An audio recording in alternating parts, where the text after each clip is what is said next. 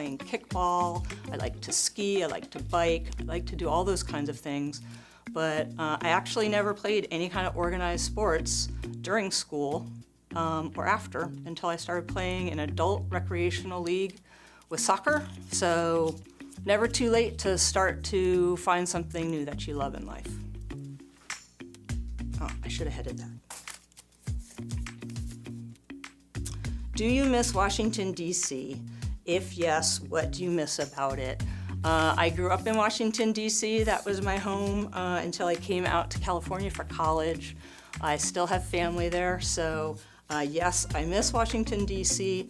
And of course, number one is my family that lives there. I miss them a lot. But outside of that, I really miss the seasons that you get in D.C. They're not too harsh, but you do get to see snow. You do get to see a beautiful, beautiful spring where everything's coming out of winter and everything blooms at once, and there's a bush there called azaleas, and everybody has them in their front yards, and it's just beautiful when that happens.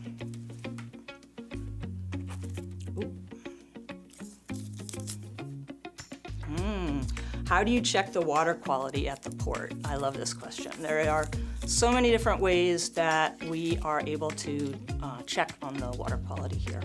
From instruments that you can just dip directly into the water and find out what's the temperature, how much dissolved oxygen is in there, how turbid is the water, how much light will penetrate through it, all of those things that have an impact on the water quality and the things that live in our harbor waters. But if you want to get a little more technical, then you need to take some samples, send those off to a lab, and they have lots of different methods, lots of different instruments that they use, and they can find out things like how much metals are in there, how much pesticides are in the water, how much DDT or PCBs, you may have heard of those, how much of those are in the water. And then they come back with you and they give you all the results. One of the first things I ever learned about how to check water quality when I was a student was a thing called a Secchi disc. And this is a circle, and it's painted in a grid, white and black, and there's a rope tied to it, and you just lower it in the water until you can't tell the difference between white and black. And then you pull it back up, and you measure the length of distance, and that is the depth of the water clarity. So anyone can do that, and it's a pretty cool way to start to get into know what the water quality is like in your area. Okay, I'm gonna pick that up because that's bad for the water quality. I'm Kat Prickett, and this was my career report. For more information, follow us on Facebook, Twitter, and Instagram.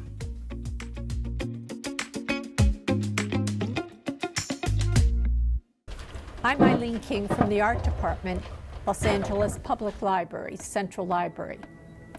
I want to share a little bit about Ruth Thomas Saunders today. She was an artist, designer, typographer, printer, and an avid bookplate collector. In this small book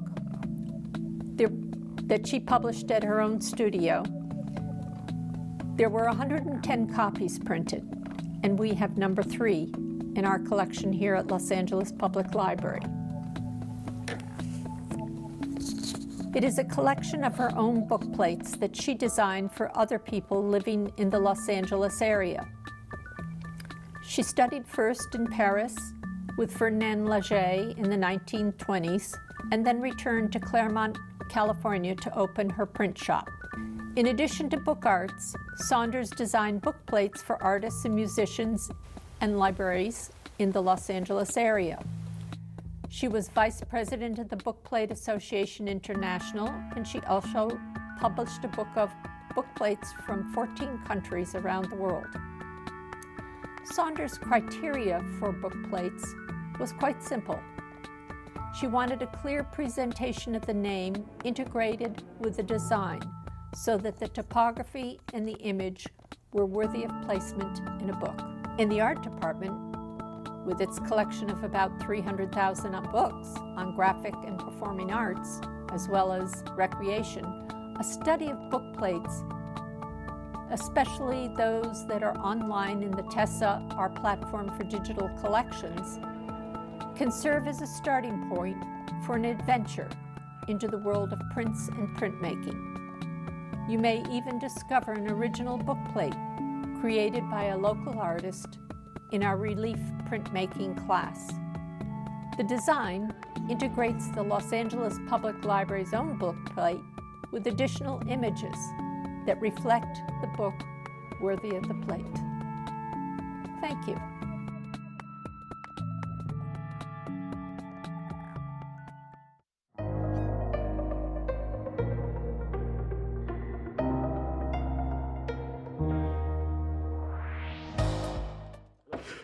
Good morning. The council meeting recessed from Wednesday, May 21st, 2025 will commence at 10 a.m. this morning or shortly thereafter. Thank you for your patience. Buenos días. La Junta del Concilio de hoy comenzará a las 10 de la mañana o poco después. Gracias por su paciencia. Once again, the council meeting recessed from Wednesday, May 21st, 2025 will commence at 10 a.m. this morning or shortly thereafter. Thank you for your patience. La Junta de Concilio de hoy comenzará a las 10 de la mañana o poco después. Gracias por su paciencia.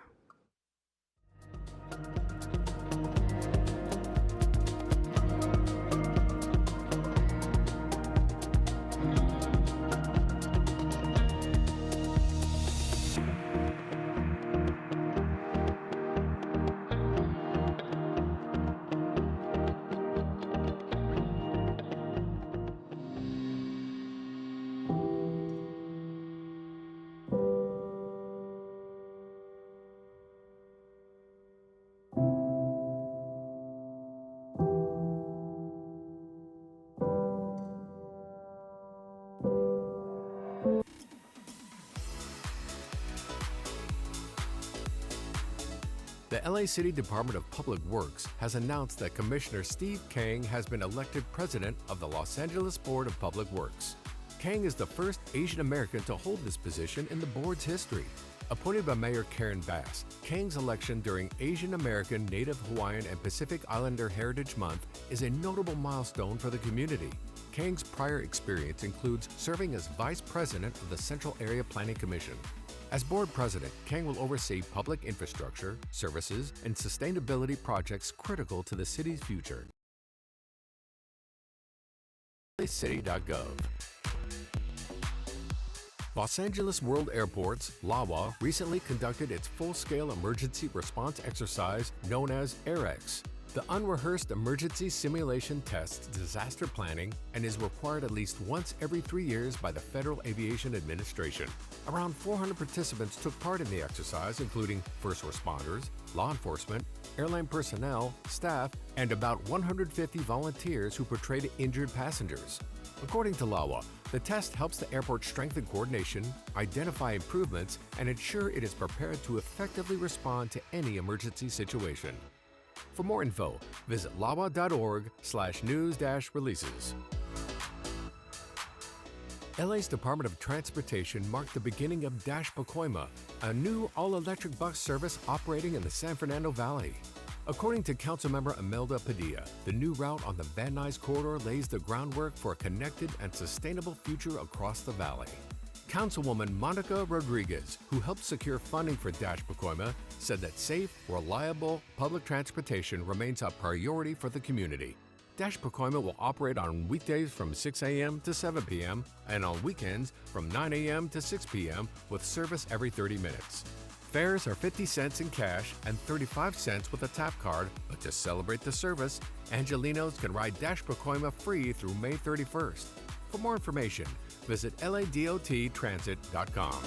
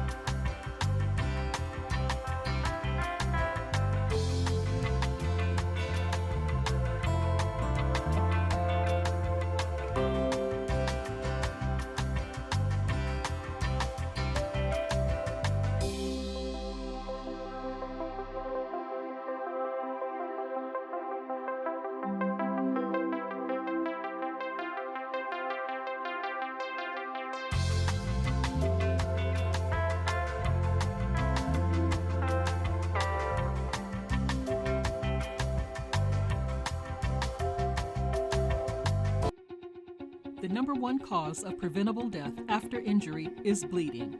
Someone who is severely bleeding can bleed to death in as little as 5 minutes.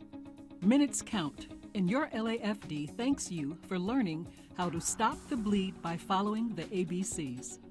If someone has an injury with blood spurting out of the wound, clothing soaked in blood, bleeding that won't stop, or loss of any part of an arm or leg, you need to act quickly.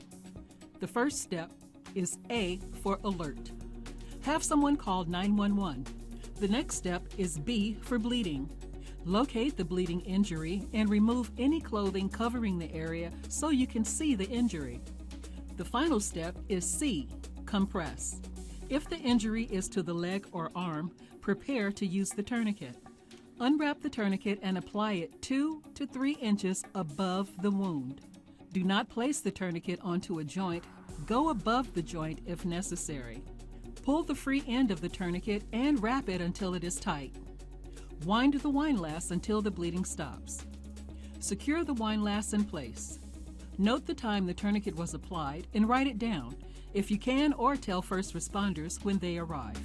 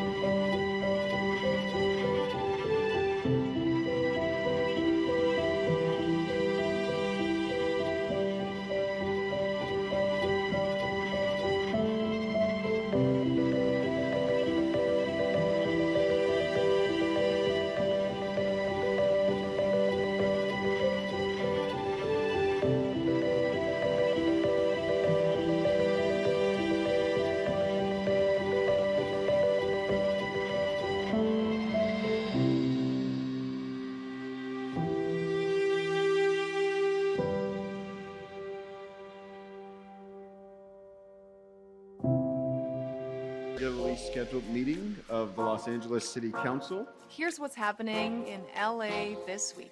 This is LA Currents.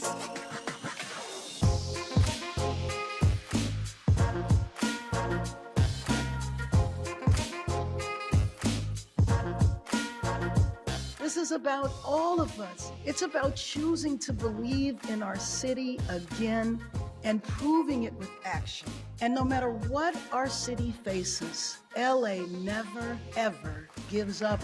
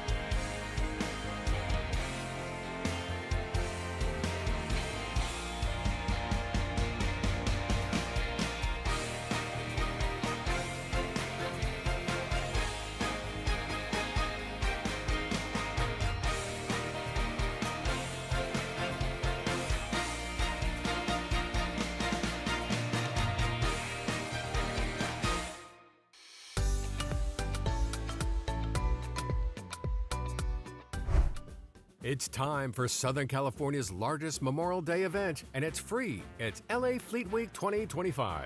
Join the Port of Los Angeles for this annual celebration taking place over multiple days at the port and LA's waterfront.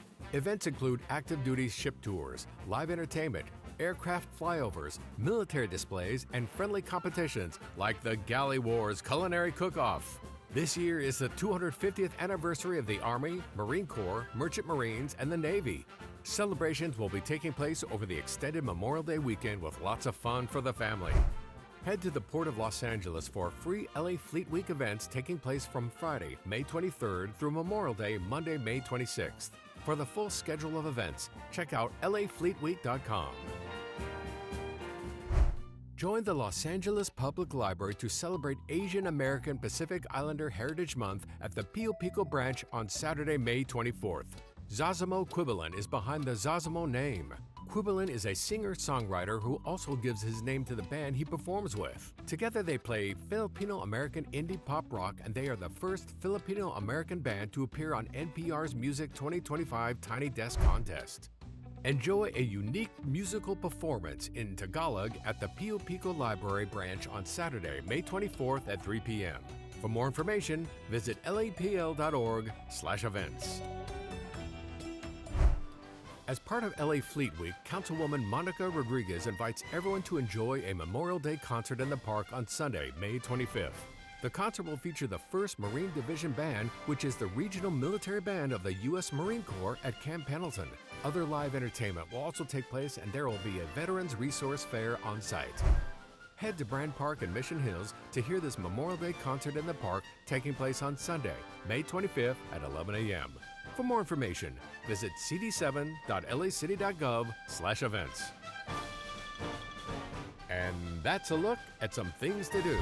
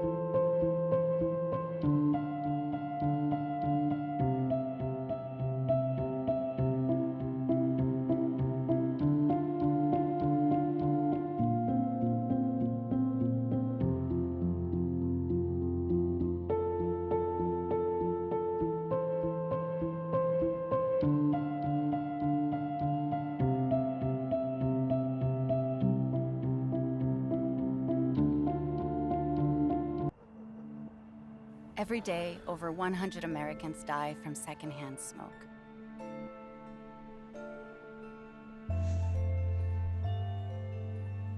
Secondhand smoke in children can cause asthma, ear infections, and increased risk of sudden infant death syndrome.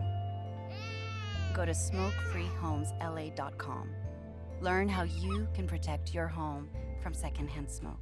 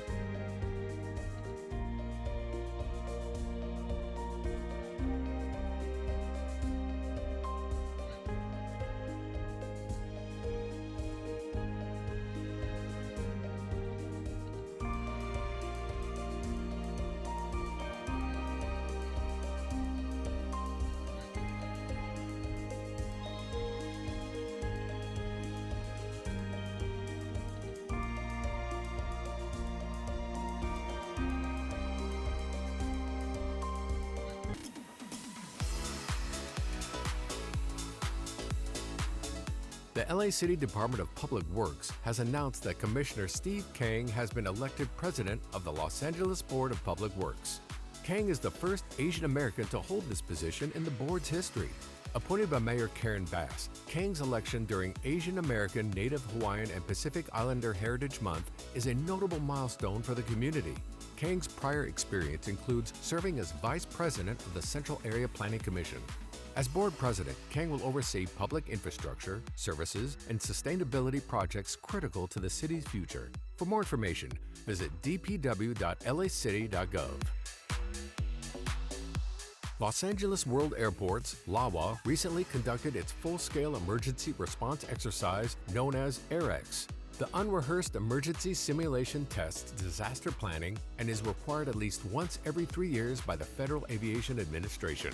Around 400 participants took part in the exercise, including first responders, law enforcement, airline personnel, staff, and about 150 volunteers who portrayed injured passengers.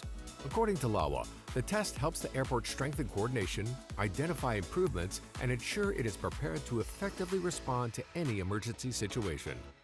For more info, visit lawa.org/news-releases.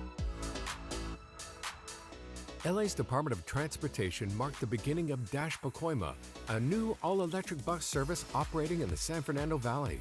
According to Councilmember Imelda Padilla, the new route on the Van Nuys corridor lays the groundwork for a connected and sustainable future across the valley.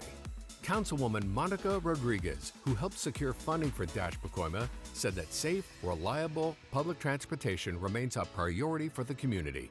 Pacoima will operate on weekdays from 6 a.m. to 7 p.m. and on weekends from 9 a.m. to 6 p.m. with service every 30 minutes. Fares are 50 cents in cash and 35 cents with a tap card, but to celebrate the service, Angelinos can ride Pacoima free through May 31st. For more information, visit ladottransit.com.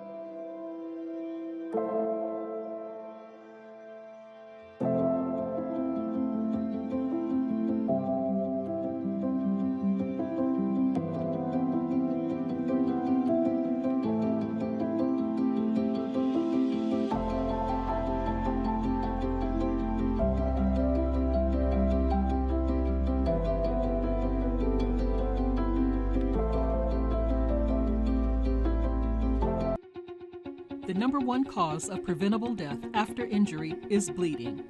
Someone who is severely bleeding can bleed to death in as little as 5 minutes. Minutes count, and your LAFD thanks you for learning how to stop the bleed by following the ABCs.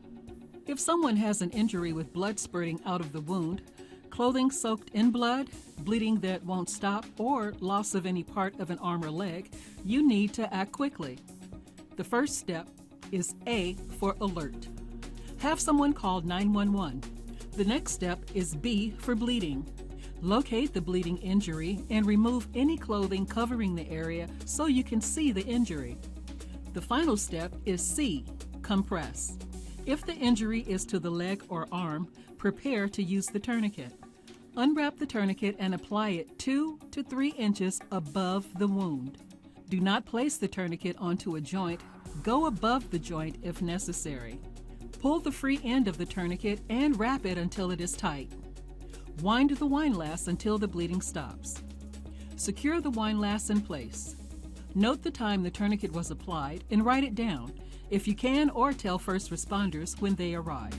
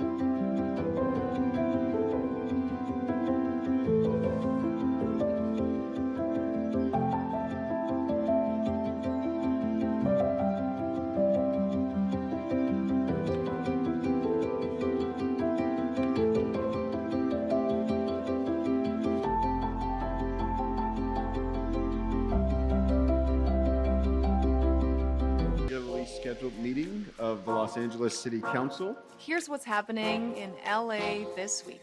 This is LA Currents.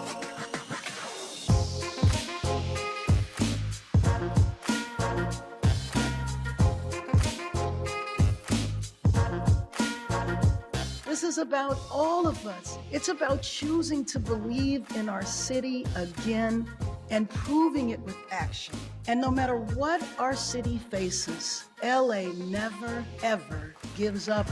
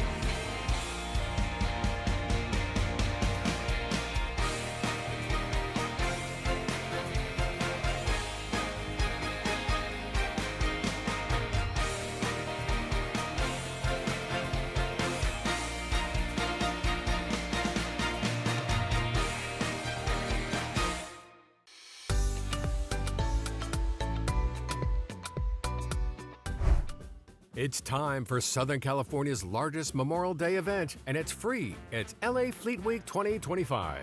Join the Port of Los Angeles for this annual celebration taking place over multiple days at the port and LA's waterfront. Events include active duty ship tours, live entertainment, aircraft flyovers, military displays, and friendly competitions like the Galley Wars Culinary Cook-Off. This year is the 250th anniversary of the Army, Marine Corps, Merchant Marines, and the Navy. Celebrations will be taking place over the extended Memorial Day weekend with lots of fun for the family. Head to the Port of Los Angeles for free LA Fleet Week events taking place from Friday, May 23rd through Memorial Day, Monday, May 26th. For the full schedule of events, check out lafleetweek.com. Join the Los Angeles Public Library to celebrate Asian American Pacific Islander Heritage Month at the Pio Pico branch on Saturday, May 24th. Zazamo Quibilan is behind the Zazamo name. Quibilan is a singer-songwriter who also gives his name to the band he performs with. Together they play Filipino-American indie pop rock, and they are the first Filipino-American band to appear on NPR's Music 2025 Tiny Desk Contest. Enjoy a unique musical performance in Tagalog at the Pio Pico Library branch on Saturday, May 24th at 3 p.m. For more information, visit lapl.org/events. As part of LA Fleet Week, Councilwoman Monica Rodriguez invites everyone to enjoy a Memorial Day concert in the park on Sunday, May 25th. The concert will feature the 1st Marine Division Band, which is the regional military band of the U.S. Marine Corps at Camp Pendleton. Other live entertainment will also take place, and there will be a Veterans Resource Fair on site. Head to Brand Park in Mission Hills to hear this Memorial Day concert in the park taking place on Sunday, May 25th at 11 a.m. For more information, visit cd7.lacity.gov/events. And that's a look at some things to do.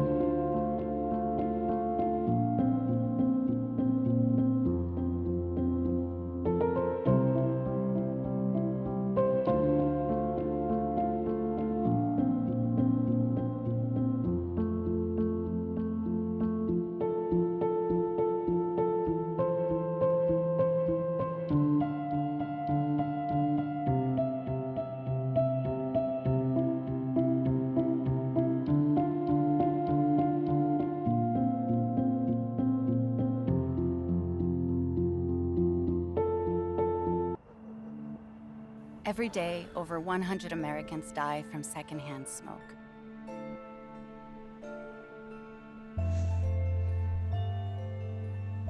Secondhand smoke in children can cause asthma, ear infections, and increased risk of sudden infant death syndrome.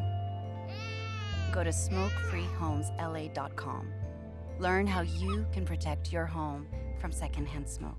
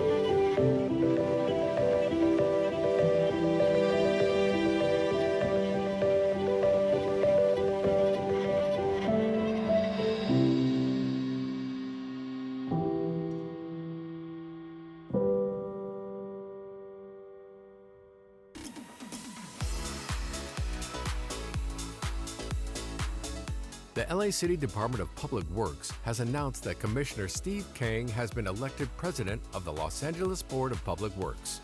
Kang is the first Asian American to hold this position in the board's history.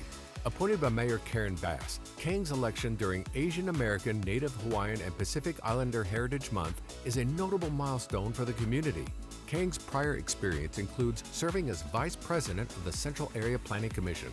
As board president, Kang will oversee public infrastructure, services, and sustainability projects critical to the city's future. For more information, visit dpw.lacity.gov. Los Angeles World Airports, LAWA, recently conducted its full-scale emergency response exercise known as AirX. The unrehearsed emergency simulation tests disaster planning and is required at least once every 3 years by the Federal Aviation Administration. Around 400 participants took part in the exercise, including first responders, law enforcement, airline personnel, staff, and about 150 volunteers who portrayed injured passengers. According to LAWA, the test helps the airport strengthen coordination, identify improvements, and ensure it is prepared to effectively respond to any emergency situation. For more info, visit lawa.org/news-releases. LA's Department of Transportation marked the beginning of Dash Pacoima, a new all-electric bus service operating in the San Fernando Valley. According to Councilmember Imelda Padilla, the new route on the Van Nuys corridor lays the groundwork for a connected and sustainable future across the valley. Councilwoman Monica Rodriguez, who helped secure funding for Dash Pacoima, said that safe, reliable public transportation remains a priority for the community. Dash Pacoima will operate on weekdays from 6 a.m. to 7 p.m. and on weekends from 9 a.m. to 6 p.m. with service every 30 minutes. Fares are 50 cents in cash and 35 cents with a tap card, but to celebrate the service, Angelinos can ride Dash Pacoima free through May 31st. For more information, visit ladottransit.com.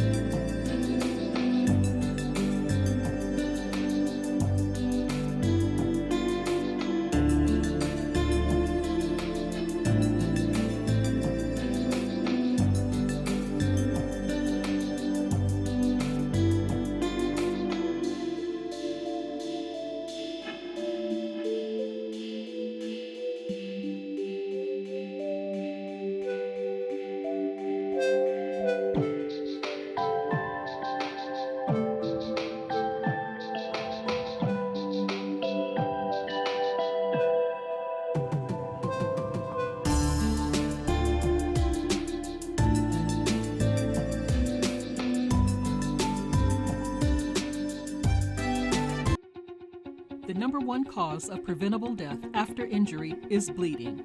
Someone who is severely bleeding can bleed to death in as little as 5 minutes. Minutes count, and your LAFD thanks you for learning how to stop the bleed by following the ABCs. If someone has an injury with blood spurting out of the wound, clothing soaked in blood, bleeding that won't stop, or loss of any part of an arm or leg, you need to act quickly. The first step is A for alert. Have someone call 911. The next step is B for bleeding. Locate the bleeding injury and remove any clothing covering the area so you can see the injury. The final step is C, compress. If the injury is to the leg or arm, prepare to use the tourniquet. Unwrap the tourniquet and apply it 2 to 3 inches above the wound. Do not place the tourniquet onto a joint. Go above the joint if necessary. Pull the free end of the tourniquet and wrap it until it is tight. Wind the windlass until the bleeding stops. Secure the windlass in place. Note the time the tourniquet was applied and write it down, if you can, or tell first responders when they arrive.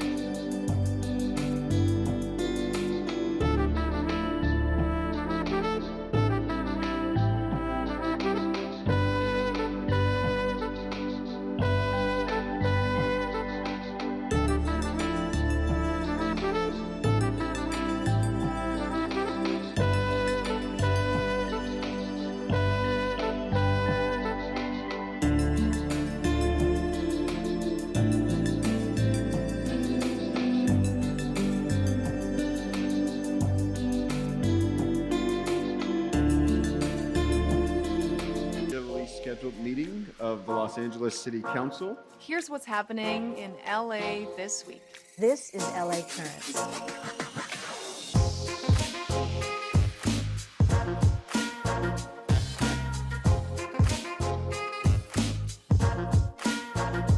This is about all of us. It's about choosing to believe in our city again and proving it with action. And no matter what our city faces, LA never, ever gives up.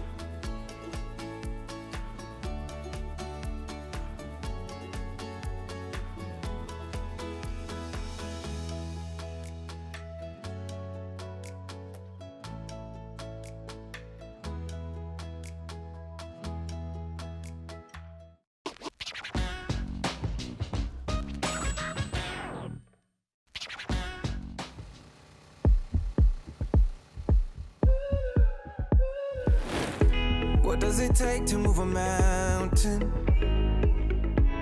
that no one wants to climb? When they tell you there's no answer, how do you change the heart and mind? Can you face the road to freedom when the past is in your way? In the darkness of the night, the future may be hard to find, but I believe that there's a day. All it takes is one good day. All we need is one good day,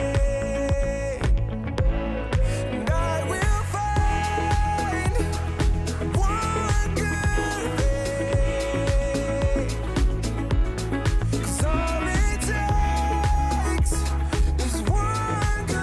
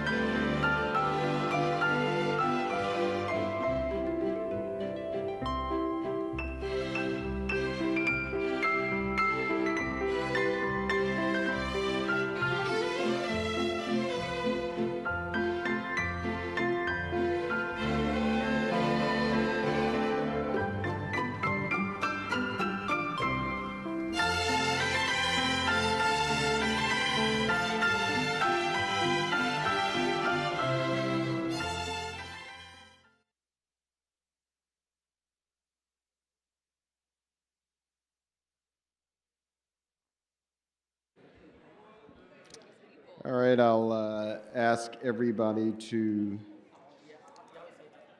come to order as we open up. You're disrupting the meeting, Mr. Spindler. That's your first warning. Good morning and welcome to the meeting of your Los Angeles City Council for Thursday, the 22nd of May in the year 2025. My name is Marquise Harris-Dawson. Today, we will be reviewing our budget and have a different order of business, but we will begin as we do every day by calling the roll. Mr. Clerk. Yes, Mr. President. Blumenfield, Harris-Dawson, Hernandez, Hutt, Jurado, Lee, McOsker, Nazarian, Padilla, Park, Price, Rahman, Rodriguez, Soto Martinez, Yaroslavsky. 13 members present and a quorum, Mr. President. All right, the first order of business.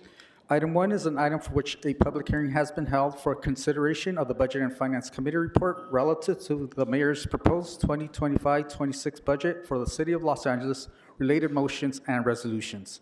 Additional community impact statements from the Harbor Gateway, East Hollywood, and Coastal San Pedro Neighborhood Councils have been submitted for this item and posted online in Council File Number 25-0600. All right, so I want to begin this meeting by thanking the chairwoman of our budget committee and the members of our budget committee, as well as the full council, all of the departments, the CAO, CLA's office, who have brought us to this day. Well, we'll consider a number of issues in a very, very tough budget year. Folks have tried to strike a balance between how things should be and squaring that with the reality of how things in fact are here in the city of Los Angeles with regard to our budget. And so with that, I'll turn it over to the chairwoman of our budget committee, Councilmember Yaroslavsky of the 5th District. Thank you, Council President. Good morning, colleagues. So before us is a revised budget proposal that's balanced. It protects core city services from being decimated, and it keeps 1,000 city employees in their jobs serving the people of Los Angeles. This is the most serious budget crisis the city has seen in nearly 2 decades. We all know this, but I want to begin today by grounding us in that reality. It's easy to get lost in the details and lose sight of the magnitude of the crisis we're in. It's real, and it will likely only get worse, given what's happening in Washington. The consequences, too, are very real if we fail to meet this moment. We have to face the challenge responsibly by staying focused on what matters most. That was our goal in committee, and I hope we carry that with us today. A month ago, we were faced with a proposed budget that eliminated funding to keep our streets clean, reduced the number of sidewalk repairs by 30%, cut street resurfacing by nearly half, cut more than 400 civilians in LAPD who process DNA rape kits, perform fingerprint analysis, and serve as crime scene photographers. These are folks who can't be backfilled by sworn officers. The backlog to repair streetlights could have stretched to 2 years. These are the basic, everyday services that people rely on, and we can't afford to eliminate them even in a tough budget year. The good news is that we don't have to. The revised budget restores these services, ensuring we can clean our streets, trim trees, fix more sidewalks and streetlights, and make streets more safe.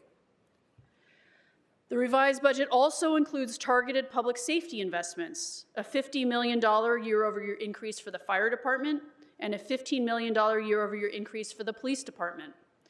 After the January fires, we heard clearly from LAFD that they lack the resources to meet emergency fire response needs. They also identified payroll system upgrades as a top operational priority to make sure they're paid on time and accurately. This budget funds both, including $80 million for new fire trucks and helicopters, upgraded equipment, faster repairs, and $1.5 million for payroll software to ensure that they have what they need.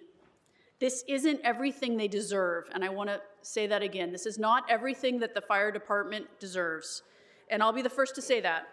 But in a year with a very limited number of new investments, it is a meaningful and responsible step forward, and one I hope we will continue to build on in the coming years when we have more revenue coming in. The proposal also shifts resources within LAPD to restore over 150 specialized civilian positions. These specialized roles support investigations and crime scene work, and like I said earlier, they can't be filled by sworn officers. We heard from the police chief that this was a really important priority for the department. We saved these roles by making the very difficult choice to slow the pace of new academy classes. That decision was not made lightly. It's one of my and many of your top priorities for restoration if funds become available. And I hope to work with others, including labor, who share that goal. On homelessness, this budget reduces spending on Inside Safe by 10% and moves over half of interim housing dollars into the unappropriated balance. With the county's decision to withdraw funds from LAHSA and our ongoing settlement obligations, this allows for additional oversight, flexibility, and continued improvements to maximize the impact of every dollar we spend. To get there, this budget also takes steps to establish a Bureau for Homelessness Oversight, which I know we're going to talk about later today. This is a cost-neutral effort to centralize program management and data collection. Across a number of areas like this one, the committee chose not to establish new departments, especially where new spending would be required. Instead, we looked to where bringing functions together could yield more efficient results. We now defer to the policy committees to shape these efforts. All of us want to grow essential services and investments that keep our communities safe and thriving, but we're working within serious constraints, and we cannot do everything. None of us could possibly come close to getting everything we want in this budget. No one on the budget committee got close to what we wanted. We didn't. But we all will get some of what we asked for, whether it was restoring Care Plus teams or specialized LAPD civilians, or ensuring all our animal shelters are open. This revised proposal keeps us moving in the right direction. There are still priorities I know many of us hope to see: public safety investments, homelessness accountability and funding, and a fully staffed workforce. I share those goals. In many ways, this budget isn't the end of the conversation, but it's the start. Additional restorations will be possible if our labor partners come to the table to negotiate. I hope they do. I know we would welcome that. As you all know, more than 70% of the city's budget goes to people, our city staff, and many of the cost of living increases built into this year's budget were negotiated when our economic outlook was stronger.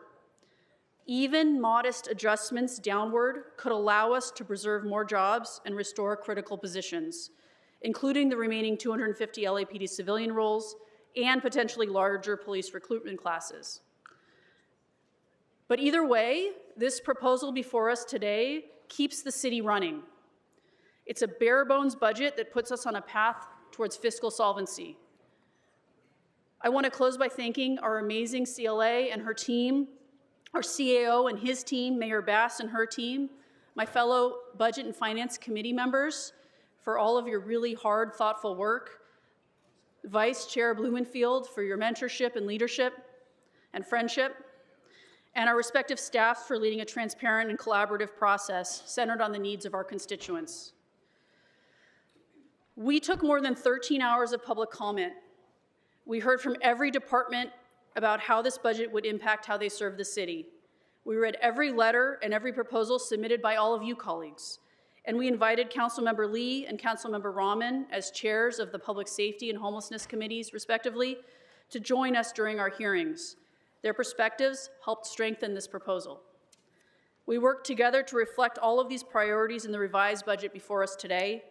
We cannot fund new programs or new staff at the cost of laying off our hardworking street repair crews, community planners, or traffic enforcement officers.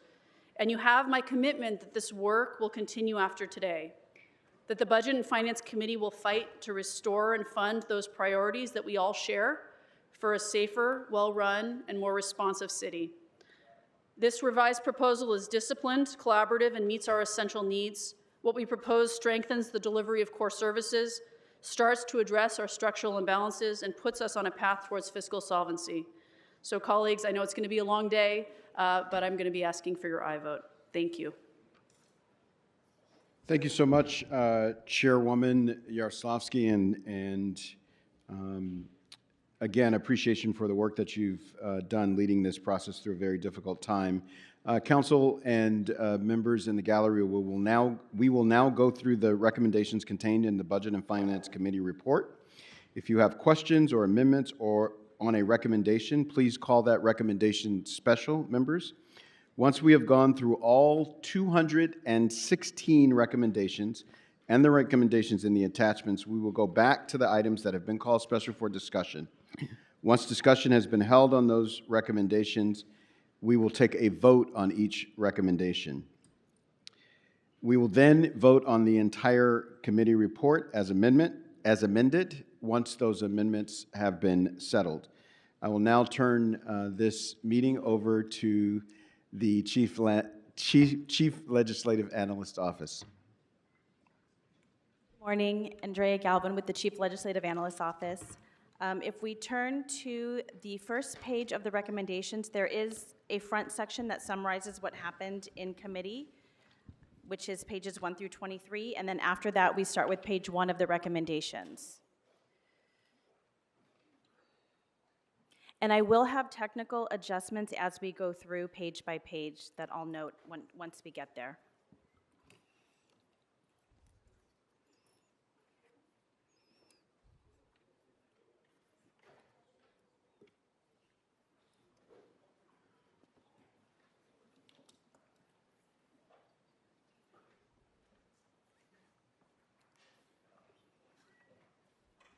So starting with page 1, these are revenue changes. And those continue to page 2.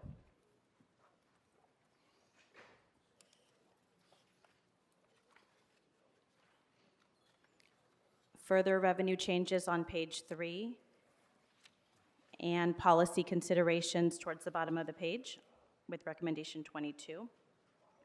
Which refers to attachment A of this committee report. Expenditure changes begin on page 4 with the Department of Aging, Animal Services towards the bottom.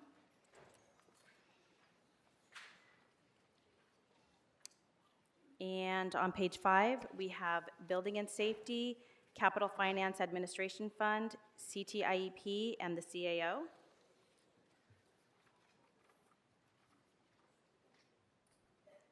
Page 6 begins with the city clerk, and we have civil human rights and equity on the last recommendation on the bottom.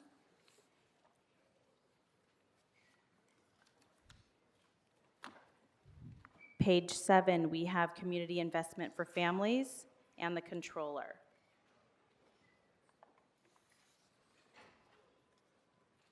Page 8, we have cultural affairs. I do have a technical adjustment on this page for recommendation 47 under cultural affairs. We would like to delete this entire recommendation as these positions are restored later in the report in recommendation 131.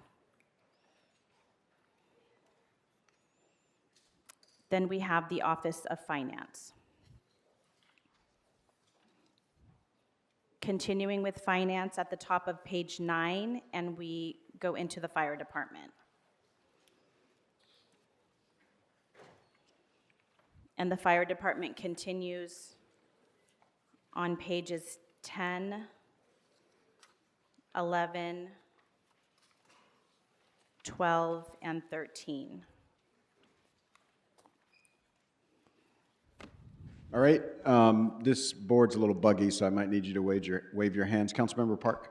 Thank you, Council President. I'd like to call items 52, 53, and 55 special for questions. All right, okay, Councilmember Rodriguez. Same, okay. 53 for a motion. Okay, the bottom of page 13, we start with GCP, which continues on to page 14. Page 15, we have the General Services Department, human resources benefits, and the beginning of ITA. Page 16 continues with ITA, and I have technical adjustments on 2 recommendations. For number 69, it should read, restore position authority and 8 months funding for 4 positions, including 1 systems administrator, adding $81,341 in direct costs, $38,696 in indirect costs, 1 programmer analyst 5, $81,341 in direct costs, and $38,696 in indirect costs, and 2 programmer analyst 4s, $151,039 in direct costs, $73,556 in indirect costs, and the number that states $355,000 will be changed to $464,670. All right, hold on one second. We got Councilmember Rahman.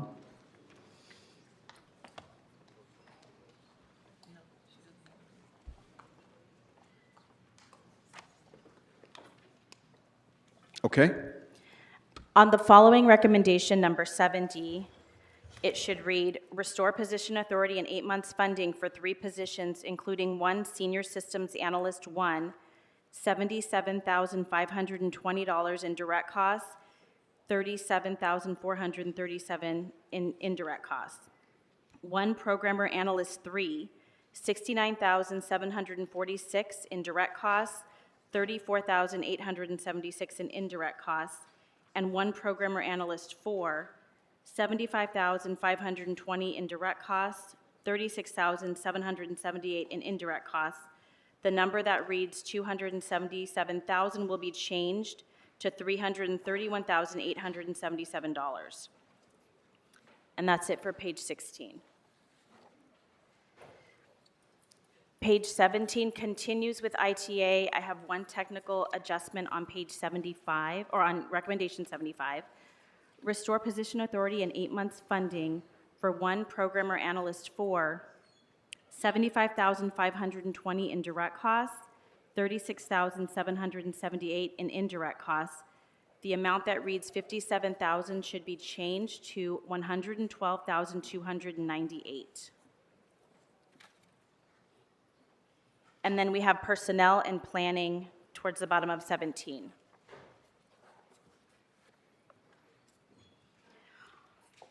On page 18, planning continues. I have a technical adjustment for recommendation 78. It should read, add resolution authority and 9 months funding, $833,141 in direct cost, $858,469 in indirect costs for 10 vacant revenue generating positions consisting of 3 city planners and 7 city planning associates. The number that reads $2,255,480 should be changed to $1,691,610. And planning continues through page 18. Page 19, recommendation 84, we recommend that 84A and B be deleted, as these positions were already included in recommendation 81 on the previous page.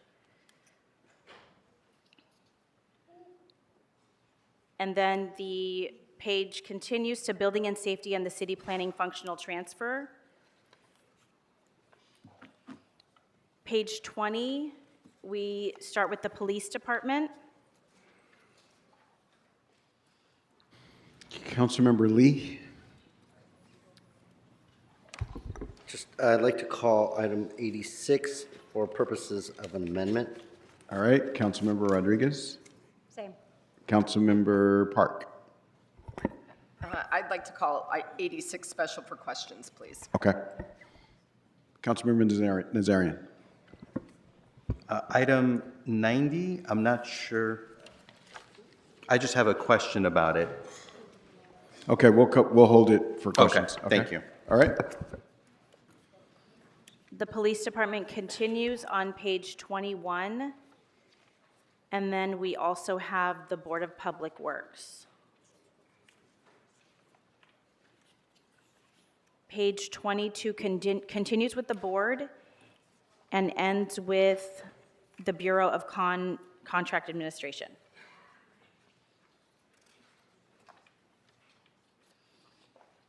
Page 23 is the Bureau of Engineering. We have a technical adjustment for recommendation 97. It should read, restore position authority and 12 months funding for 16 positions consisting of 1 management analyst, 1 land surveying assistant, 5 civil engineering associate 3s, 3 civil engineers, with no change to the other positions. There's no change to the dollar amount on this adjustment. On recommendation 98, we have another adjustment. Restore position authority and 12 months funding for 1 land surveying assistant, 1 civil engineering associate 3, 1 structural engineering associate 4, 2 civil engineering associate 4s. Delete 1 civil engineer as it is already listed below under 9 months funding. No change to the dollar amount. All right, I got Mr. Lee still on the board. Thank you, Mr. President. I'd like to call items 94 for purposes of an amendment and 96 for a separate vote. Thank you.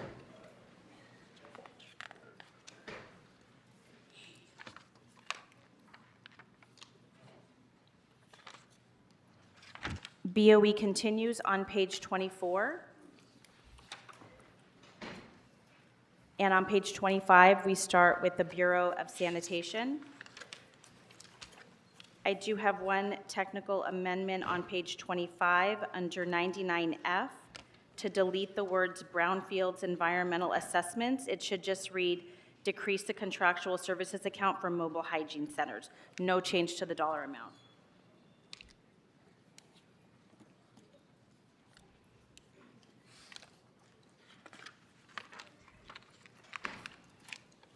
Page 26 continues with the Bureau of Sanitation. And it also continues on page 27. Then we have the Bureau of Street Lighting. Recommendation 103, we have a technical adjustment. It should read add resolution authority and 9 months funding, $416,415, direct cost, $422,245 indirect cost for 1 cement finisher, 1 cement finisher worker, 1 street lighting electrician, 1 welder, 1 electrical craft helper, and 1 assistant street lighting electrician, to be funded by the Sidewalk and Transit Amenities Program in the Raise LA Fund with a dollar amount of $838,660 with no net change to the overall cost.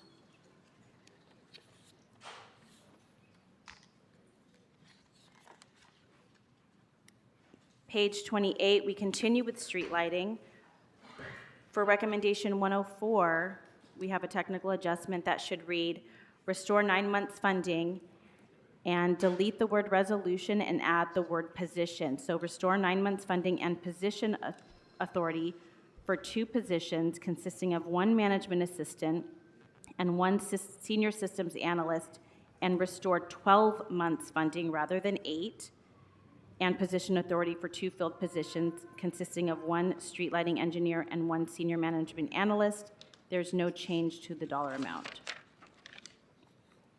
The second recommendation under 104, so 104B, should read delete funding and position authority for 7 positions consisting of 1 street lighting electrician, 1 assistant street lighting electrician, 2 electrical craft helpers, and it should read 2 street lighting engineering associate 2s and 1 street lighting and engineering associate 3. No change to the dollar amount.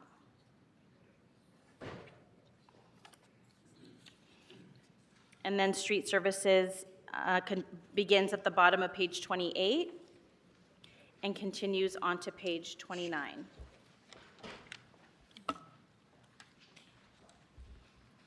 Page 30, we start with the Department of Transportation. Then we have the unappropriated balance and the zoo towards the end. For recommendation 112, it should read restore position authority and 12 months funding for 11 positions consisting of 1 gardener caretaker, 1 park services attendant 1, 2 animal keepers, 1 maintenance labor, 1 principal animal keeper, 1 rather than 2 custodians, and 1 veterinary technician, 1 zoo curator of education 2, 1 graphics designer, and 1 truck operator, with no change to the amount in funding.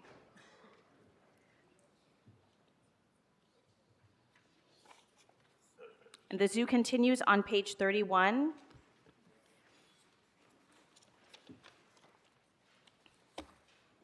And at that point, we go into other changes with building and safety, CAO, and the housing department.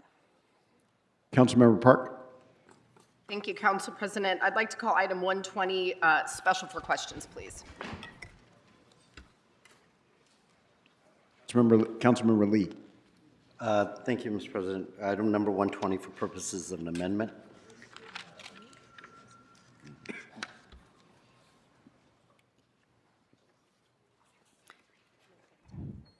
Page 32, we start with cannabis regulation, the Department on Disability, Economic and Workforce Development, and El Pueblo.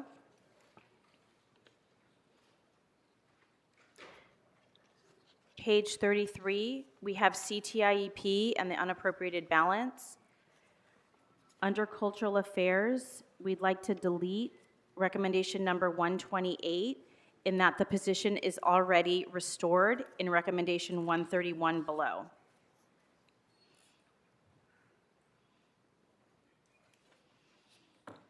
Page 34, we have the Office of Finance. Under recommendation 133D, we'd like to delete this recommendation as this management analyst was added in recommendation 49 previously. We also continue with fire, GCP, and the unappropriated balance, and general services.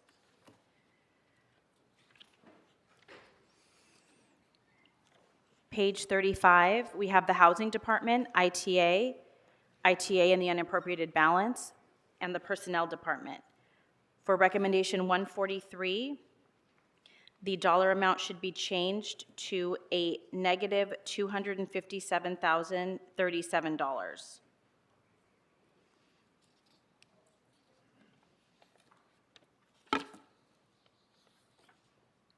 Personnel continues on page 36. We also have neighborhood empowerment, police, the Board of Public Works and Emergency Management Department.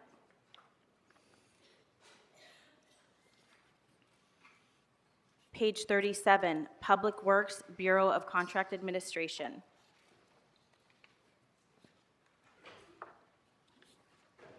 This continues on to page 38, where we also have the Bureau of Engineering. Bureau of Engineering continues on to page 39, and then we begin with the Bureau of Sanitation. Page 40 continues with the Bureau of Sanitation.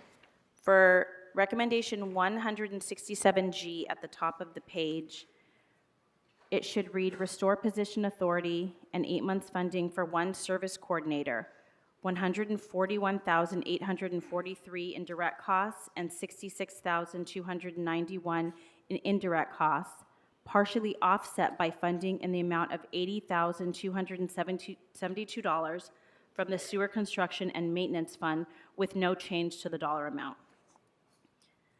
On recommendation 170, it should read restore position authority for 13 positions consisting of 1 accounting clerk, 1 administrative clerk, 2 management analysts, 1 senior administrative clerk, 1 senior civil engineer, 1 senior management analyst 1, and 1 service coordinator, 1 street services superintendent 2, 3 street services supervisor 1s, and 1 systems analyst to perform work on grant projects. The amounts should read $978,529 in direct costs, $554,328 in indirect costs. no change to the net change. This will be fully funded by grant projects.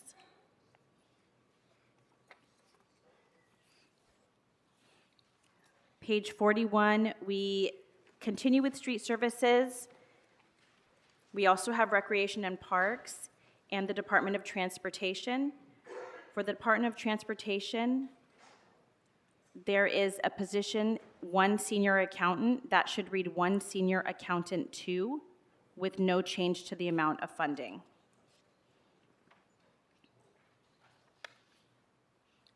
Page 42 continues with transportation. For recommendation number 178, it reads 1 senior administrative clerk. It should read 3 senior administrative clerks with no change to the amount of funding.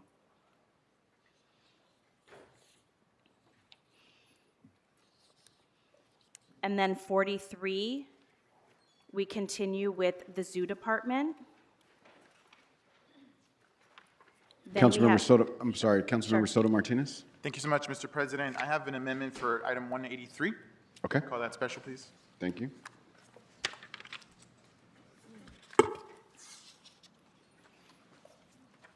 So 43 continues with instructions and technical adjustments, and then general instructions.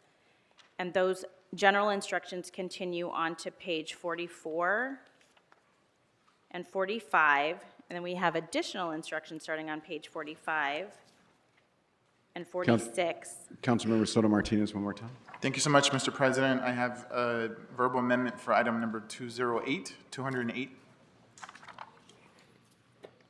All right, so for amendments, there's still time to get those submitted, because we'll come back to them, so folks should continue to work on those as they have them. Councilmember Lee. Thank you, Mr. President. Items 209 and 210 for purposes of an amendment. Okay. Okay, page 46, we continue with 2 instructions on the top, and then we have technical adjustments for cultural affairs and budget notes. After page 46, we go into the attachments. Attachment A is information only. This shows the mayor's proposed budget instructions on consolidations, transfers, and deletions, and as compared to the Budget and Finance Committee recommendations.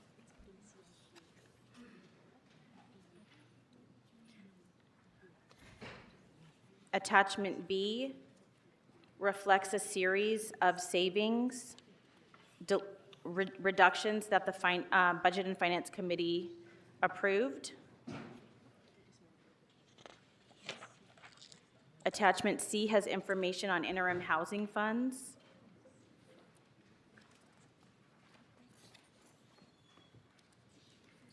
Attachments D and E also include funding adjustments and service restorations that were made by the Budget and Finance Committee.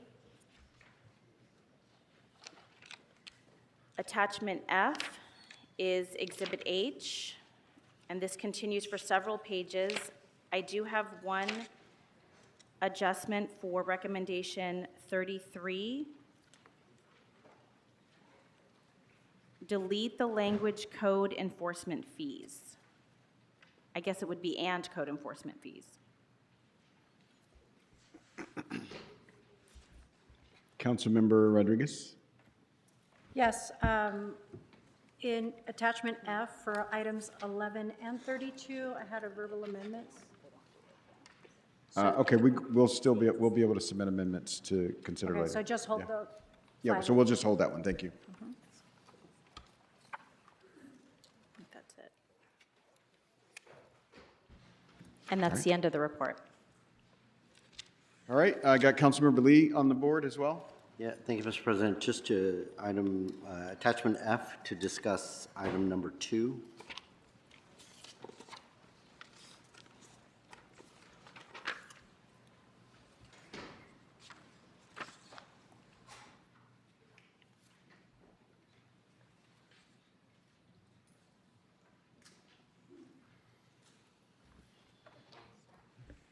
Councilmember Rodriguez.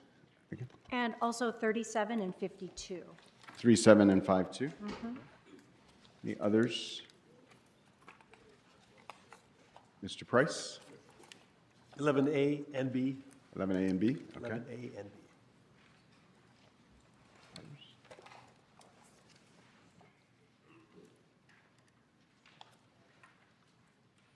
All right, so I will ask the CLA, do we need a short recess to prepare to go through these specials, or can we roll through? I think we can go through. You can roll through? Yes, we can start with these first, and Okay. then with the budget motions, we can do those perhaps after our break. Okay, let's roll. Thank you.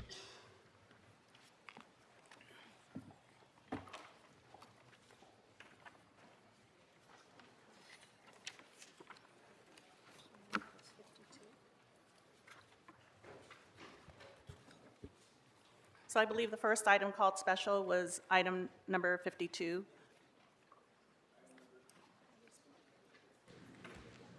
Item number 52.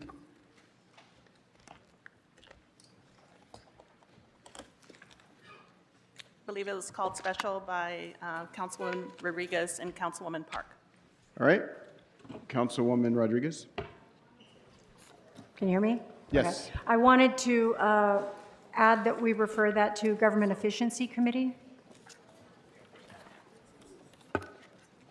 All right, without objection. Councilmember Park? Thank you so much. Okay, good. I couldn't see over my own desk here. It looks like we have Matt at the table. Matt, I have a couple of questions. I'm trying to understand some of the math here and the impact of these reductions on the fire department's budget year over year. And so I just want to focus on the fire department budget for right now. During last Friday's committee meeting, you shared that with these reductions, the department's budget sits at $895.5 million, representing an increase of $75.8 million over fiscal year 2024-25, when the department budget was $819.6 million. Is that still correct here, more or less? I know some mechanic positions are restored here.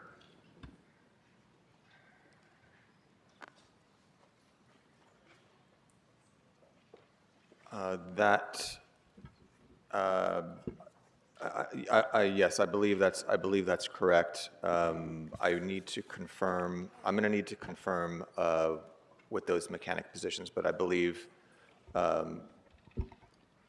you know what, it would be a little bit higher than that with the mechanic positions that were restored in the budget and finance committee report. How much higher? Is it roughly the same or higher by how much? It's about $1 million more, I think, yeah. $1.2 million, roughly. The committee added back $1.6 million. When Mr. Szabo presented those numbers during Budget and Finance Committee, it did not include that add back. So that add back, I believe he said it was about $75 million. We can't hear you. Yes. So I believe Mr. Szabo said earlier, before the Budget Committee, was about $75 million. Yep. So we added about $1 million back with the mechanics. It was 1.6, but that included related costs.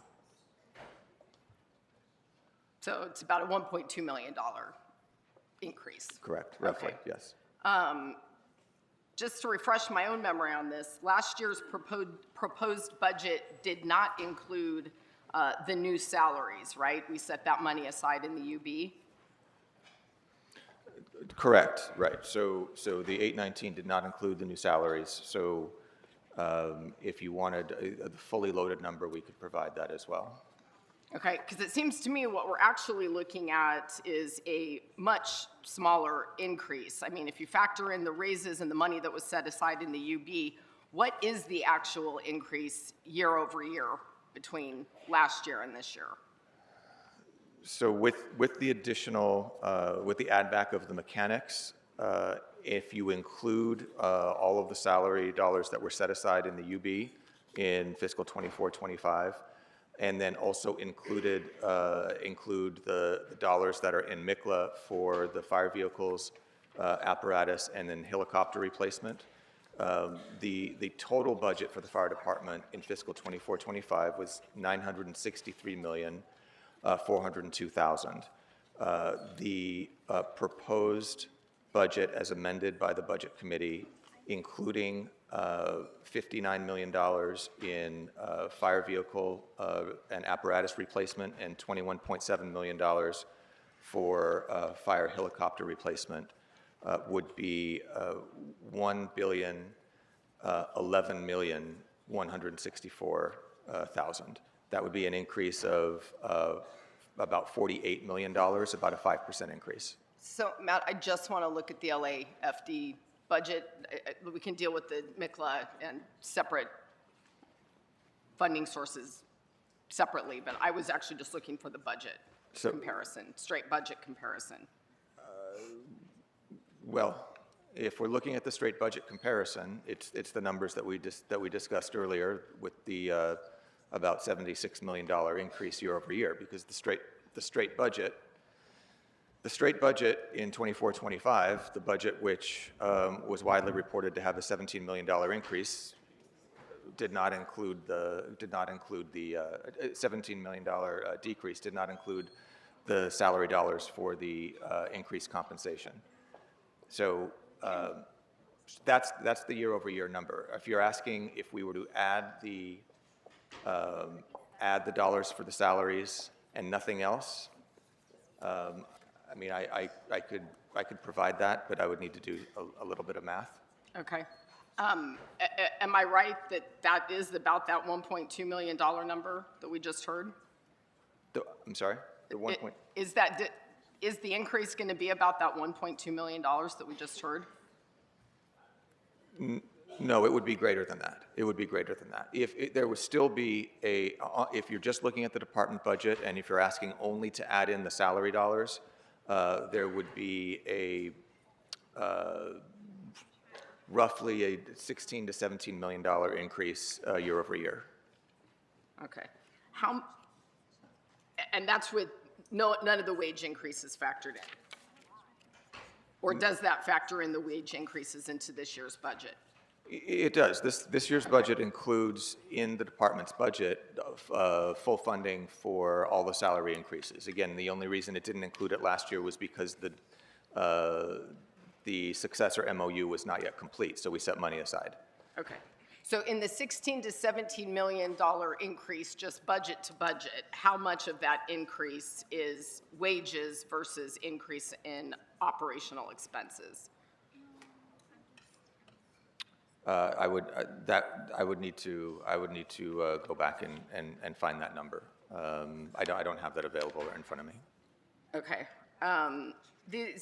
Thanks, Matt. These recommendations include cuts to proposed increases in operational expenses, and that is including the cuts to the paramedic training programs and equipment and technology to help with arson and terrorism investigations and advanced turnout gear cleaning services. And it seems to me that with these cuts, it means that the department actually has a smaller operating budget than it did last year and the year before that in 2023 and 2024. So during last week's budget committee, I think you shared that including MICLA and equipment purchases, the overall budget was $1.1 billion, which was that $46 million increase over last year. But if we're factoring in the money we set aside last year in the UB while the contracts were being negotiated, are we really still looking at an increase? Yes, we are, because the increase, the $47 million that I cited, that is the number in. If we're asking the question, how much did the budget in 24-25 appropriate to fire department or fire service? That number was $963 million. That included the raises that were in the UB. That included the apparatus. So if we're doing an apples to apples, everything that was inside the department and outside the department last year or this current fiscal year compared to what is proposed by the Budget and Finance Committee, that comparison is would be a $48 million increase, 963 to 1,011,164. Okay, Matt, I really appreciate you walking us through that.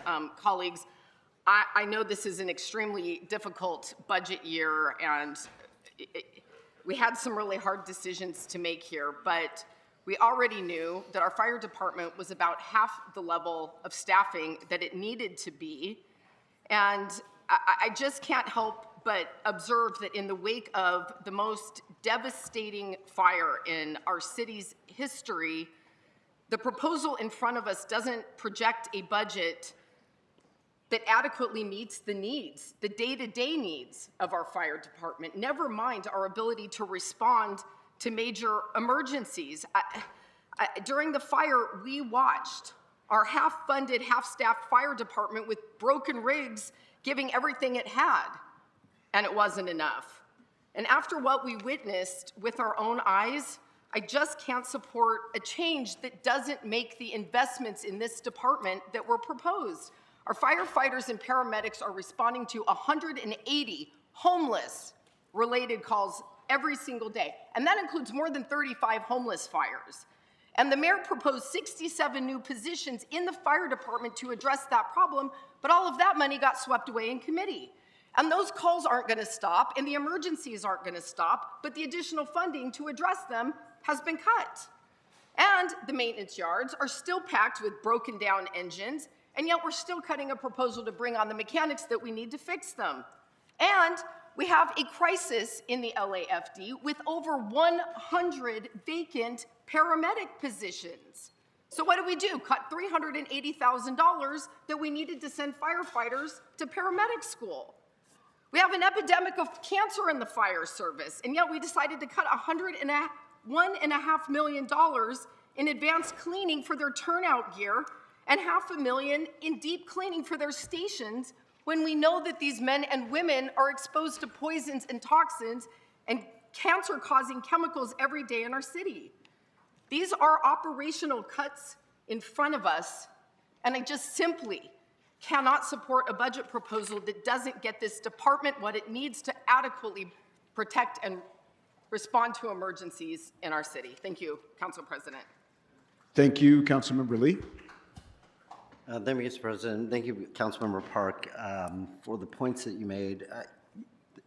Colleagues, this body has a choice to make. Either we address the problem of 1/3 of this department's calls by having stronger enforcement on encampments, or we provide them with the resources necessary to address the drug overdoses, the encampment fires that happen. So when seeing this, I was happy that the mayor made this decision to address those critical needs that the fire department points out to us, that it's such a big part of what they do today and their job today, and disappointed that these positions are being taken out. So I will also be voting no on this. Mr. McCosker. Thank you very much. Mr. Szabo, the numbers that I have on the fire department is that last year's adopted budget was $819 million, and that we are a little over $890 million in this budget, which is a $76 million increase, with actually an interesting point as well, with last year's percentage of the total budget for fire department being around 15%, and we've actually pushed that up a couple of percent to 17% of the city's total budget. It would be good, it would be interesting to pretend that salaries aren't part of the city's budget, but they are part of the city's budget. The single greatest increase in any department in this budget, this proposed budget from Budget and Finance, is from the fire department. There are a number of departments that have gone down and gone down substantially. There are some that have been held steady and slightly gone up, but there's no single department that gets such a substantial, over 9% increase in their budget than the fire department. And we cannot pretend that salaries are not part of the budget. They just are. And the circumstance we found ourselves in it with a budget presented to us with 1,650 layoffs of critical services across the city is because of this admirable decision, this admirable aspirational hope that we could substantially grow new services in fire. It would be great. It would be wonderful to have those services. But we have to decide, we had to decide as a budget committee if we were going to add substantial and important new services in the fire department, which 1,650 people in sidewalk, streets, curbs, gutters, other essential city services get laid off. Every single dollar in this budget only has 100 pennies. And I get the hope, the wonderful hope. I mean, as someone who has been close to the fire department for my entire life, I get the hope that it will be great. I look forward to the moment that we can begin growing the department even above the growth that we're providing here. But this is a $76 million increase in their budget, and we can't pretend it's not. Those checks all have to clear, and they will. So I'm just going to ask you, did we increase this budget in the fire department? Did we increase it in a raw percentage higher than other departments? And have we increased the percentage budget that goes to fire, the percentage, the ratio of the entire city budget, have we increased it from last year to this year? Yes, the committee report increases the fire department budget over last year. Members, it would be nice. I mean, if folks want to put more money into the fire department, it would be great, but we have to decide what we're going to do away with. Are we going to really lay off folks that do sidewalks, streets, curbs, gutters, more than we are doing already? Where does it come from? We struggled with this in the committee, and we worked hard on this. And, this is sort of the moment where we have to decide, when we take the amount of money that we have, how do we allocate it across the city? And I propose to you we allocate it across the city by putting the most that we have into the fire department. Absolutely the most. At the cost of today, over 600 people getting laid off, still, because of the money we're putting into the fire department.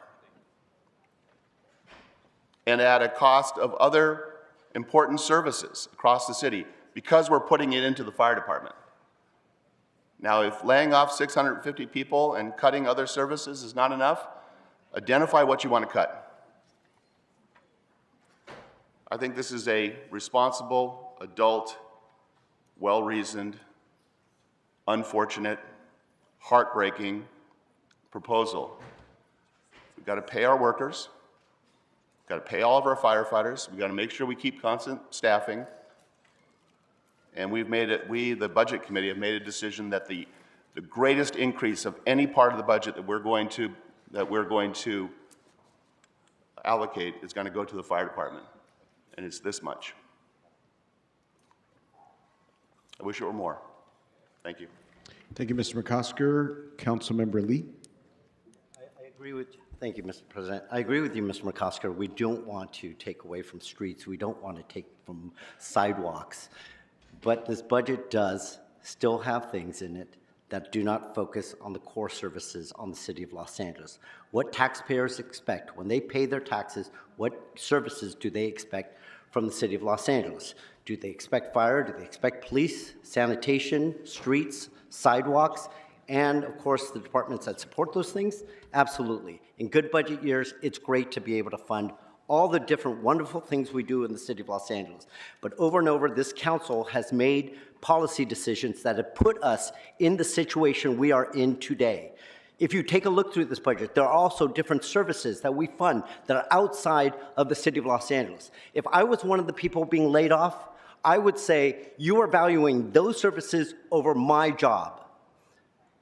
So yes, I do want firefighters. I do realize they come with a salary. But it's about time that this city take a look at what are we supposed to be doing as a city, and what do we do as a city that are feel-good things, but aren't necessarily true to what exactly are the core services of the city of Los Angeles. Thank you, Mr. President. Thank you, Councilmember Rodriguez. Thank you. Mr. McCosker, I agree, just like my colleagues. We recognize that we're in very difficult and precarious fiscal circumstances that we have to balance, and we have to make some very difficult decisions. But we also have to recognize, and I think the way it was proposed in the budget with the increases for this, the way it was framed, I believe some of the services that when the increases in the mayor's proposed budget for fire, I believe created a very difficult situation for the budget committee to have to really reflect on. But it didn't get to the root of what our needs are. And that is that we have, our fire department experiences on the normal, on the regular, 85% of their call load are EMS calls. Creating a boutique response that would only address a response to the needs of homeless-related calls actually missed the mark of what all Angelenos need in terms of us addressing response times in the city and making sure that the fire department is adequately prepared to respond to those calls. We don't create boutique response for public safety personnel to just respond to fires caused by the unhoused. We need to make sure that the other policies that we create are the preventative work that doesn't require them to stand up a boutique response for that. And I think the reality is what is missing here, and what I think could have been recalibrated, and I'm hoping that my amendment that I will advance shortly will hopefully strike a balance to addressing the core root of what we need to address in public safety. And that is to ensure that we have adequate APRU deployment to help supplement, as well as with what we need with our paramedics.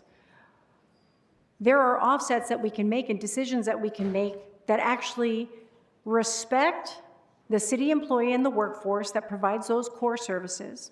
But we also have to have real, frank conversations about the amount of contracts and redundancies in outsourcing work that we need to have very deep conversations and real conversations about, given the state of our budget.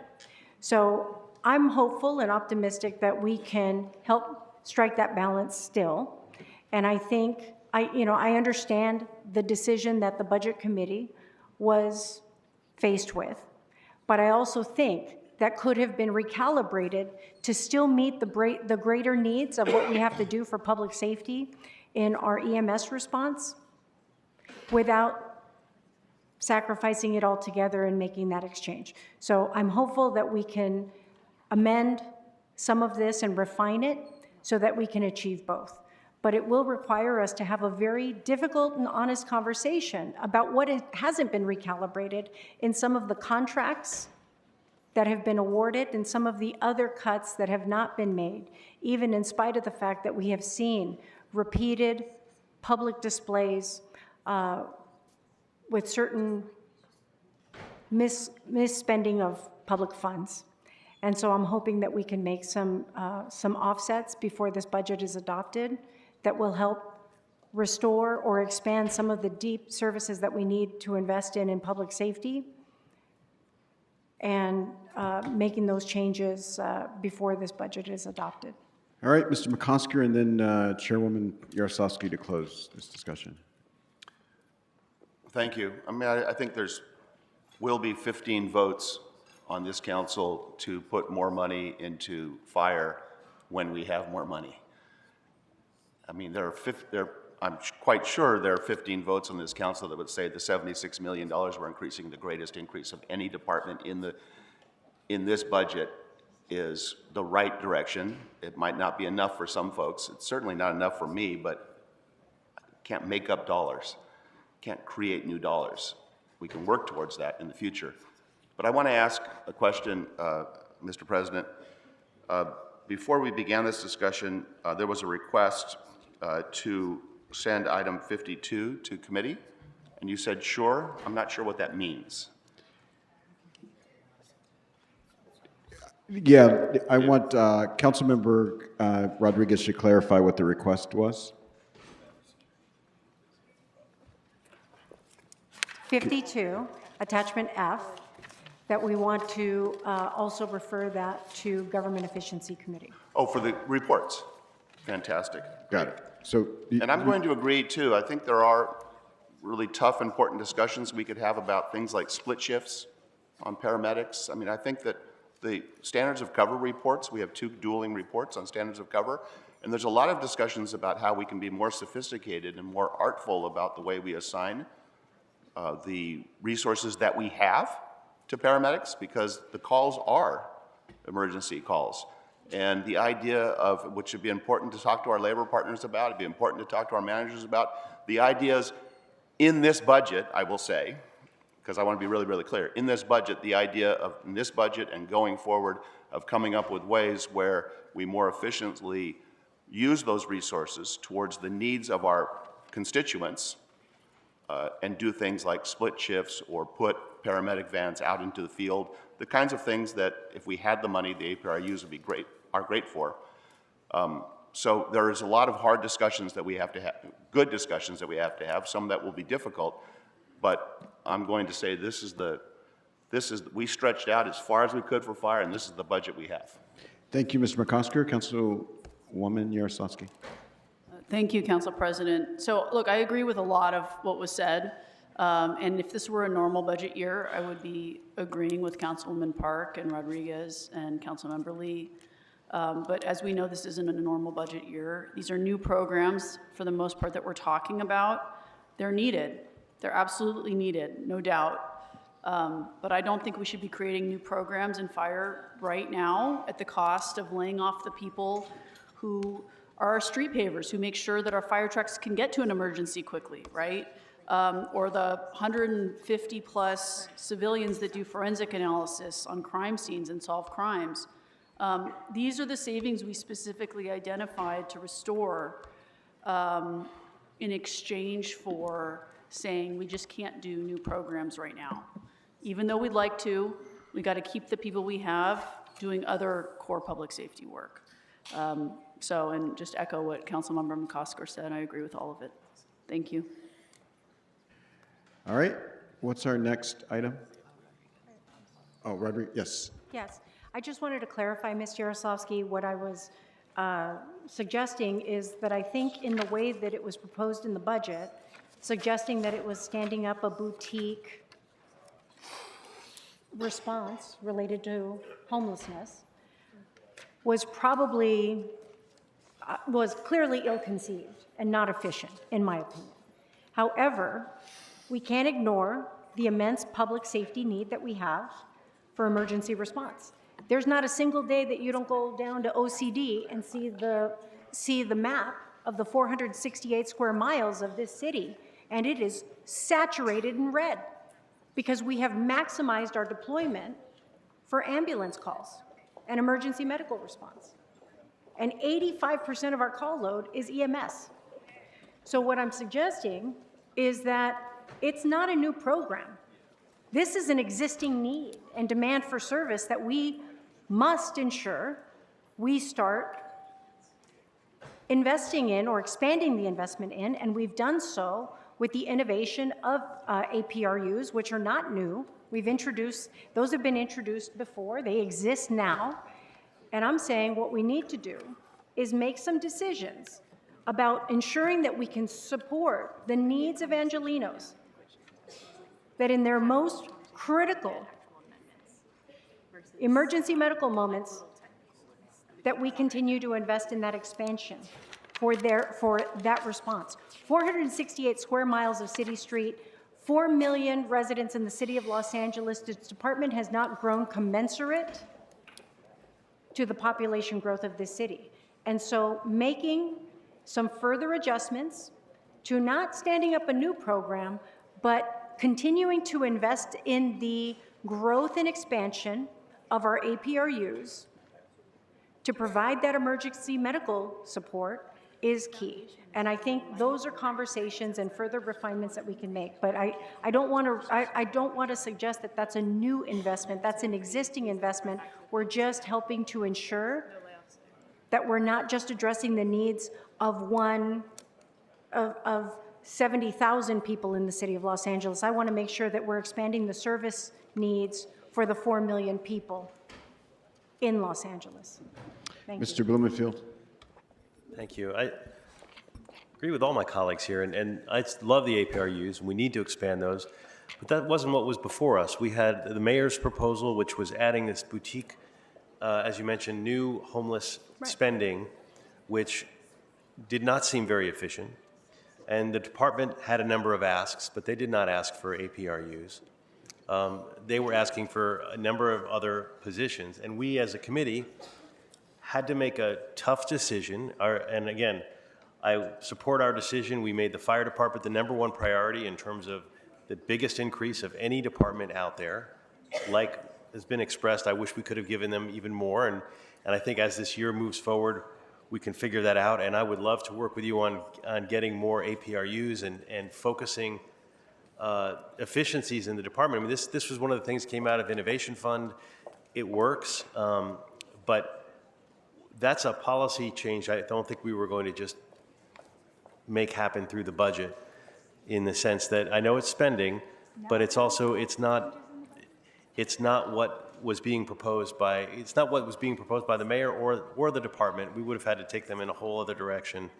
And what we were doing on the committee was trying to restore basic services, not being in the business of creating whole new things. So I supported what the committee did for the reasons that my colleagues have expressed before, but I wanted to at least express that I would love to see an expansion of our APRUs and work with you to figure out how to make that happen as we move forward. All right, Mr. Clerk, what's before us? Mr. President, the council may now consider item 52A through Z. All right. Item number 52 is before us. The committee chairwoman and the committee chairwoman is asking for a yes vote on this. Others have raised questions and are asking for a no vote on this item. So let's open the roll, close the roll, tabulate the vote. 12 ayes, 3 noes. All right. What's next? Item 53 was called special by Councilmember Park for an amendment, and as well as Councilmember Rodriguez on page 13. Councilmember Park? Nothing. All right. All right. What's next, Mr. Clerk? I got nobody on the queue on this item. Councilmember Rodriguez? I have an amendment, but it's not prepared. It's being prepared right now. Okay, we can hold it on the desk until the amendment has been seconded and circulated. For item 53? 53? Correct. Okay. All right, what's next, Mr. Clerk? Mr. President, would the council like to vote on the technical amendments? Yes. The council may now vote on item 47, which is the recommendations to delete the recommendation on page 8, and that's item 47. All right. Let's open the roll on that item, close the roll, tabulate the vote.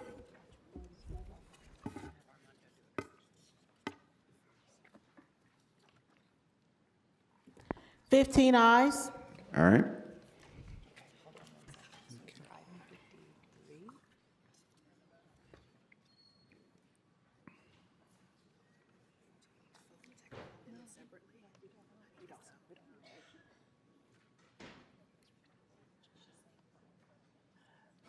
Mr. President, Yes. With regard to the technical amendments that Andrea read into the record, unless there are questions, they can be considered at the end when you vote on the committee report if there were no objections. So the only thing that we need to actually go through are the recommendations that the members called special. Got it. Okay, Mr. Clerk? Mr. President, there is the request to vote on item 53, for which calls. We're holding that on the desk for an amendment. So we'll move to the next one. The council may now move on to page 20, item 86, for which Councilmember Lee calls special for an amendment, as well as, yes? Mr. Clerk, I believe item 55 was also called special.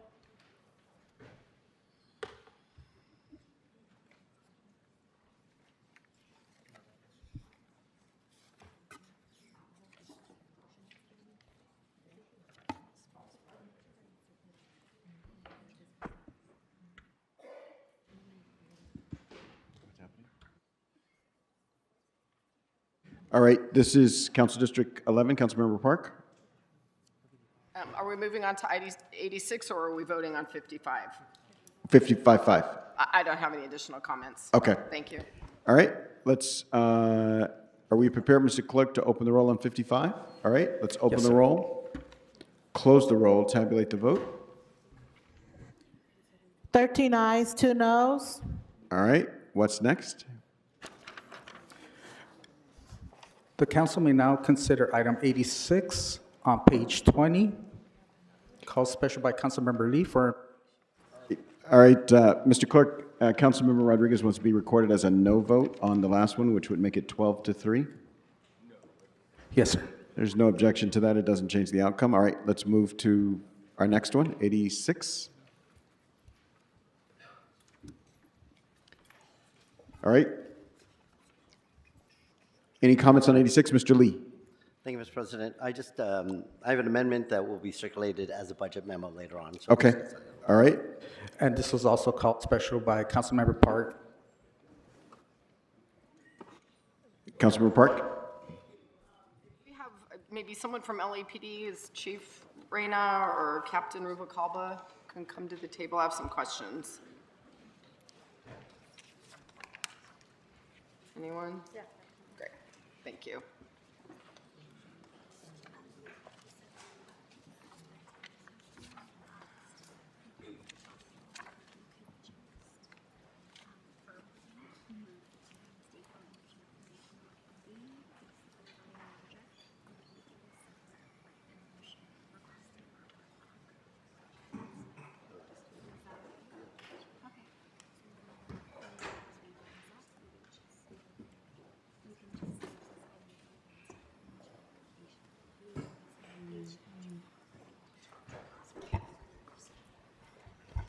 Thank you all so much for being here.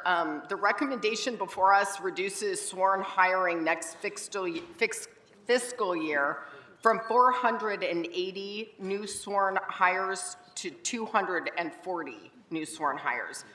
We know the challenges that LAPD has had with hiring over the years. Do any of you know, or are you able to tell me how many new sworn hires did we bring on last year in fiscal year 23-24? Yeah, good morning, Assistant Chief Dan Randolph. For fiscal year 23-24, ma'am, is that what you're asking? We hired 390 and we graduated 273. I'm sorry, 396, I'm sorry. 396 we hired, and we graduated 329. Okay. Those were LAPD hires. Okay, so 396 were hired and graduated 329, so if my math is right, that's about a 16% attrition rate, right? Yes, 17%. Okay. That is 156 more officers than what's proposed in this budget, right? If you're referring to the 240, yes. Okay. All right, I'm going to walk you back even a little further, so bear with me. Do you know how many officers we hired in fiscal year 2022, 2023? Yes, 433, Okay, how many did we graduate out of the 433 that we hired? 373. Okay, so if my math is right on that one, that's an attrition rate of about 14%? That's accurate. All right, and am I correct that that is 193 more than what is proposed in this budget? Yes, ma'am. Does the class size of 240 reflect the officers that graduate in the academy or that enter an academy class? I guess what I'm trying to say is it accounting for attrition? I don't think it counts for attrition. Okay. And if I may, we are, our budget folks have forecasted an attrition of 530 sworn for fiscal year 25, 26. Okay. All right, so if we were to hire up to 240, and we're still going to have to factor in the attrition, we can anticipate based on prior years that probably roughly be about 15%? I would say it's probably a little bit higher, ma'am. Lately, our numbers have been trending upwards. We're currently, for this fiscal year, 23% attrition. Wow. That's way higher, because in 2022-23 it was 14, and in 23-24 it was 16. So that's concerning already. Concerning us as well. The quality of candidate is concerning us. Budget Memo 7 shares that our sworn officer levels are going to be further reduced to 8,399 officers as a result of cutting class sizes. So accounting for the attrition in academy classes that you're describing, could our sworn level actually be lower by the end of next fiscal year?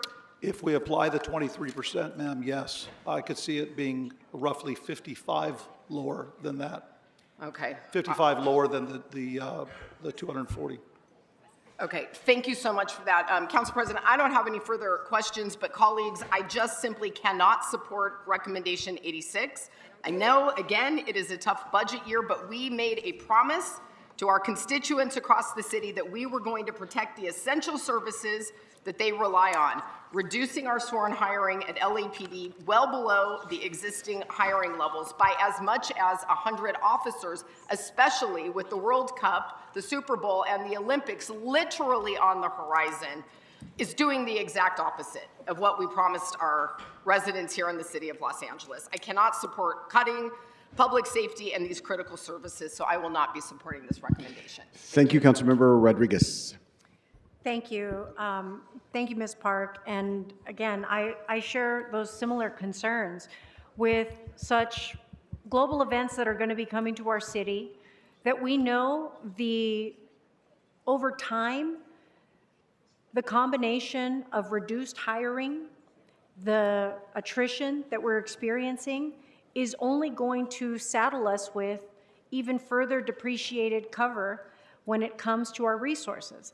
However, Chief, I will say to you, one of the bigger challenges I'm also struggling with right now is the lack of reorganization to maximize deployment.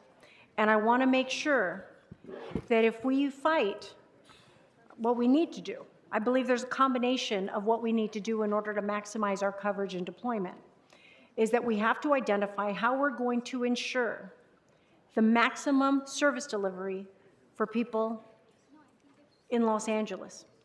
And that's going to require a very deep dive in recalibrating what the deployment looks like in terms of the organizational structure of the department, because given our current fiscal needs and impacts, we have to make sure that everyone's doing their belt tightening as well. And so I say this because that has yet to occur. So can you please share where you stand on helping to lead a reorganization to maximize the deployment, given the circumstances of what the precarious financial situations that we're in right now? Thank you, Councilmember. I'm very thankful that we didn't do it before before this point today, because we would have had to redo it probably. When I look at where we are, we're in kind of limbo as to what our deployment picture is going to look like moving forward with the academy classes, with our civilian professional staff. So now is the time, once we finalize the budget, to then do the reorganization appropriately. As I look at it, patrol is a part of it. I know that's a great concern for everybody, and trying to maximize patrol so that we do it the way it should be done. But we can't do that either at the expense of not being able to have enough detectives to follow up, not being able to have appropriate air support and other support services for the patrol officers who are out there, as well as all the other investigative functions. So it's a continuous balancing act. We're going to do the very best we can to be able to address all of our needs. But as you stated earlier, we also have to ramp up, which will take training personnel to be able to do what we need to do to prepare for the events that are coming to Los Angeles in the next few years, along with intelligence gathering, along with all of the things we need to do to keep Los Angeles safe. So I'm very cognizant of your concerns and appreciate them very much. But the balancing act has to be department-wide. While patrol is the backbone of the department, everything else is very important to us as well. And I appreciate that, and I understand that. I think irrespective of this budget, Right. I think we have to really reflect on what programs have been stood up.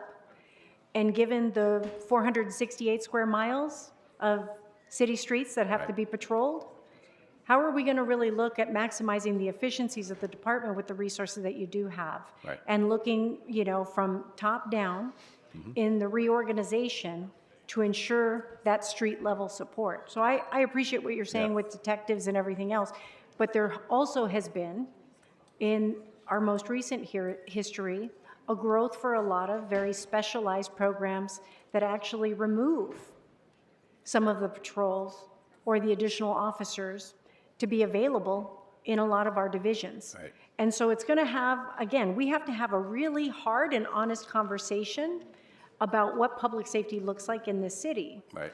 But we have to make sure that this department is the example of greater efficiencies and striking that balance and recognizing what our needs are today. So again, I recognize the immense challenges we have with staffing right now. Right. And that with the combination of attrition and a reduced hiring is going to put us on tilt, particularly when we're going to be welcoming the world to our city. Right. So I fully appreciate and recognize that.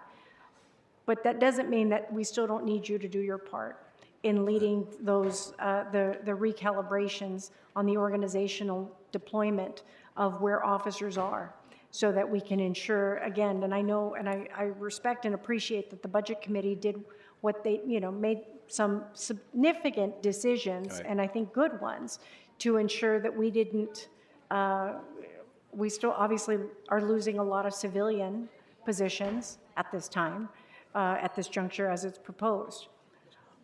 But the sworn side needs to do a much deeper dive on how, on what the deployment looks like and where the organization can lean out.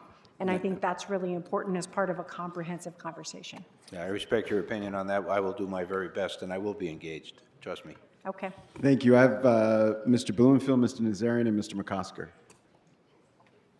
Okay, I just wanted to remind, reducing the class size, not something anyone, well, I don't say anyone, certainly not something I don't want to do, I would want to see.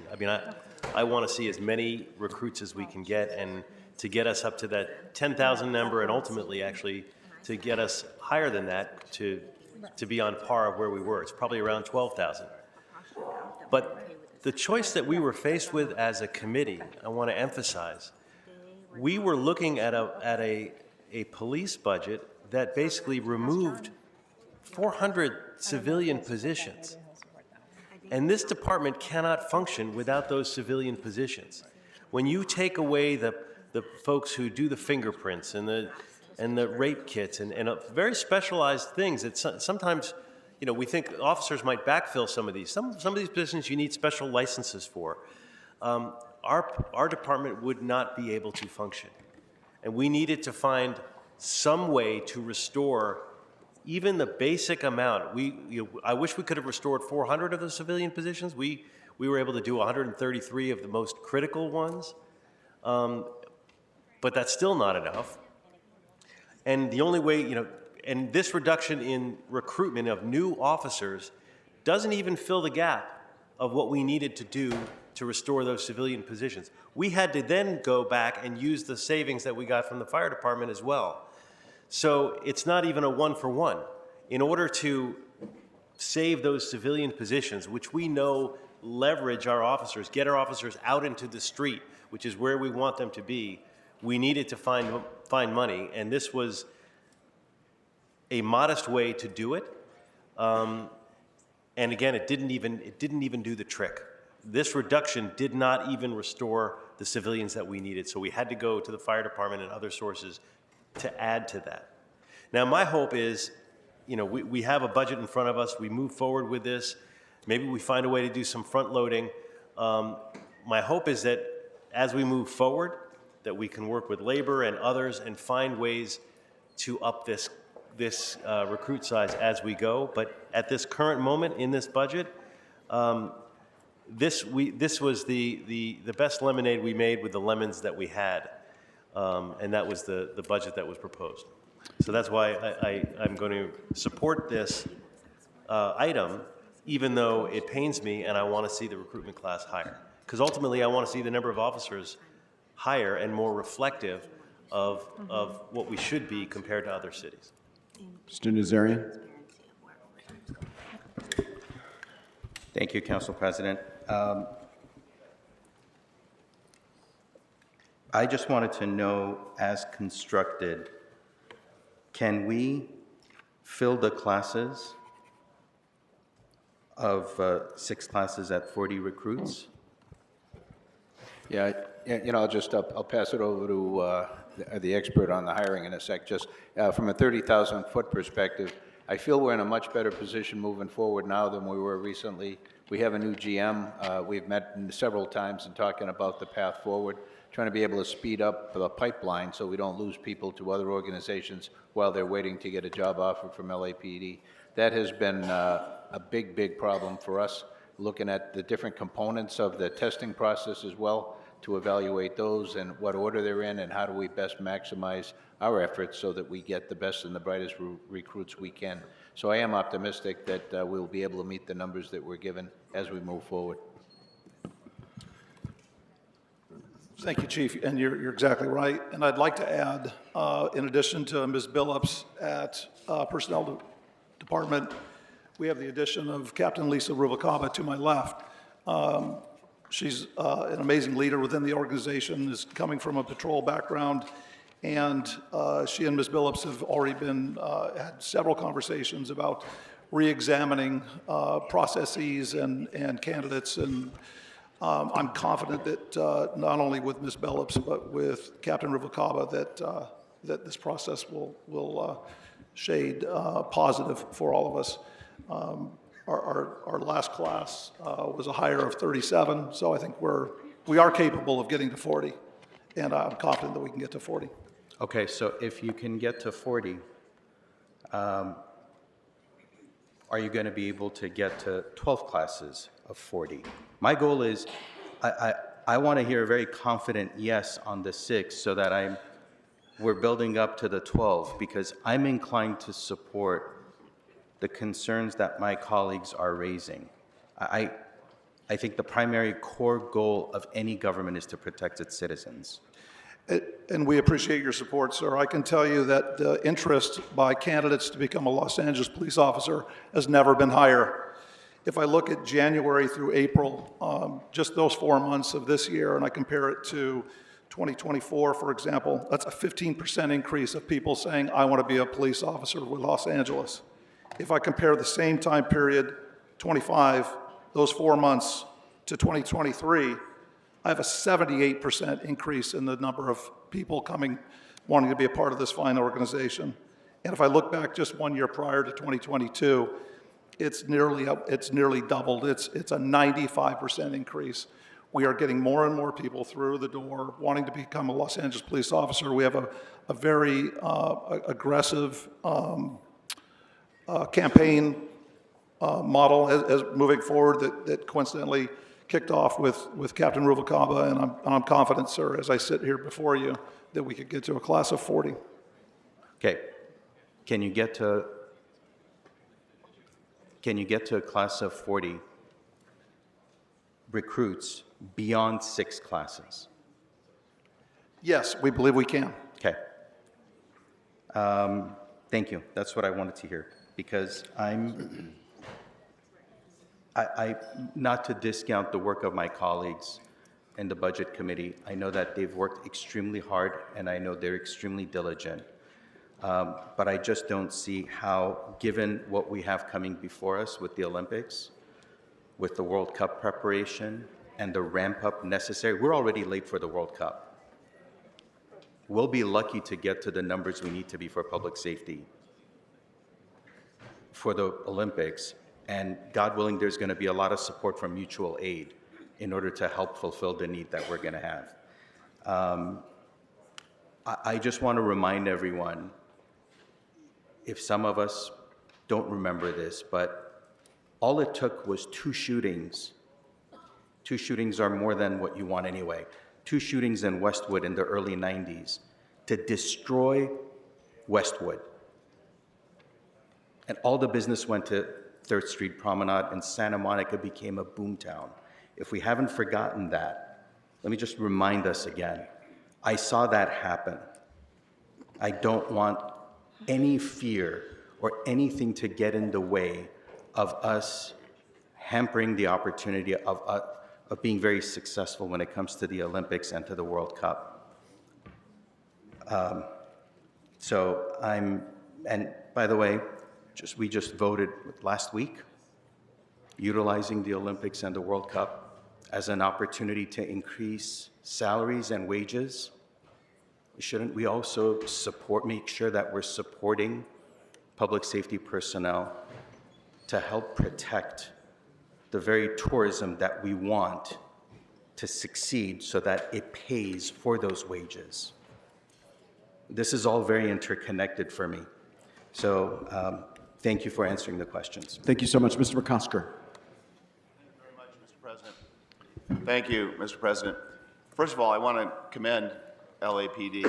I agree completely. I think you have done a tremendous job, and personnel has done a tremendous job working together and fixing a lot of those road bumps that we had on the recruiting strategy. And so I think you are in a position to take a lot of folks who want to be cops and graduate them through and make them cops.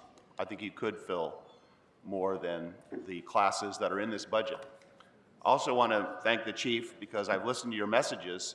I mean, you really got the point that civilians are critically important to this department, as are your officers. But let's remember how we got here. We got a document presented to us that said, let's hire 480 officers. I'd love to hire 480 officers. And let's fire 403 civilians. I mean, in small part, because it's not a one-for-one. There's different pay grades. It was a way to say, we're going to hire officers that doesn't even match attrition, and we're going to fire or eliminate 403 civilian positions, which we suspected at the beginning of the conversation would essentially take away the ability of those cops to do their jobs. It would debilitate the department. And so we began, and I want to thank you, Chief, and your command staff. We began by saying, as a budget committee, how much of this could you backfill in civilians and how much could you not? In other words, what are the specialized positions that can't be backfilled, shouldn't be backfilled, because folks are just not going to be trained to do that? And unfortunately, the remainder is going to be how many could be backfilled. And you gave us a number, 133, that could not be backfilled. And so we stretched out and did what we could to make sure we filled those positions. And I know you appreciate that, but the difficulty is that it's the same thing. I would love to have way more officers. I would love to have officers. But we have to recognize where we are in this budget. And I said it before at the outset, we had proposed to us 1,650 layoffs, from police department to street services to all of those things. And so many of those were essential core services. And so I would love to put ourselves in a position where we could hire more than 240 officers, and maybe we will mid-year, I don't know. But today, we can't. Today, we've come up with the best we can possibly do to say we're going to fund and keep those civilians that can't be backfilled, and put you, Chief, in the difficult position that I know you anguish over this. What are those positions that have to be backfilled by police officers? And where do I put my police officers? And I appreciate the question about deployment, because some of this is going to come back to your charge, your responsibility, which is probably now, because now you're going to know after this discussion, wherever it comes out, you're going to know how many you're going to have today, tomorrow, and at the end of next year, and come up with a deployment plan that does the most you possibly can with what you have. This is like the fire conversation. We've increased police, not as much as we increased fire. We've increased police to the extent that we possibly can without damaging sidewalks, streets, curbs, gutters, any more than we have with this difficult budget. So I'm going to say we stand pat here. We keep working with you because you came in good faith. And I appreciate it. It was a tough moment when you said, I need to fill these civilians, because it comes at a cost. And I appreciate you understanding that it's a whole public safety family, inside the department and outside the department, by the way. There's other public safety partners that you're working with.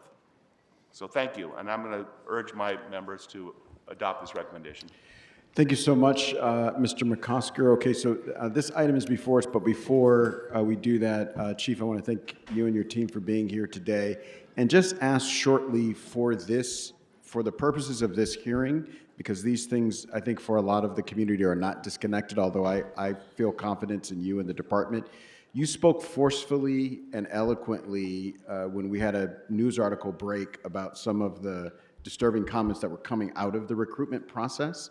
And for a lot of the public, when they hear that there are problems with attrition, they connect those two things together. So if you could just, before we bring this to a vote, if you could just address that. I've heard you do that, but I want to make sure the public knows what you all have done in that regard. No, thank you for that very much. We became aware, now it's probably 2 months or so ago, of comments being made in the work environment at our recruitment division. As soon as we became apprised of that, we had tapes that were made by an employee within that workspace. They became available to us. We went through them and identified people who had spoken in a very inappropriate way, racist comments, sexist, homophobic, and we immediately, once we identified them, we sent them home. They took away their police powers, and they're waiting their way through the disciplinary process now. We also then backfilled those people with people we had previously trained so that the job could continue. We also brought in a new captain, and you meet her at the table, Captain Lisa Rubakava, who has gone in and taken charge very quickly and very forcefully, but very professionally. So as we move forward with the challenges that we face, we'll continue to do what we do with the internal disciplinary process, but I think we set the tone very clearly that we do not tolerate that type of behavior within the workplace, and condemned it in the strongest way possible. So I am optimistic about the path forward for us. The leadership that's in place, I'm very confident in them, and I look forward to seeing a big difference in our ability to be able to hire new recruits very quickly. So thank you for that opportunity. Thank you so much, Chief. Mr. Clerk, what's before us at this time? Mr. President, item 86 amendments were requested for this item, so this item will be held on the desk for circulation and consideration of the amendments at a later time. And if I may clarify, sir, if members have called an item special for the purpose of an amendment or amendments, but will be introduced in the form of a budget motion or motions, it is requested that members indicate that a budget motion is forthcoming, and those budget motions will be circulated and considered at a later time during this meeting. Got it. Okay, thank you so much. And I think we can thank the chief and the LAPD team at this time. What's next, Mr. Clerk? Mr. President, the council may now consider recommendation 90 on page 21, which was called special by Councilmember Nazarian for questions. Councilmember Nazarian. Thank you, Council President. Just had a quick question about this. Wanted to know if the term interim housing is inclusive of tiny home villages. If you wish to make that amendment to make it perfectly clear, there are some people that believe it is inclusive, and there are other folks that may not. So if you would wish to make that amendment to make it clear that Happy it to. includes tiny homes, then yes, then you can add that. Thank you. I'm assuming it's just a technical amendment.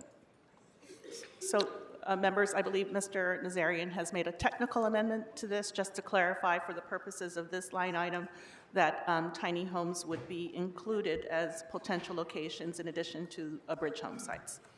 And Mr. Nazarian, if I can just call on the Housing and Homelessness Chair on this question to just weigh in on it.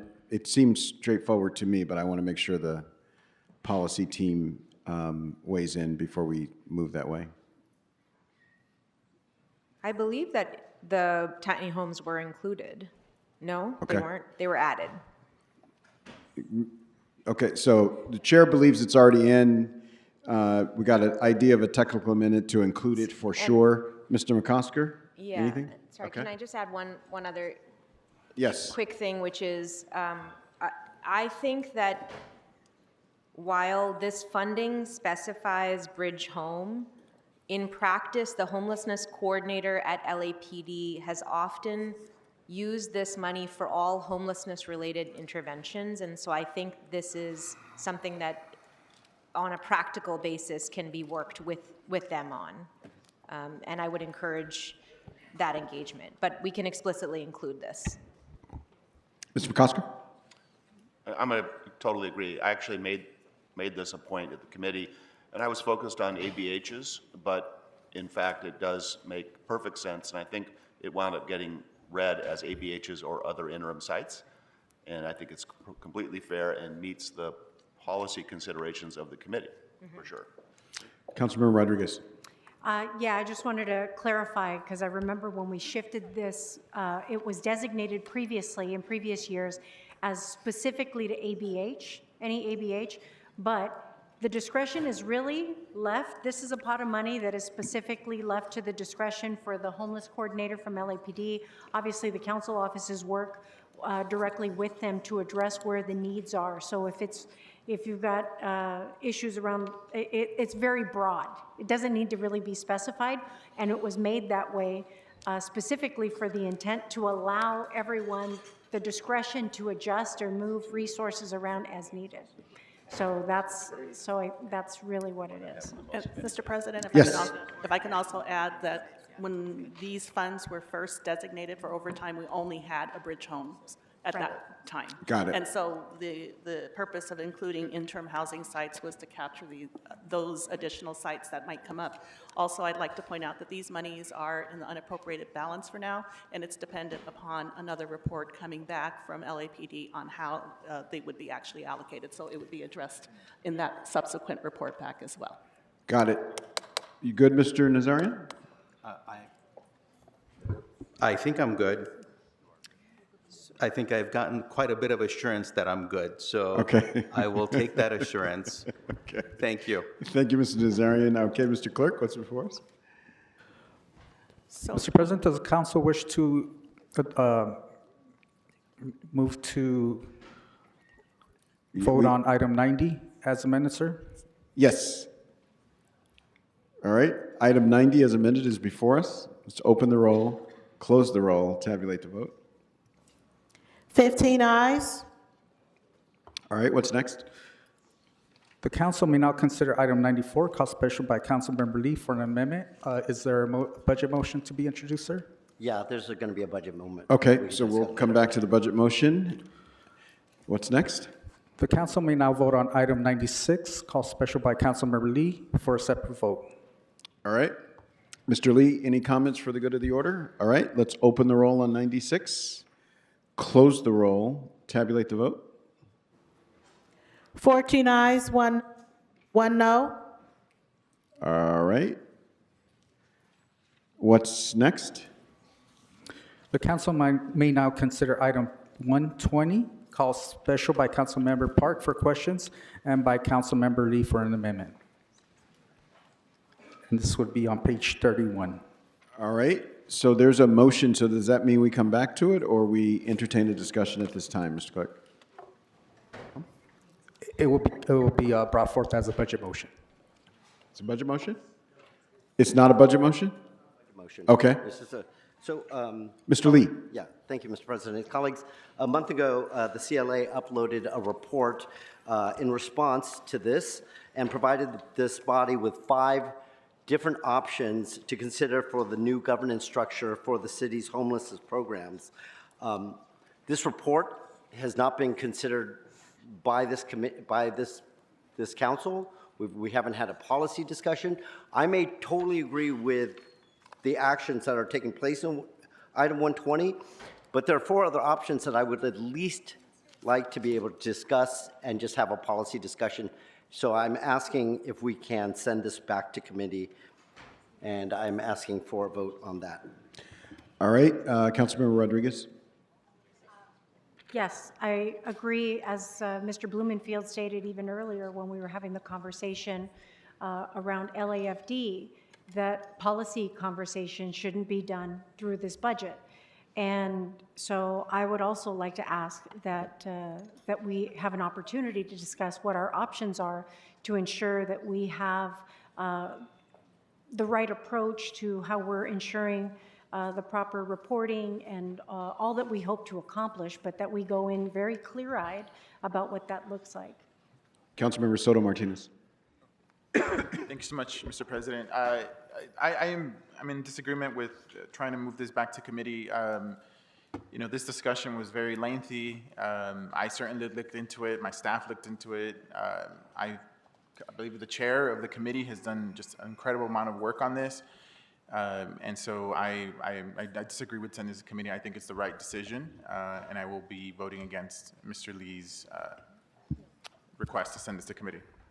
All right, Councilmember Rahman. Sorry, you'll be voting what?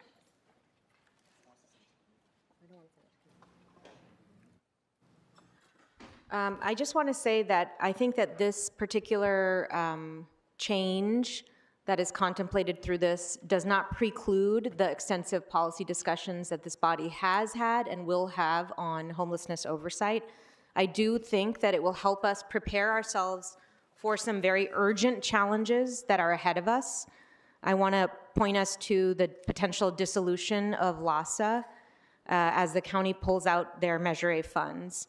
The loss of potentially extraordinary amounts of revenue from the federal government, which is already being pushed through Congress and is before us very, very soon, including the loss of thousands of vouchers that have already been cut from our emergency housing vouchers, leaving us 3,000 people with potentially no more funding for their housing.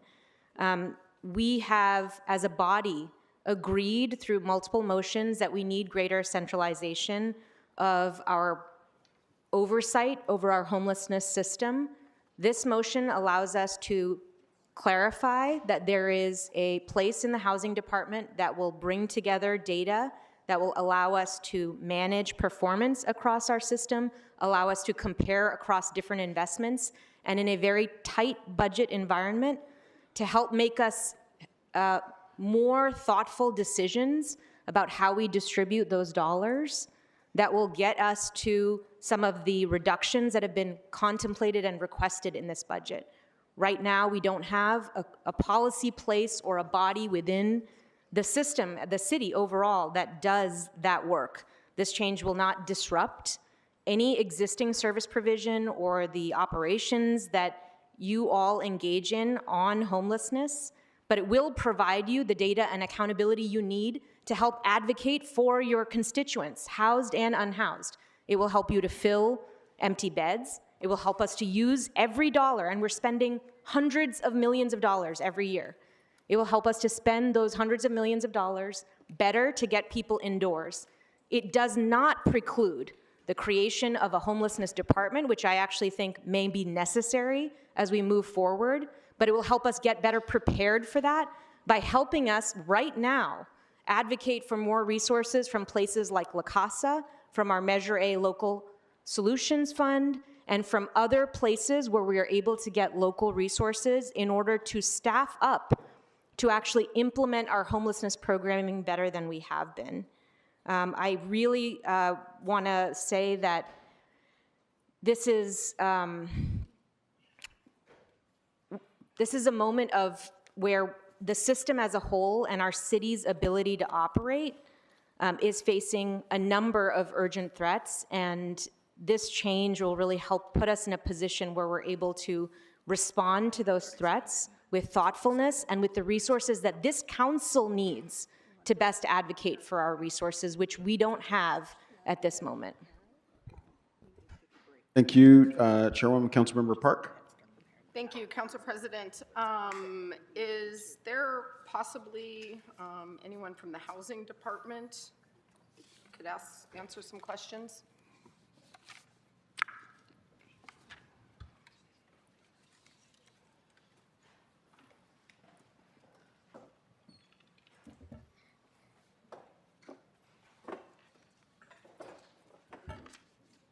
Thank you, council members. I'm Tina Johnson Hall, General Manager for the Los Angeles Housing Department.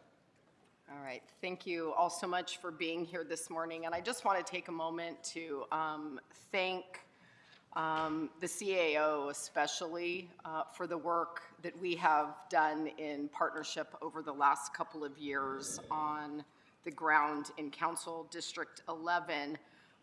The incredible results that we have seen wouldn't have been possible without your help. So thank you so much for that. Matt, I have a couple of questions for you too, as well as with the Housing Department. I'm going to start with you, Matt. How many RV operations has the CAO coordinated so far this fiscal year in coordination with local council offices? Thank you. I'm going to have Sophia answer those questions. Grab that. Great. Thank you, Matt. Hi, Sophia.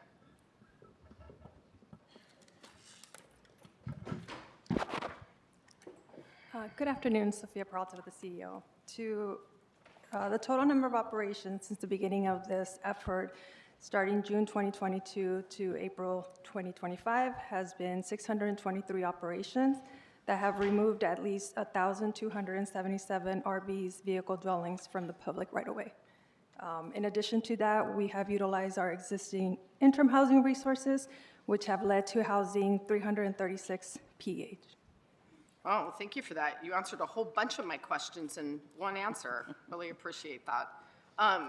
Maybe you both from the CAO's team could talk to us a little bit about the really unique role that the CAO plays in coordinating our Care Plus and our MDT operations. Falling under the umbrella of the CEO has allowed our team to develop really strong relationships with our departments, who have then now rely on having one point of contact that can provide the support that they also need. So as an example, we are now coordinating with LAFD to provide the support for them to remove burnt vehicles, burnt RVs from the public right-of-way within a very short time. Prior to that, it was challenging for them to actually have someone to contact as well as a follow-up. So it could take days, weeks at times. With the support of our team, we've been able to significantly reduce that time. Does the neutrality of the CAO's office help facilitate that coordination between the departments? So I'll answer that because I think that was the reason. I think the initial street strategies plan did put the staff that would be responsible for coordinating other departments in the CAO's office. It is not a typical CAO function, but that was the reasoning behind it, because although operations is not a typical CAO function, coordinating other departments and directing other departments is. All right, thank you. Tina, question for you. I know that you are still new to the role, and a lot of what you are dealing with, of course, predates you. And, sorry that you're joining us in these really challenging times. But I do want to ask about the Housing Department's management of some of our homeless programs, because I think it's important to know. I think all of our constituents should know how the department's record could impact that role. Are you able to tell me how many Home Key 2 projects are currently open? Not at this time, Councilmember Parks. I am not able to, that number, but we can get back to you. Okay. Do you know if any of them are open?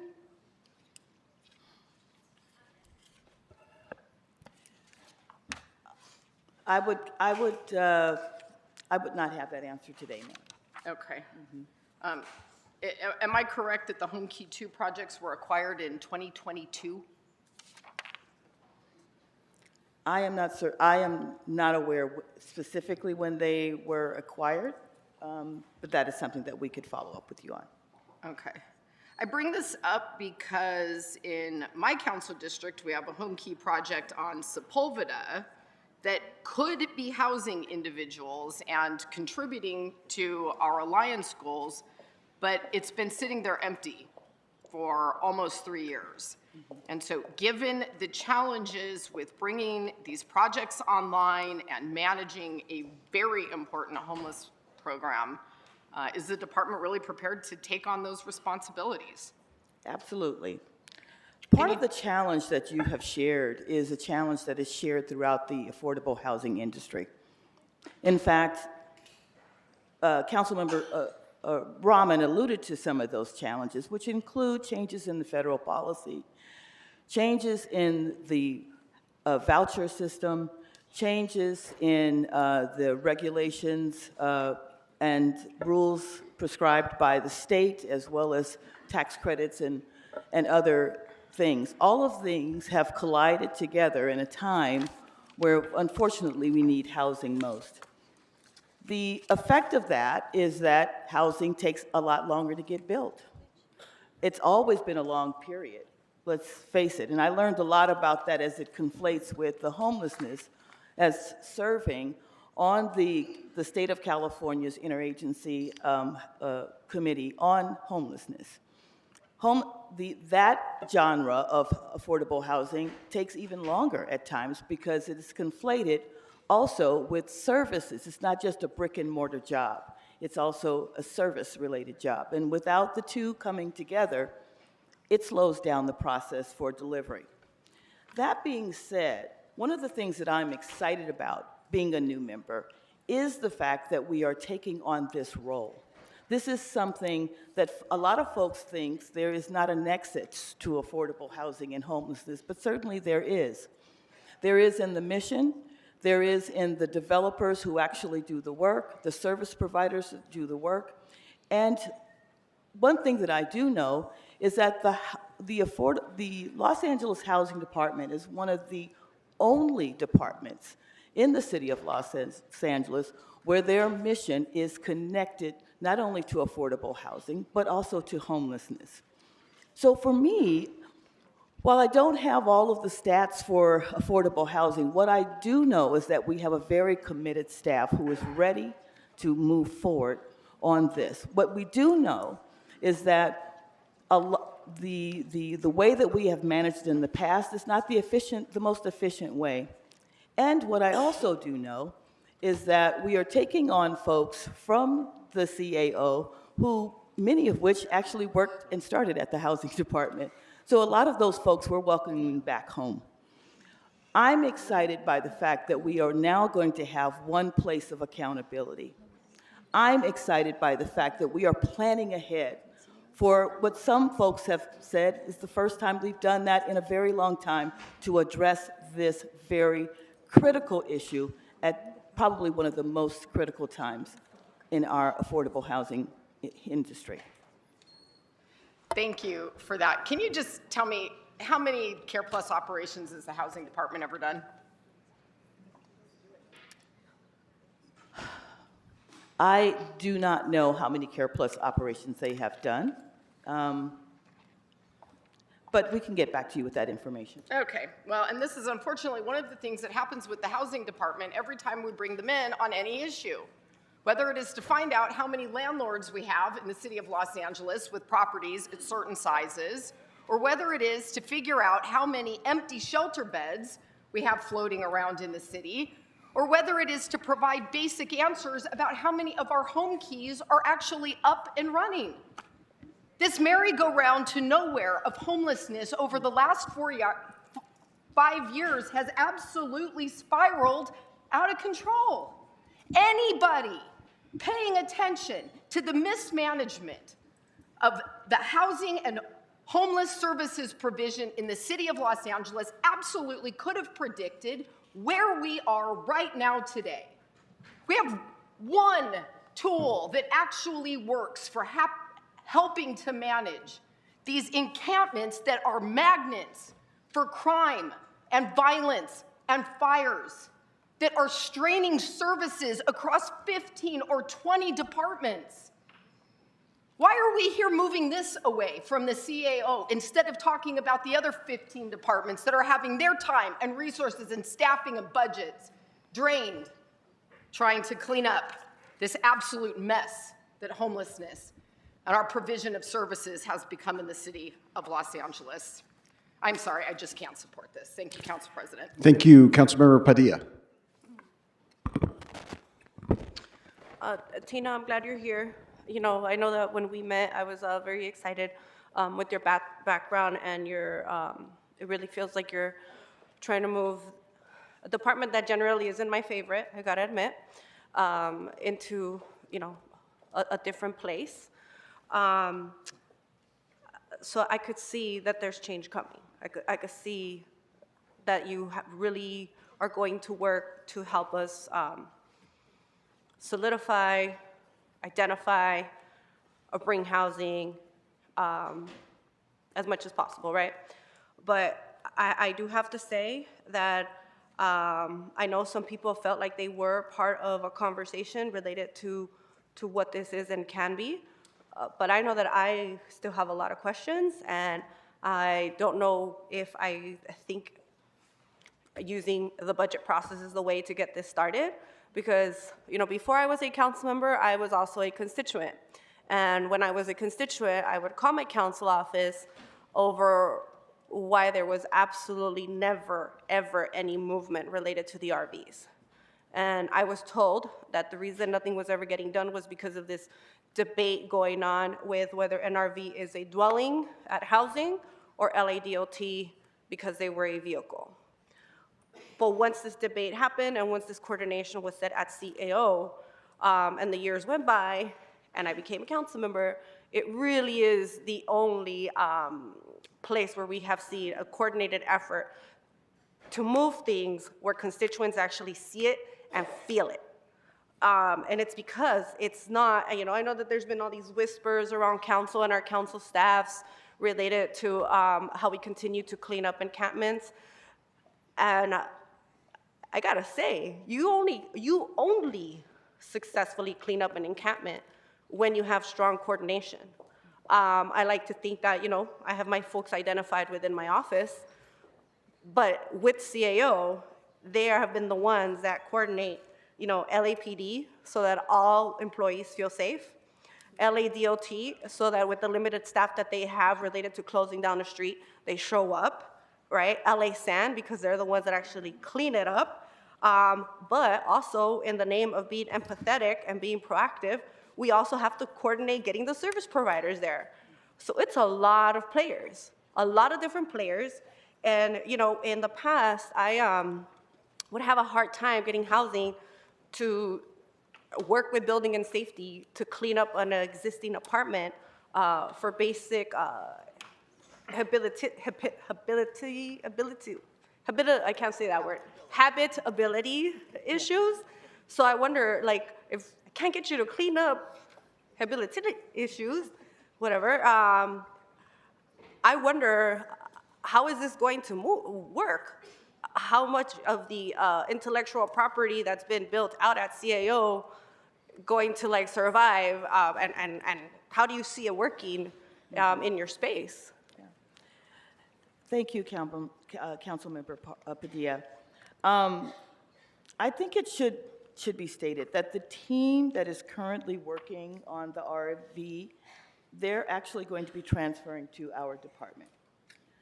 Because we're talking about the whole staff. All That's of the what's on the project table. coordinators and those folks that are specifically working on the RV program will be transferring to our team.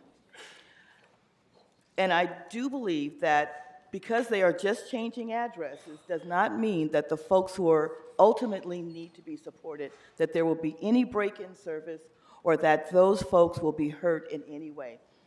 Our idea is that the transition will not impact any of the folks who are currently being serviced through that program.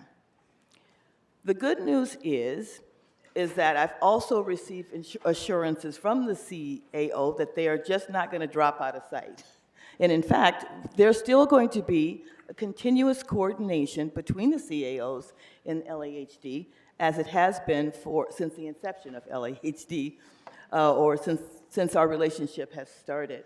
So they'll still be there to provide fiscal oversight, as noted in the budget hearing paperwork.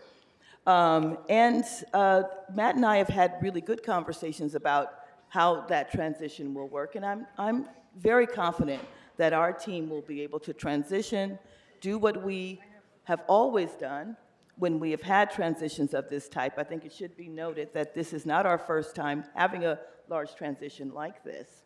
We had one in 2013 with CDD as an example, and we did not miss a beat.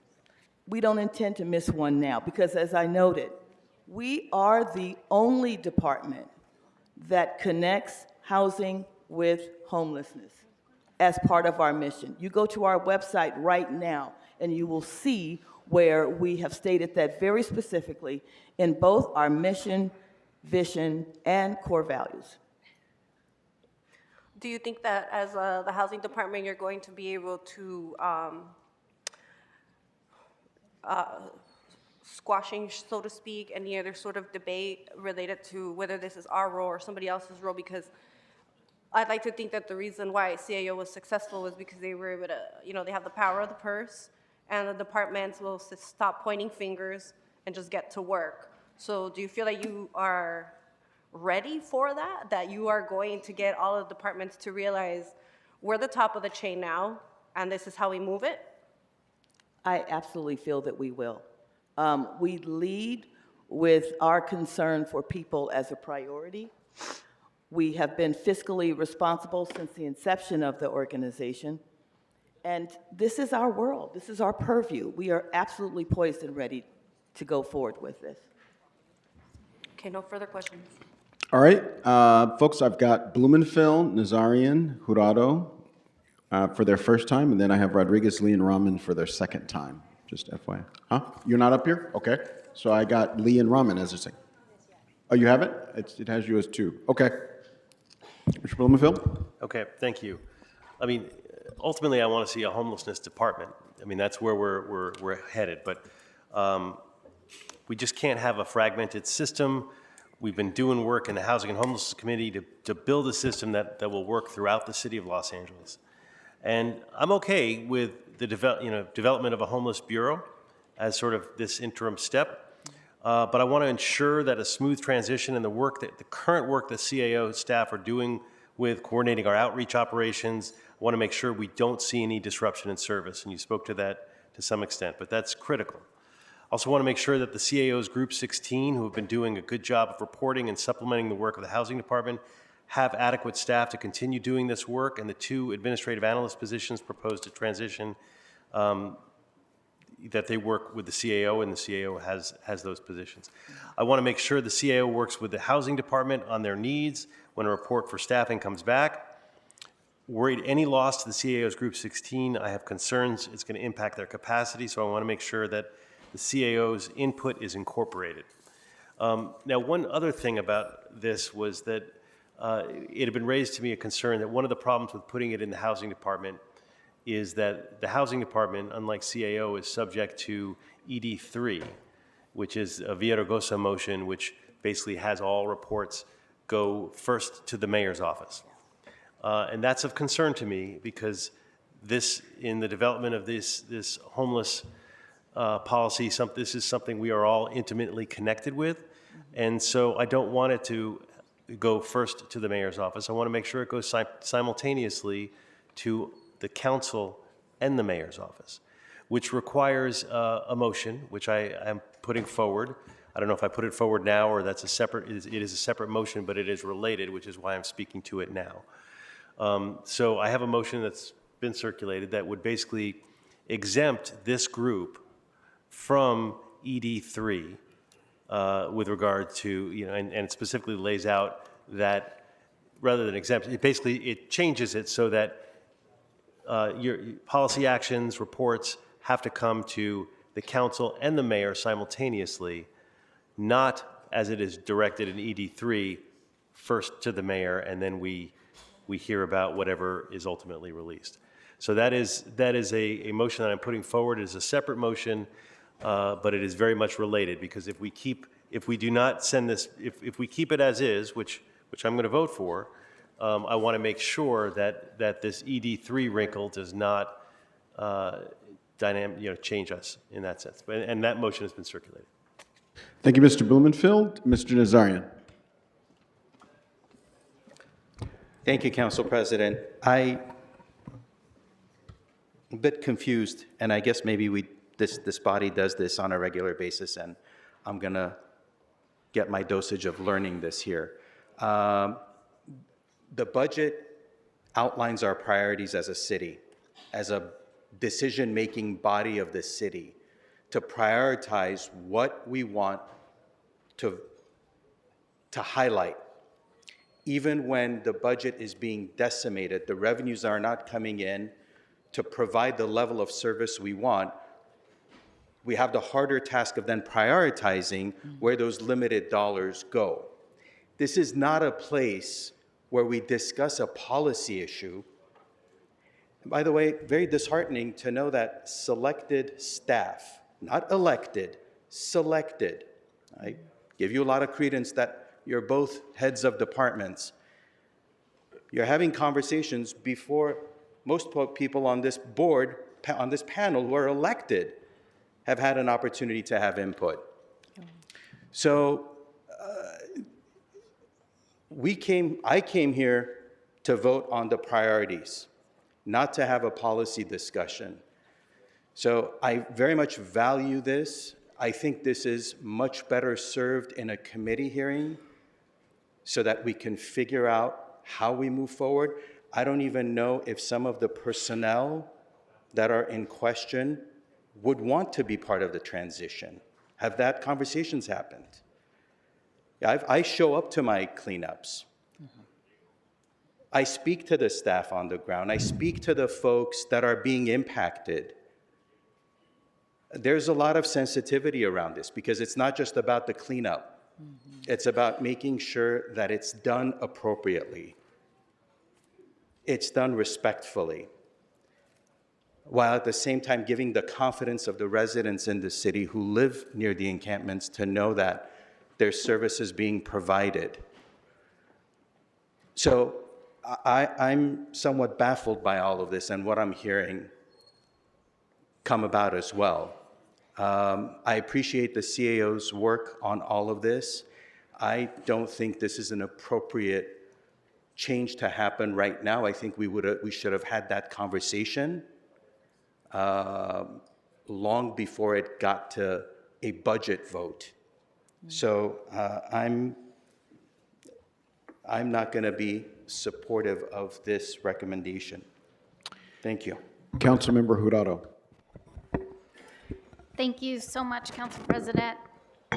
I wanted to circle back to the CAO on what you meant by this is atypical for you to take on operations like this. Could you say more about that? So traditionally, the CAO is the central financial and management office of the city. Works on behalf of the mayor and the council. in an administrative role, a central administrative role. So that role does require, even the best example is what we're discussing right now, the budget process. We are required to coordinate and give direction to every department in the city. So that is part of the job of the CAO. What I meant by atypical is we are different. We are typically an administrative office, not a operational department. There are exceptions, of course. In some cases, certainly the street strategies report of several years ago did assign some operational functions that you're familiar with to the CAO's office for that coordinating role. Our office, of course, also manages the unarmed model of crisis response contracts for the time being as that program is established and grows. So there are exceptions. I mean, we're able to do things and we are in a position when it is required that other departments are coordinated or multi-agency, or there's multi-agency funding, that is a core role of the CAO. Okay, so you're the city's financial administrator. I don't know any other corporation which financial administrators do operations in the way that you mentioned. Do you envision that the RV operations program that's housed currently in your office, in the CAO's office, should stay there indefinitely? Well, council member, that is a policy decision at your discretion. And I'll say, although this wasn't the CAO's proposal, we did not make this proposal in the budget. However, the council decides to move forward with structuring our homeless response system, our office, and I personally will be supportive and will do everything I can to make that a success. My conversations with the general manager of housing have been along that line. This was something that was initiated by the council committee, and of course I would have a conversation with her even before the final decision has been made, because I want this to be a success. I know the general manager wants this to be a success. Policy decision is at your discretion, and we'll make it work however you decide. I would say, though, and the reason why I think the proposal before you is more appropriate than other versions is that the CAO does retain the core function, which is the financial and the fiscal oversight of the multitude of funds that go into homelessness. We're talking about over $900 million of funds, over 25 separate sources, including more than $300 million of the general fund. It is critical that the CAO maintain that role and also the capacity to effectively manage that role. Right, you all you have your fiduciary duty and the stewards. You're not the ones that are supposed to be coordinating the RV operations. And to me, what it seems like are these programs that are special exceptions to your general purpose of your department seem like pilots, because you can convene people, and eventually when they mature, they graduate into a department. And so, thank you, CAO. I would love to talk to my girl, Tina, or Miss Hall. Tina, Ms. Hall, tell me a little bit of why you even got into housing work in the first place. So I got into housing. I kind of fell into housing because I needed it. I was, back in the early 90s, I was a single mom. I had 2 kids. I'd gone through an unfortunate situation, which frankly rendered me somewhere between homelessness and at my mama's house. Luckily, I was one of the persons that could go to my mom's house, and they were able to support me.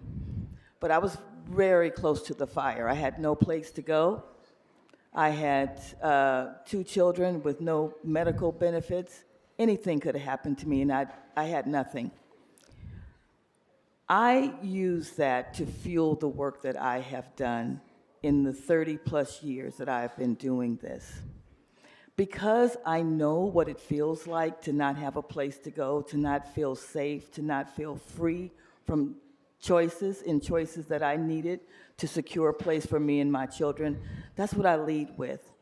That is what fuels me, and that is what has fueled me through an MBA, working at Cambridge, working for the California Housing Finance Agency, and over 25 years of experience in doing this work very specifically.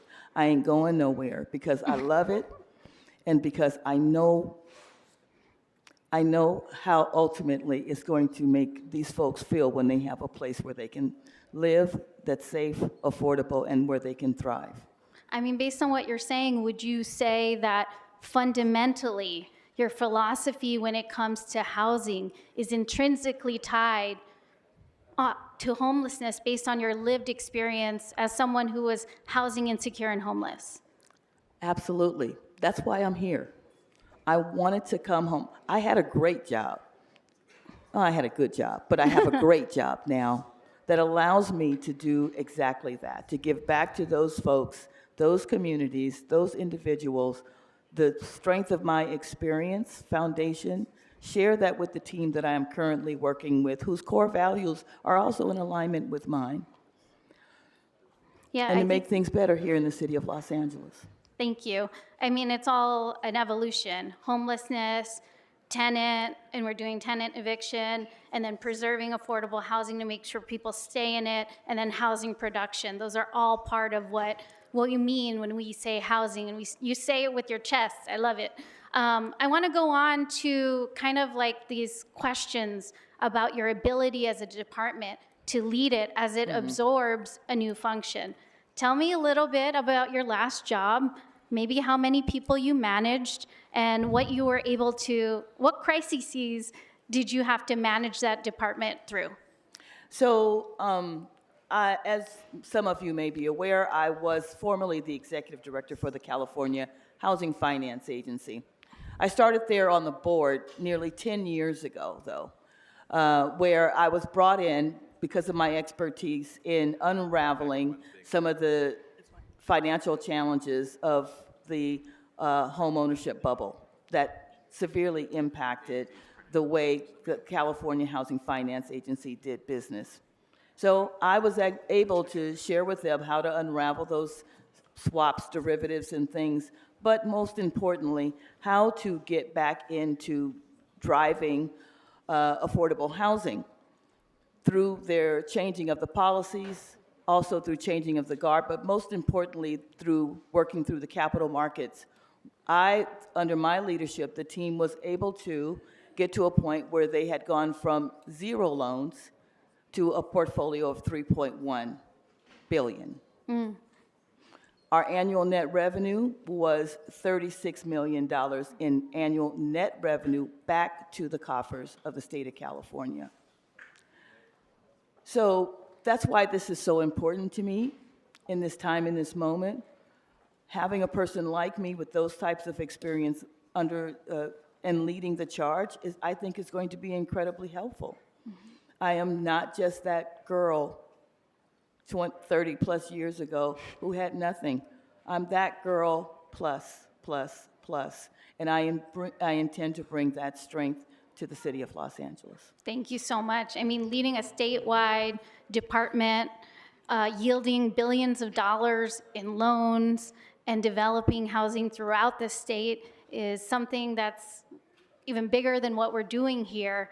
And so I have no doubts that you'd be able to absorb a department that also has a net zero impact on our budget. And I guess to assuage some of these people's concerns, do you commit to continuing the Care and Care Plus cleanups?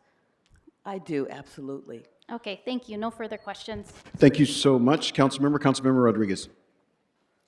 Thank you. Thank you, Tina, for answering those questions and your familiarity with housing, because that's the job. And the reality is our biggest goal that confronts us as a city is that we need to stand up more housing, more affordable housing, more solutions to those that are finding themselves into homelessness. And that's really the primary function of what we really need your concerted, like your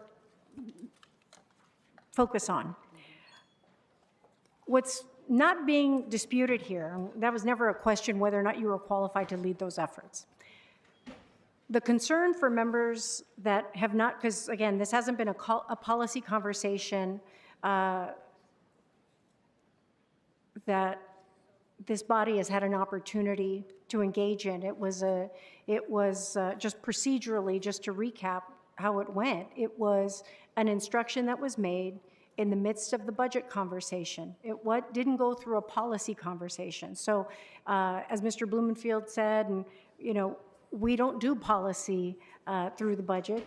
That is through the policy processes. That's what we're supposed to do. That's how it's supposed to work. So my question is, what's your familiarity? Because your staff raised concerns based on, I know the limited staff resources that you currently have now just to deal with the portfolio that you currently have, absent all of these changes.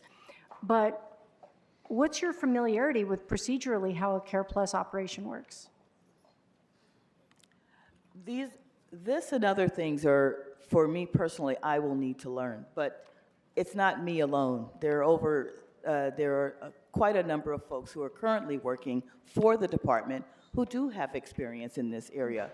I'll remind the council that we have a fair number of folks who have been working and managing contracts for some time. And they've been working, frankly, quite closely, not only with the CAO's office, but to other folks at LASA and other agencies that are involved in this process. So I am quite confident that we can continue while, you're right. This is going to be new for us as a team, but I'm quite confident that we can expand utilizing what our learnings from what we are currently doing to grow and take on the additional work that has been mandated by the council. And that will be mandated by the council. And my concern, and I think, Ms. Jurado, I think some of the concerns of colleagues that we're raising, not just the fact that the entire council didn't have an opportunity to even weigh in on what, to better understand what the implications are. Some of the bigger concerns is operationally how it's all going to function. And we shouldn't move for the sake of moving. We should move with the intentionality and understanding that what we're getting is better than what we've got, particularly when so many of us rely,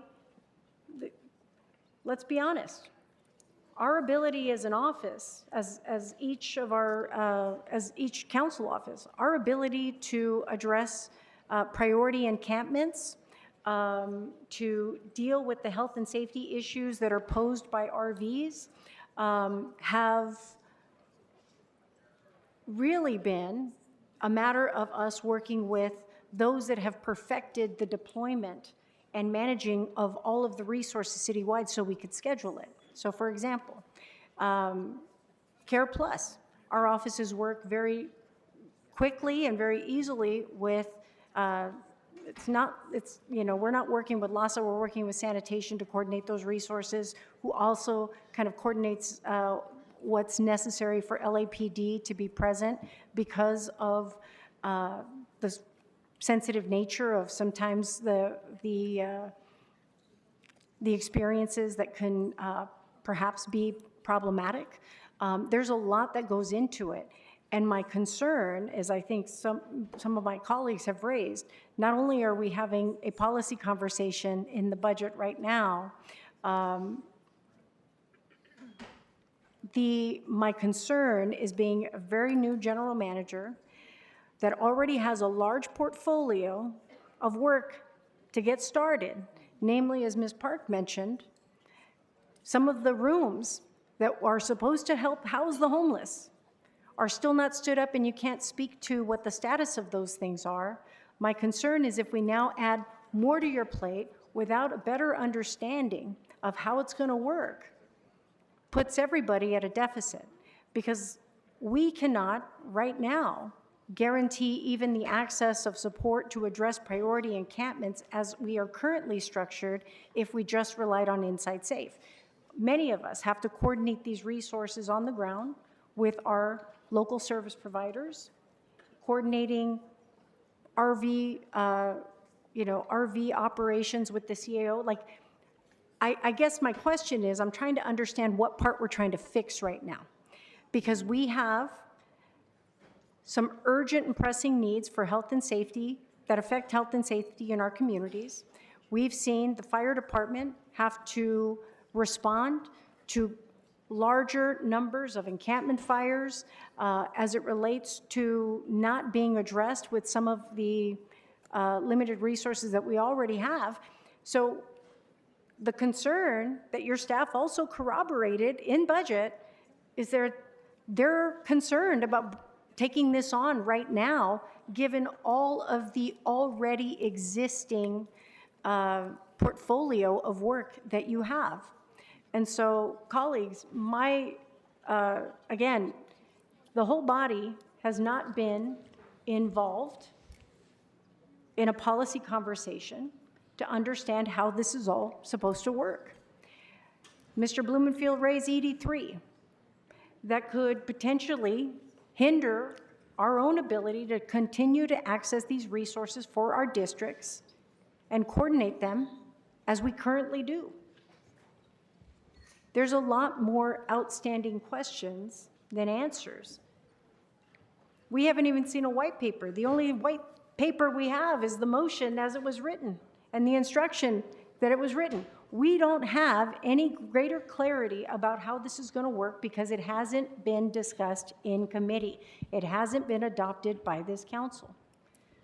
If we can't have a conversation, for example, because it's being dubbed a policy conversation, to add APRUs to an existing fire department who already manages this to respond to EMS calls, then why are we changing the nature of a conversation with respect to how we deploy multiple city functions into one area? With all due respect, operationally, an individual who's not yet even familiar, you're still very new, and we're trying to ensure that the housing, the most important part of all of this is to get the housing stood up.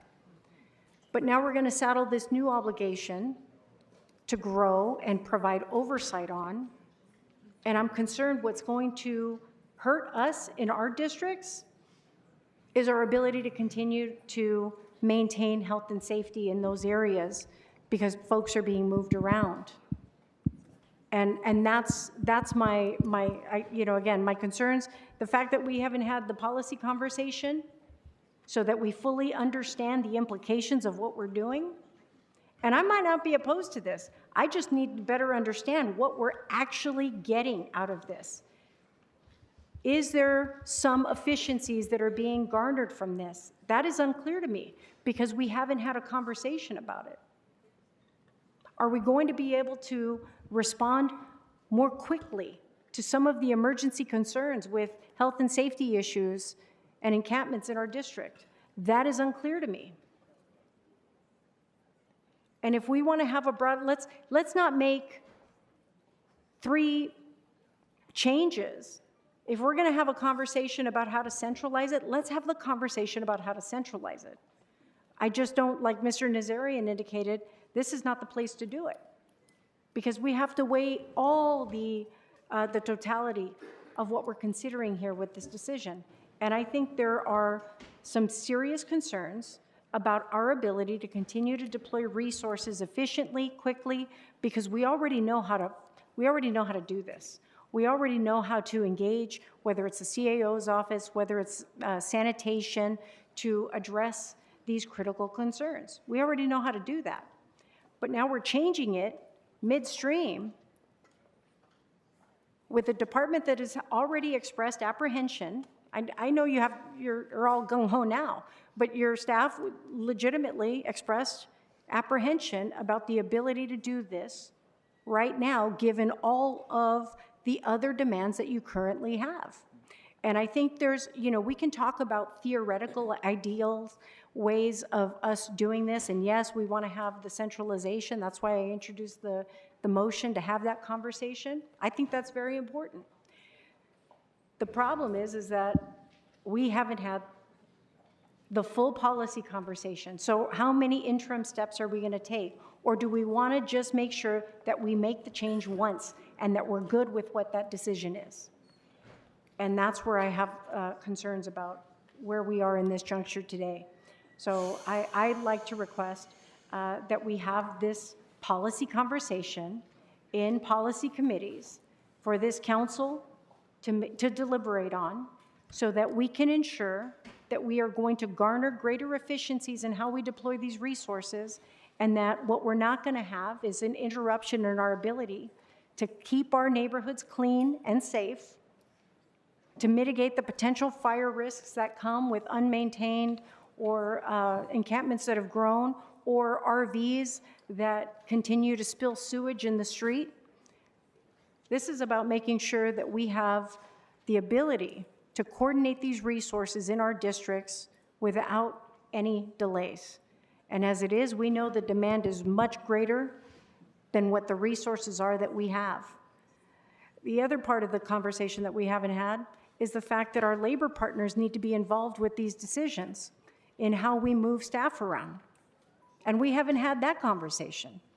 So the idea that I think we still have time, much like we're having the conversation about other department consolidations, we have an opportunity to just have the discussion. So I'd like to recommend that we do as we've done with the other recommendations and consolidations, is to hold this pending the policy conversation. And make that decision where we can go in all eyes wide open and ensure that we know what we're getting ourselves into. And giving you the breath, because you've been here how many months now? 4 months, 4 months. 4 months to understand the functionality of what each of these operations do in each of our communities. You've been here 4 months, and we need you to get the housing open. We need you to get the project room keys open. We need you to get all of the housing stock where we hope to place all these individuals who are waiting to get in. That's where we really want your full attention, as we can figure out, I think, how to best ensure that we, each of us, and each of the departments that are currently involved in maintaining the health and safety of our streets, can continue with the rapid response that we need in those areas. And so that's, for that reason, colleagues, along with Mr. Nazarian, I have concerns about making a policy decision in the budgetary process, and ask that we refer this to committee so that we can further deliberate on the implications of the decisions that we make, because we don't need to make 5 different changes. We just need to make one, and it needs to be, all of the pieces, all the moving pieces and all the moving parts need to be considered, so that we're not constantly recalibrating and changing things midstream. That doesn't help anybody. Certainly not going to help your staff, certainly not going to help the folks that are familiar, who have been doing this work. We can't afford to lose any more time in how we respond to this crisis. Thank you. Thank you. Councilmember Hernandez. Thank you. Thank you so much for joining us today. Colleagues, what I just want to say is that at this time, the county is moving. They're moving fast, and they're moving without us. And we either get on a car and start moving ourselves, or we're going to get dragged by the county. And so I think we did our best to make sure that we aren't passing incredibly sweeping policy decisions in this budget, but this is a move that we need to make to start collecting the data that we need, so we know what we're doing right, what we're doing wrong, and also so that we're not left behind when the county decides to make its move. They've already said what they're going to do, and so I don't want to get left behind in this work. I want to do work instead of playing tennis back and forth on this. We need to start taking action before we get left behind by the county. So I urge your vote. Thank you. Councilmember Lee. Thank you, Mr. President. Colleagues, I just want to make sure you understand what I'm asking for. I'm not asking for any radical change. I'm asking for us to have a discussion on the different options so that we make sure we make the best decision possible. We are taking this, if you turn around and talk to your staff members and ask them, what is the one piece regarding the homeless situation on our streets? What's the one thing that works here in the city of Los Angeles? And that is the CAO's coordination of our Care Plus cleanups, RV removal programs. We are taking something that's not a problem away. Councilmember Soto Martinez says, well, the chair has done a lot of work, and I agree. I'm sure the chair of the Housing Committee has done a ton of work on trying to figure out what's best. But that person does not speak for 14 other members. All I'm asking is for us to talk about this so we don't make a mistake. You say the county is moving fast? Absolutely, the county is moving fast. So we can't afford to make a mistake in this area because all of our offices rely on this. So I'm just asking that we don't throw it into a department without understanding what the ramifications are of that. And Ms. Hall, we know that your qualifications are above par when it comes to situations like this. But I want to know, with the resources that you have now, with what has been proposed to send CAO over to you, you're saying there will be no disruption in our services? Because in 2024, I believe we removed about 170 illegal RVs from our streets in CD12. Illegal RVs, some that we confiscated. One in March, confiscated illegal guns, a pound of fentanyl, enough to kill every constituent in my district. These RV task force are extremely important. You're saying there's going to be no interruption of services, that we will be able to call, those RV task force will happen, the Care Plus cleanups. I have a budget memo coming where I am putting discretionary funds towards a Care Plus cleanup in my district 5 days a week. That's going to be constant coordination to make sure that those Care Plus cleanups happen every single day in my district. I believe somewhere I read, and I don't know this, somewhere I read that there's $1 million cost in making the transition happen that has not been identified. So you're saying that there will be no disruption in services? We aren't, I'm sorry, Councilmember, I didn't mean to disrupt No, you. no. Thank you. We're not anticipating any disruptions of the service. That is in part due to the fact that the folks that are actually doing the services are just simply going to be transferring from the current location to our location. We are already, as part of our transition, and we are working on a transition plan in concert with all the folks that I spoke of, including a consultant. We believe that we will be able to do this without there being any disruption. Okay. That will be our ultimate goal. And I 100% believe that you understand that. Yes. I'm just saying at this time, why should we take the one program that works in the city, that they have got down pat on how to coordinate this, and then do this without any discussion on if this is the right move? Colleagues, I'm just asking for us to, I'm not proposing any kind of radical change here or different things like that. I'm just asking that we take the report, we send it to committee, and we talk about it. All the council members to have input on what we think the right decision, instead of one person deciding, no, this is the right direction for this. That's not how this works. And so I'm asking you, but please, this is important to the city. This is important on how we deal with issues in our district, in getting people housed. Please, this is, all we're asking is for us to have a chance to send it back to the committee that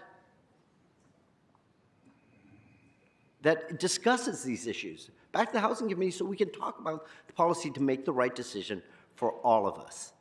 Thank you, Mr. President. Thank you so much, Councilmember Rahman.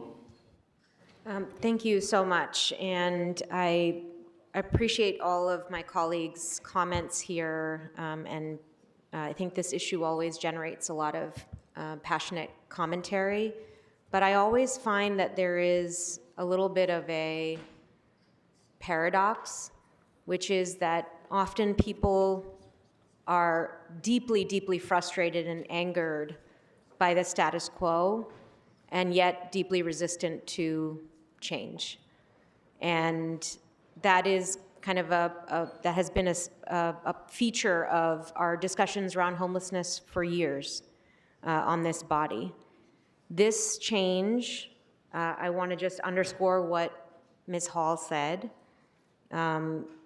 It will not impact the successful operations that you are undertaking. It will maintain the status quo for those things that this body has expressed in this conversation that you care about. I also want to say that it does not displace any of the policy conversations that we have had or will have on how homelessness is overseen here. There have been numerous discussions about the need for more data that everyone has agreed on. There has been discussions about the need for greater centralization of a fragmented process that everybody has agreed on. And what this change will enable us to do is to actually take individuals and staff resources and duties that are related to homelessness and to addressing homelessness and to reducing homelessness, and to actually say and answer the question of who is responsible for filling every bed in our city? Who is responsible for filling every PSH unit in our city? Who is ensuring that service providers are doing what they're supposed to be doing in our interim sites or on the streets? Who is responsible for advocating for us? And when I say us, I don't mean us as council members, I mean our constituents, our housed and unhoused constituents in all of the places that we have to coordinate with other jurisdictional partners, whether it be LASA, whether it be the county, whether it be the Measure A dollars, whether it be any of these changes that are happening across our entire system. Right now, we do not have a place that the County Homelessness Initiative, for example, can turn to say, city, please weigh in on this big change that we're planning to make. City, please let us know how you would like us to proceed. We need a voice in those spaces to advocate for us. We need a place that can hold data about the system that will enable us to manage performance, that will enable each and every one of you to make decisions in your district that will get more people off the streets, that will actually help us address this issue. And there is urgency around this because the changes that are happening, whether it be at La Casa, whether it be at LASA, whether it be at the county, whether it be at the federal government, they are happening at a much faster pace than any of the work that we have been doing over the past few years. This is a time of extraordinary change.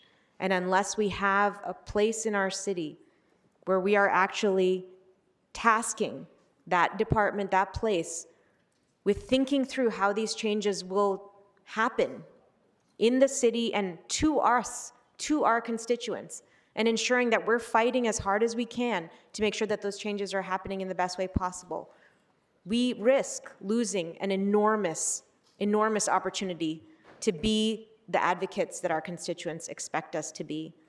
Once more, I want to underscore this does not replace or take away from any of the broader policy conversations that we are having at all. It simply doesn't. Those will continue. Those will, I think, probably end up with the creation of new infrastructure in the city that will hold all of the work that we're doing on homelessness. But LAHD, which already holds our contracts with LASA, which already holds our PSH contracts and oversees those units, they can help advocate for us in these places where currently the city of Los Angeles has no voice. It simply has no voice. And I, as somebody who has visibility into these regional bodies and regional entities, I know we're losing out because we don't have a voice. So colleagues, I request that we move forward with this change, which is a relatively minor change. will allow us to have broader policy conversations about the bigger issues that face us, that will allow us to manage our system more effectively, and that will actually allow us to get more of the things that you need for your constituents. Thank you. All right, Mr. Soto Martinez. Mr. President, I'd like to call the question on this item. All right, the question has been called. I have no speakers who have not spoken on the queue. Mr. Clerk, what's before us? Mr. President, motion Lee Rodriguez to refer item 20 on page 31 to committee is on the floor, sir. All right, motion Lee Rodriguez is on the floor. The Councilmember Rahman is calling for a no vote. Councilmember Lee is calling for a yes vote. Let's open the roll.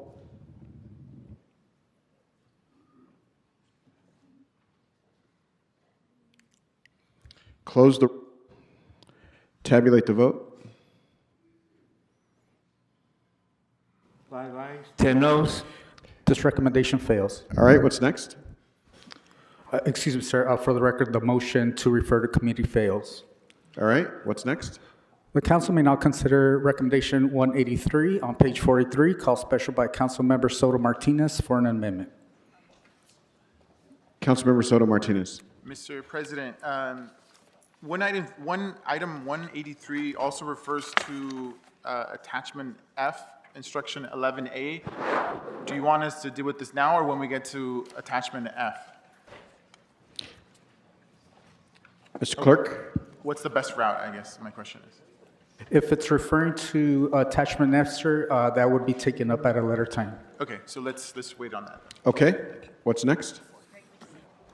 The council may now consider recommendation 208 on page 45, called special by Councilmember Soto Martinez for a verbal amendment. All right, if that's a motion, we can come back to it. All right, what's next?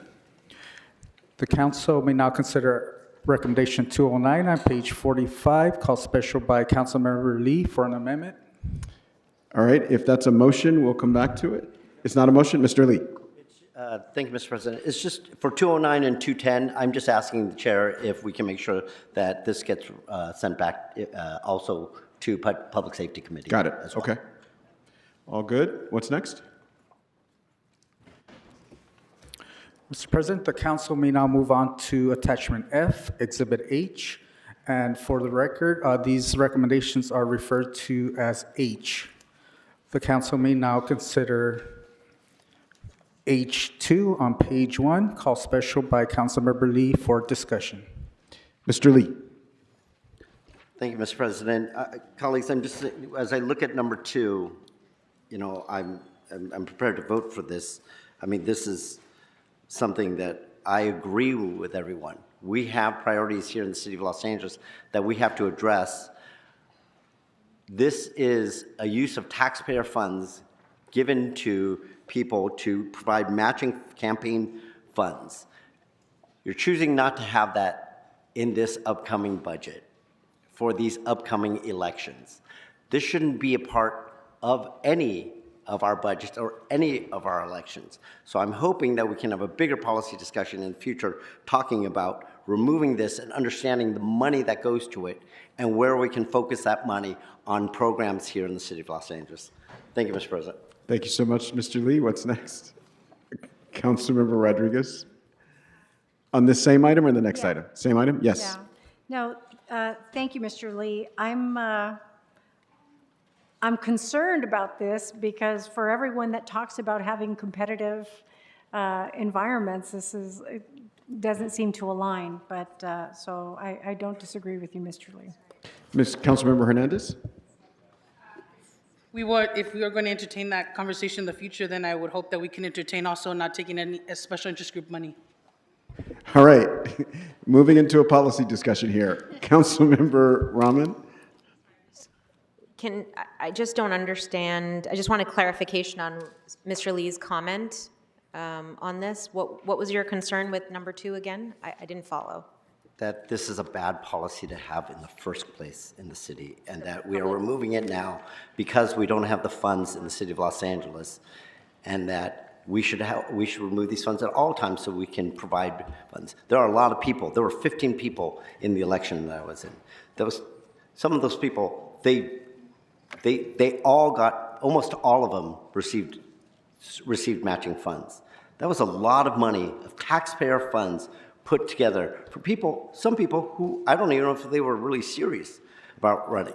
So to understand our priorities in the city of Los Angeles, and then to decide whether we just put in certain things constantly in the city to make us, feel better. And so this is one thing, I see it's being removed this year. I just don't see why we should ever have this as part of it. We should not be wasting taxpayer funds on providing matching funds for elections. So a recommendation for the 26-27 budget and beyond. All right, what's next, Mr. Clerk? Mr. President, the council may now consider recommendation H11, called special by Councilmember Rodriguez for an amendment, as well as by Councilmember Price. All right, Councilmember Rodriguez. Is that a motion that we will come back to? To refer, to also add to the referral to government efficiency. Okay, I think that's straightforward enough. Mr. Price? Thank you, Mr. President. I move that we reinstate the language in recommendation 11B in Exhibit H regarding the merger of the Office of Procurement with the Bureau of Contract Administration. All right, so that's a motion, so we'll come back to that when we get to our motions later this afternoon. What's next, Mr. Clerk? There's a motion to refer H11 to committee. Councilmember Rodriguez?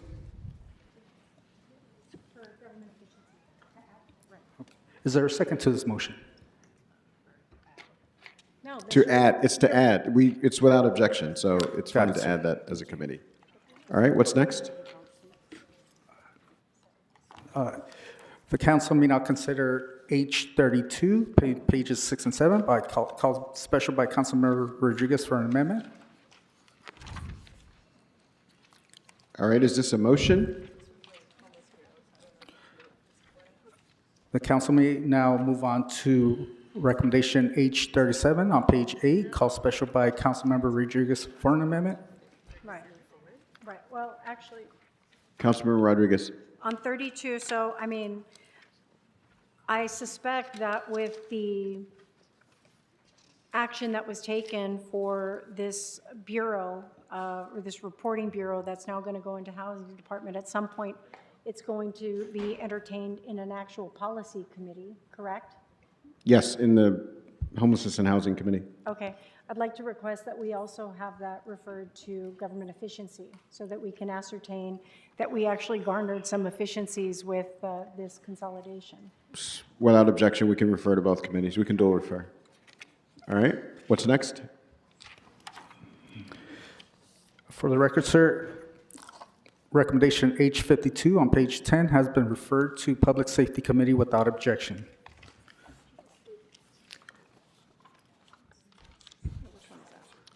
All right, what's next? At this time, would the council like to start taking votes on the pages, sir? I think we need a recess for that. Councilmember, I'm sorry, CLA.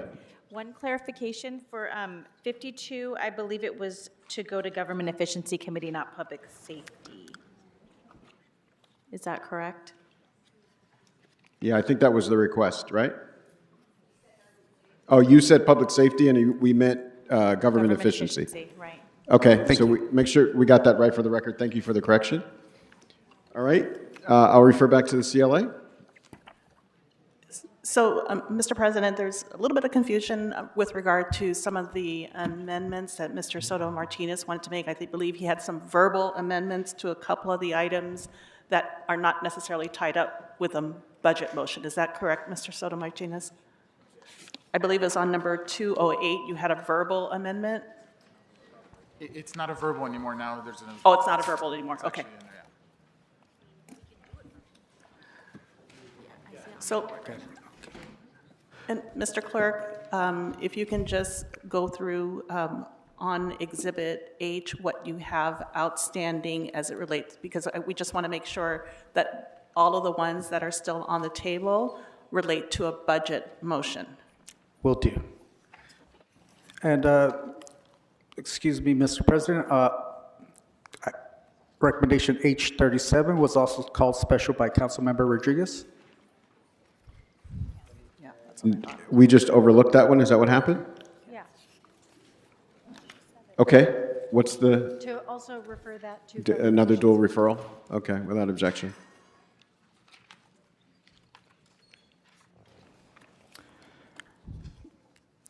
In regards to attachment F, Exhibit H, the outstanding items or recommendations are H1 through H10. H11, there's an outstanding amendment. H11A through D. H12. Hold on before we move. Councilmember Soto Martinez, I want to come back to you on these items just to be super clear about how you want to move. Which item are we talking about right now? H11.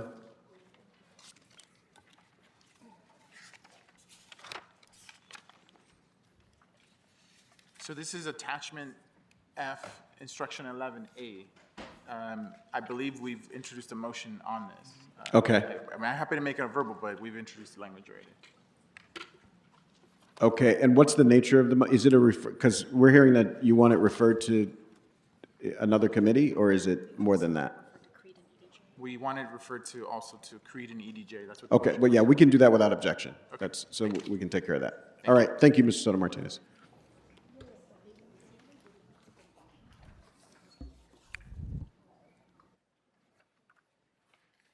All right, Mr. Clerk, what's next? Okay, starting over with attachment F, Exhibit H. H1 through H10 are outstanding.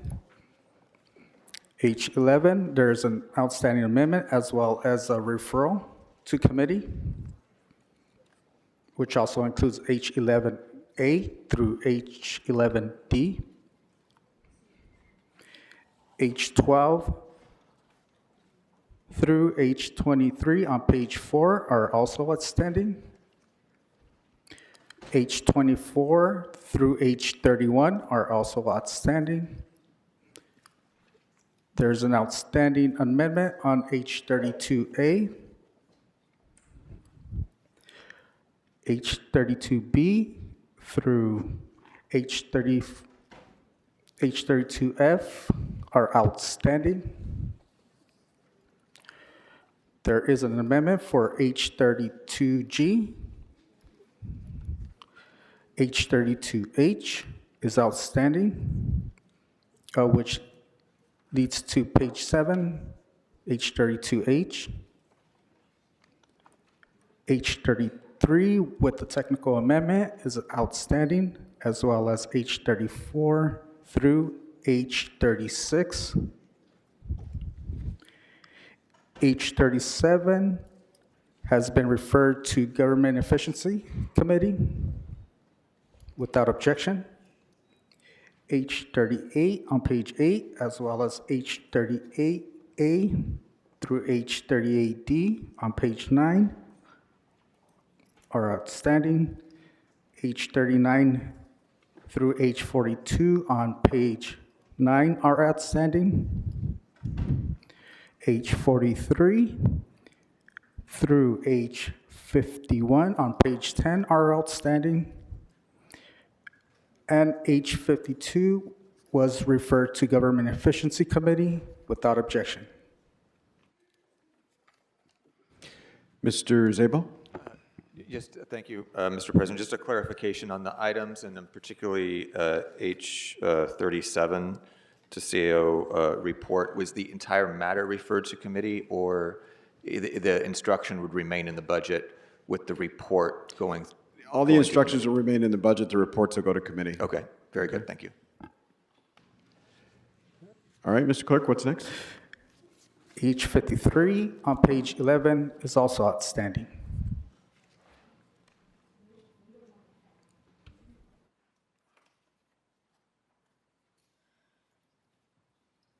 Okay. What's next? Would council like to take a recess at this time? Yes, council will stand in recess. I'll look for direction from the CAO and CLA. How much time do we need?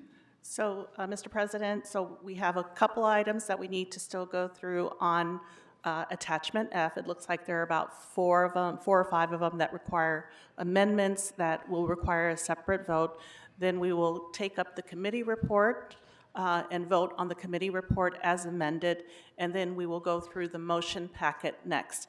As it stands right now, we have about 37 motions by members, and so we will be going through those after adoption of the committee report. Okay. Mr. Clerk, let's proceed. The council may now take a recess. All right. We are in recess, Madam CLA, you didn't say a time, so I'm going to say 35 minutes. Is that enough time, or does it need to be longer? So we will have the motion packet ready very soon, so whatever time the council needs to take a quick break for lunch. All right, so we will reconvene at 1:50. That'll give us 35 minutes, and we'll stand in recess. I just want to, if everybody holds, I want to make a special introduction. The legendary Mr. Avak Kiotian is with us today. Where's Avak? Come out here and let us see you.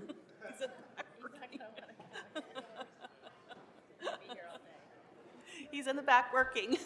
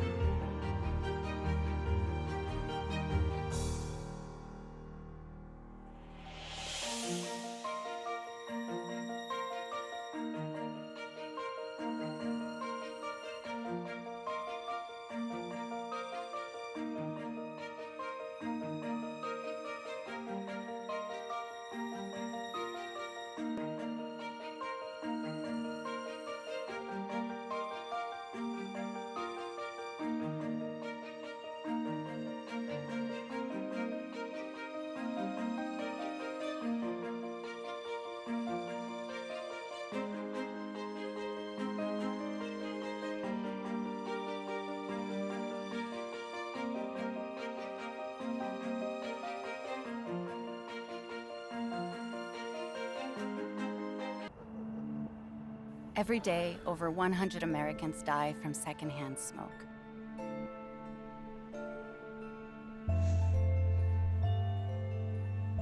Secondhand smoke in children can cause asthma, ear infections, and increased risk of sudden infant death syndrome.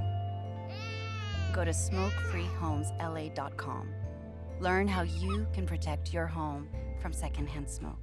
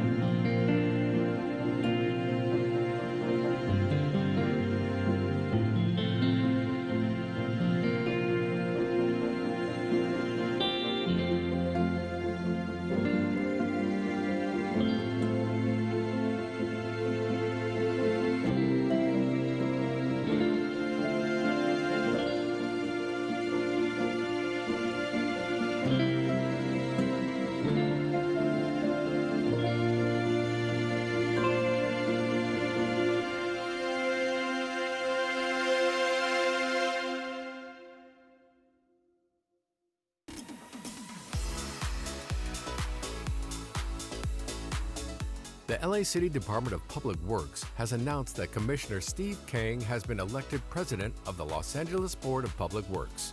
Kang is the first Asian American to hold this position in the board's history.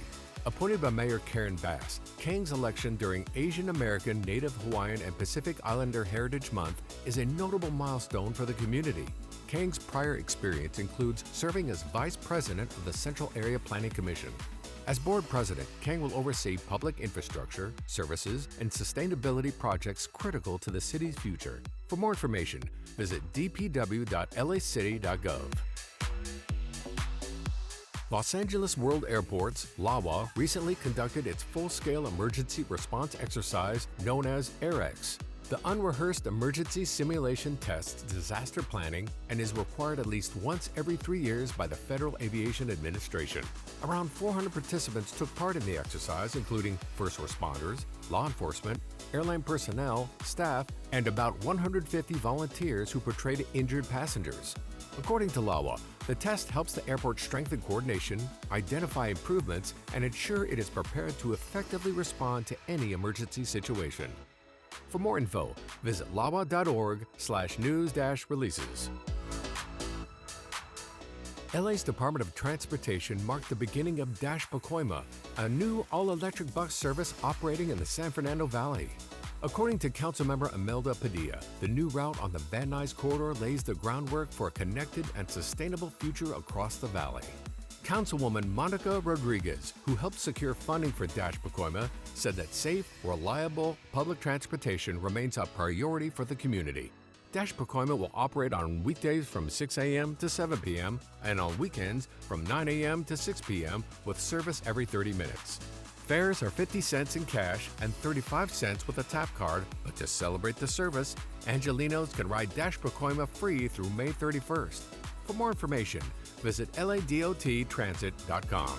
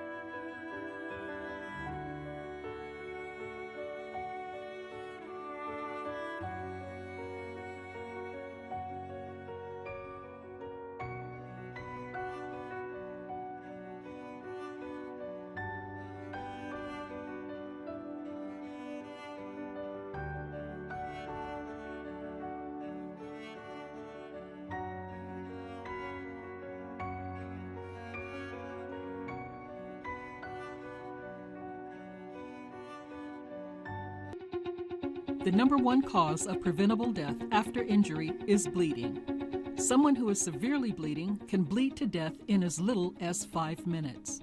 Minutes count, and your LAFD thanks you for learning how to stop the bleed by following the ABCs. If someone has an injury with blood spurting out of the wound, clothing soaked in blood, bleeding that won't stop, or loss of any part of an arm or leg, you need to act quickly. The first step is A for alert. Have someone call 911. The next step is B for bleeding. Locate the bleeding injury and remove any clothing covering the area so you can see the injury. The final step is C, compress. If the injury is to the leg or arm, prepare to use the tourniquet. Unwrap the tourniquet and apply it 2 to 3 inches above the wound. Do not place the tourniquet onto a joint. Go above the joint if necessary. Pull the free end of the tourniquet and wrap it until it is tight. Wind the windlass until the bleeding stops. Secure the windlass in place. Note the time the tourniquet was applied and write it down, if you can, or tell first responders when they arrive.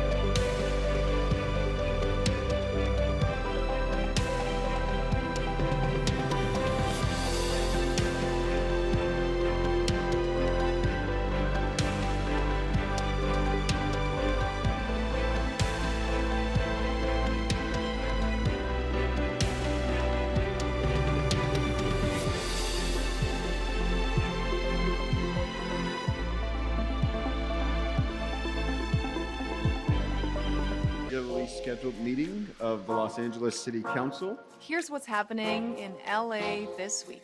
This is LA Currents.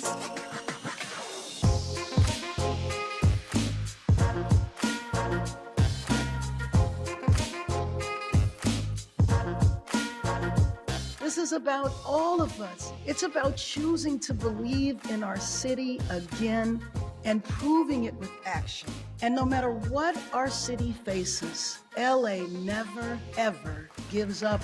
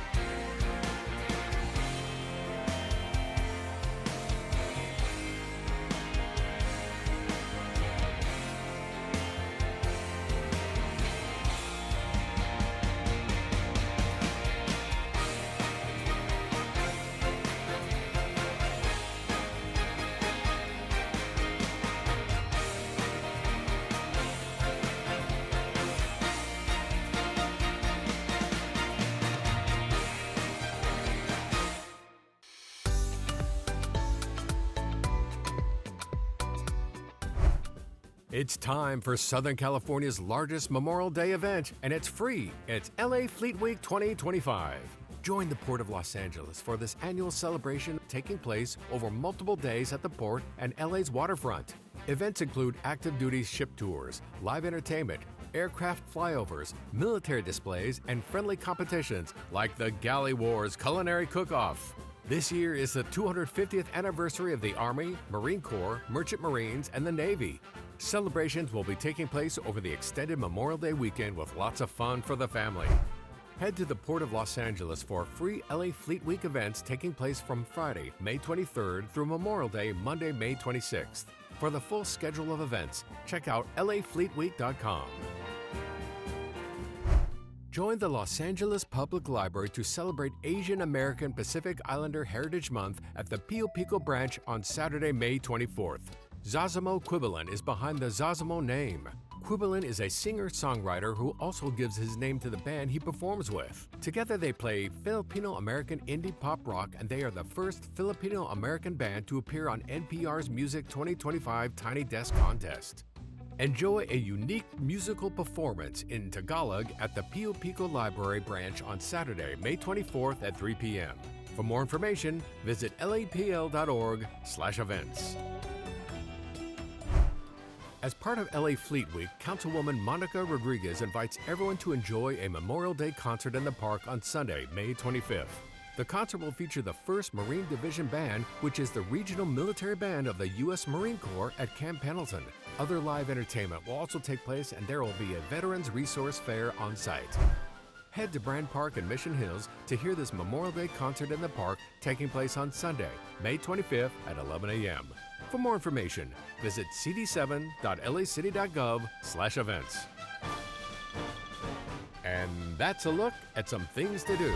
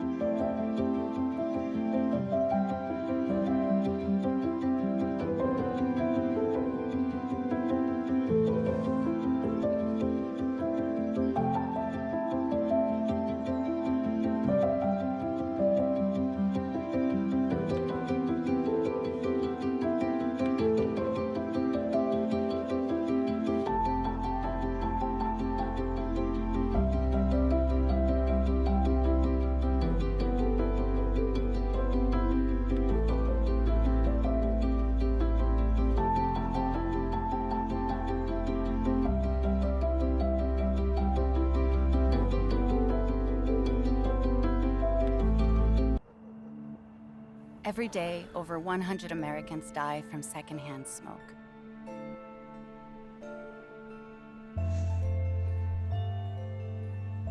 Secondhand smoke in children can cause asthma, ear infections, and increased risk of sudden infant death syndrome.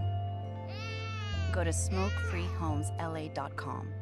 Learn how you can protect your home from secondhand smoke.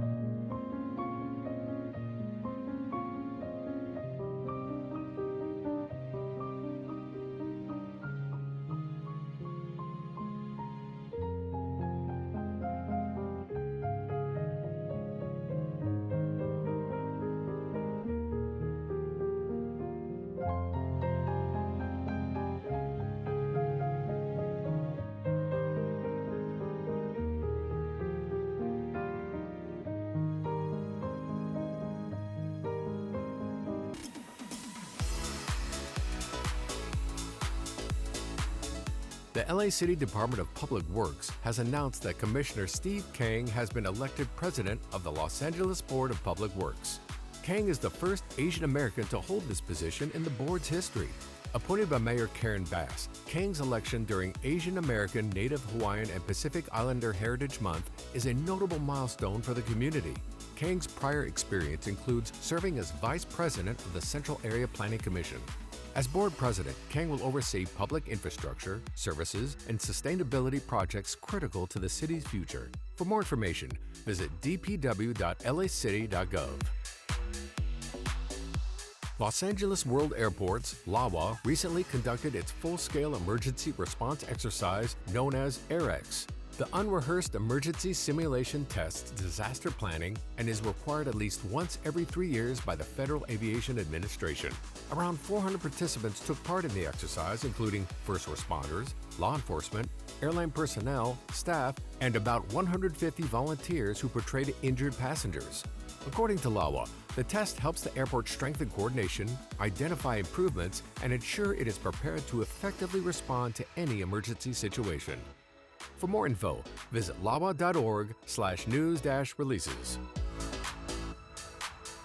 LA's Department of Transportation marked the beginning of Pacoima, a new all-electric bus service operating in the San Fernando Valley. According to Councilmember Imelda Padilla, the new route on the Van Nuys corridor lays the groundwork for a connected and sustainable future across the valley. Councilwoman Monica Rodriguez, who helped secure funding for Pacoima, said that safe, reliable public transportation remains a priority for the community. Pacoima will operate on weekdays from 6 a.m. to 7 p.m. and on weekends from 9 a.m. to 6 p.m. with service every 30 minutes. Fares are 50 cents in cash and 35 cents with a tap card, but to celebrate the service, Angelinos can ride Pacoima free through May 31st. For more information, visit ladottransit.com.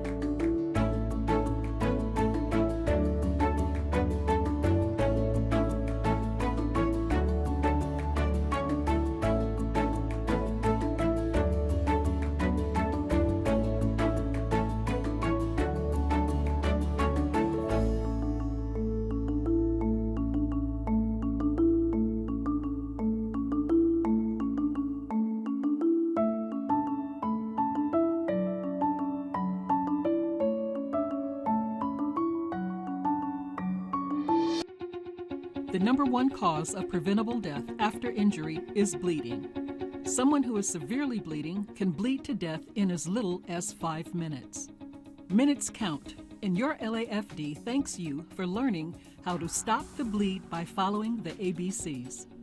If someone has an injury with blood spurting out of the wound, clothing soaked in blood, bleeding that won't stop, or loss of any part of an arm or leg, you need to act quickly.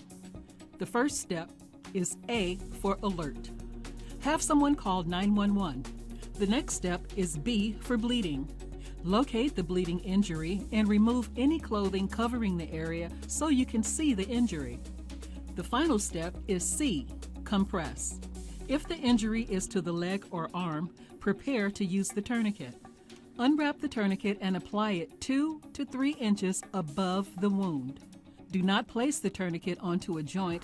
Go above the joint if necessary. Pull the free end of the tourniquet and wrap it until it is tight. Wind the windlass until the bleeding stops. Secure the windlass in place. Note the time the tourniquet was applied and write it down, if you can, or tell first responders when they arrive.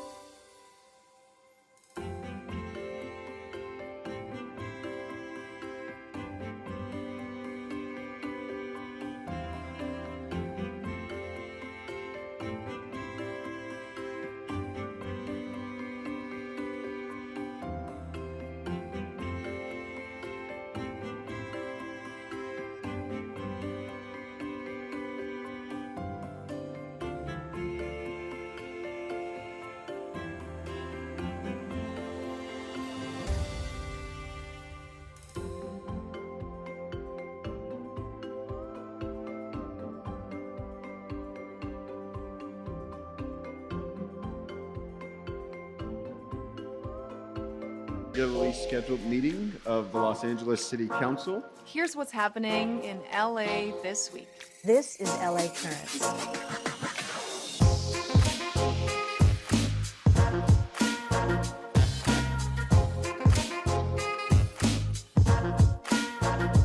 This is about all of us. It's about choosing to believe in our city again and proving it with action.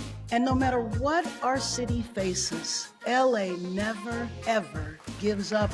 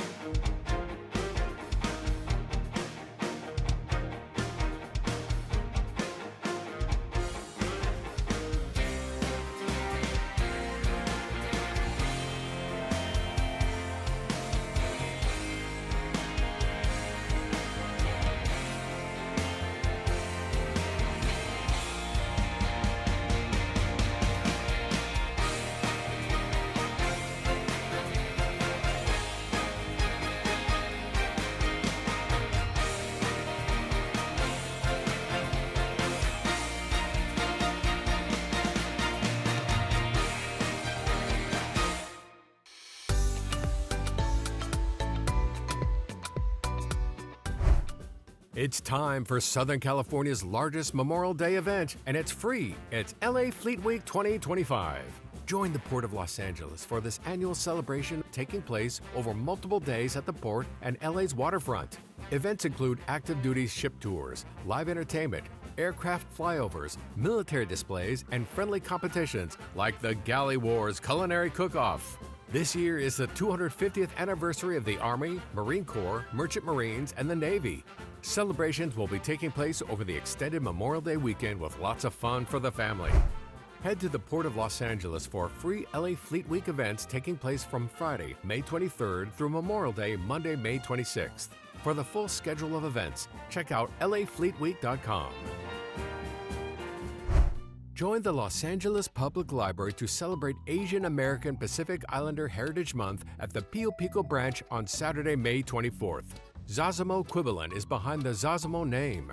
Quibilan is a singer-songwriter who also gives his name to the band he performs with. Together they play Filipino-American indie pop rock, and they are the first Filipino-American band to appear on NPR's Music 2025 Tiny Desk Contest.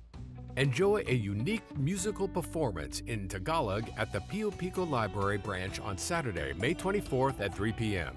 For more information, visit lapl.org/events. As part of LA Fleet Week, Councilwoman Monica Rodriguez invites everyone to enjoy a Memorial Day concert in the park on Sunday, May 25th. The concert will feature the 1st Marine Division Band, which is the regional military band of the U.S. Marine Corps at Camp Pendleton. Other live entertainment will also take place, and there will be a Veterans Resource Fair on site. Head to Brand Park in Mission Hills to hear this Memorial Day concert in the park taking place on Sunday, May 25th at 11 a.m. For more information, visit cd7.lacity.gov/events. And that's a look at some things to do.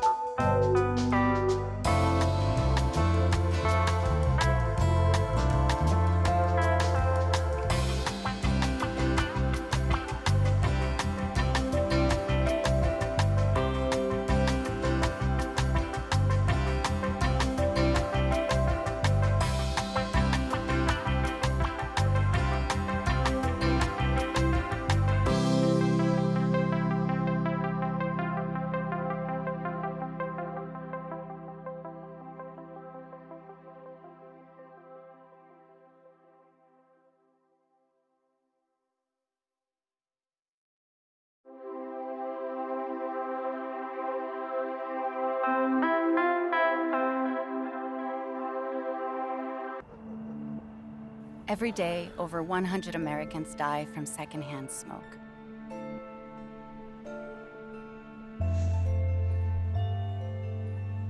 Secondhand smoke in children can cause asthma, ear infections, and increased risk of sudden infant death syndrome.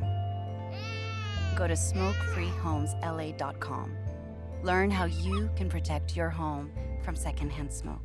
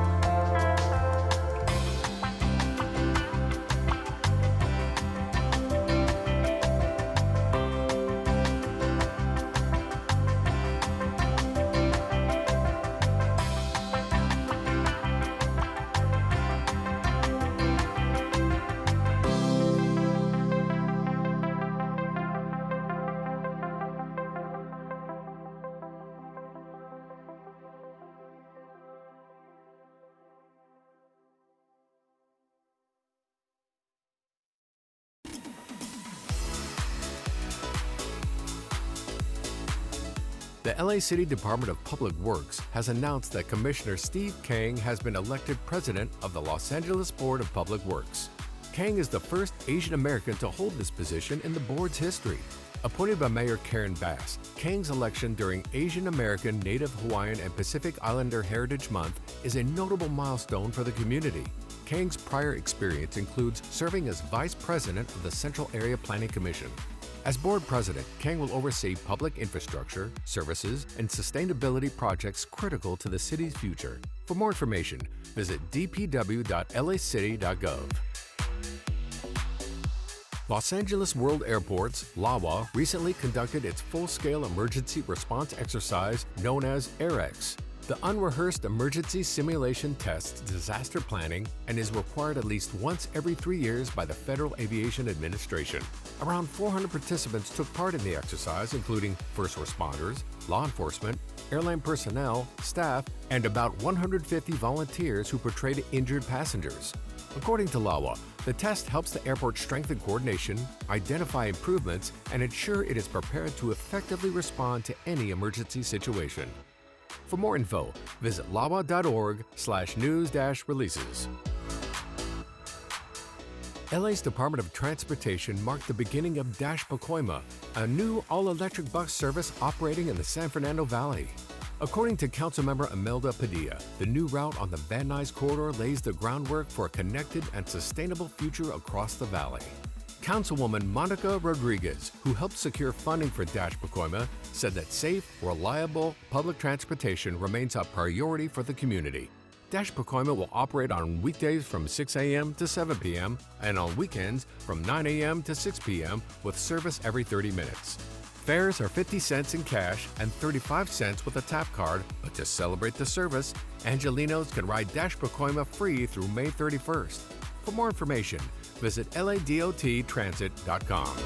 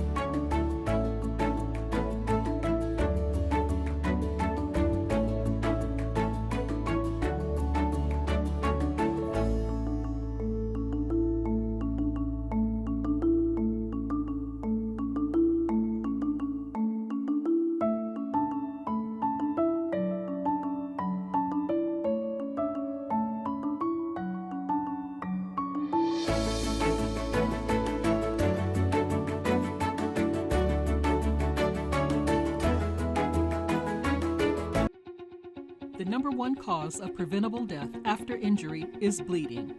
Someone who is severely bleeding can bleed to death in as little as 5 minutes. Minutes count, and your LAFD thanks you for learning how to stop the bleed by following the ABCs. If someone has an injury with blood spurting out of the wound, clothing soaked in blood, bleeding that won't stop, or loss of any part of an arm or leg, you need to act quickly. The first step is A for alert. Have someone call 911. The next step is B for bleeding. Locate the bleeding injury and remove any clothing covering the area so you can see the injury. The final step is C, compress. If the injury is to the leg or arm, prepare to use the tourniquet. Unwrap the tourniquet and apply it 2 to 3 inches above the wound. Do not place the tourniquet onto a joint. Go above the joint if necessary. Pull the free end of the tourniquet and wrap it until it is tight. Wind the windlass until the bleeding stops. Secure the windlass in place. Note the time the tourniquet was applied and write it down, if you can, or tell first responders when they arrive.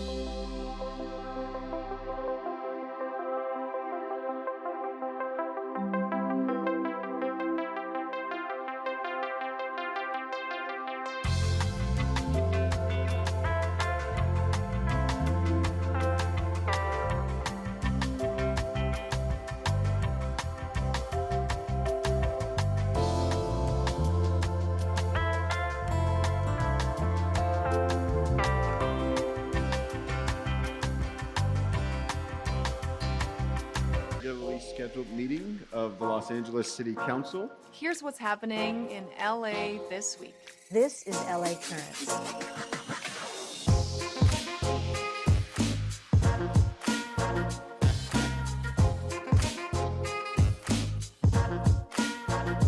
This is about all of us. It's about choosing to believe in our city again and proving it with action.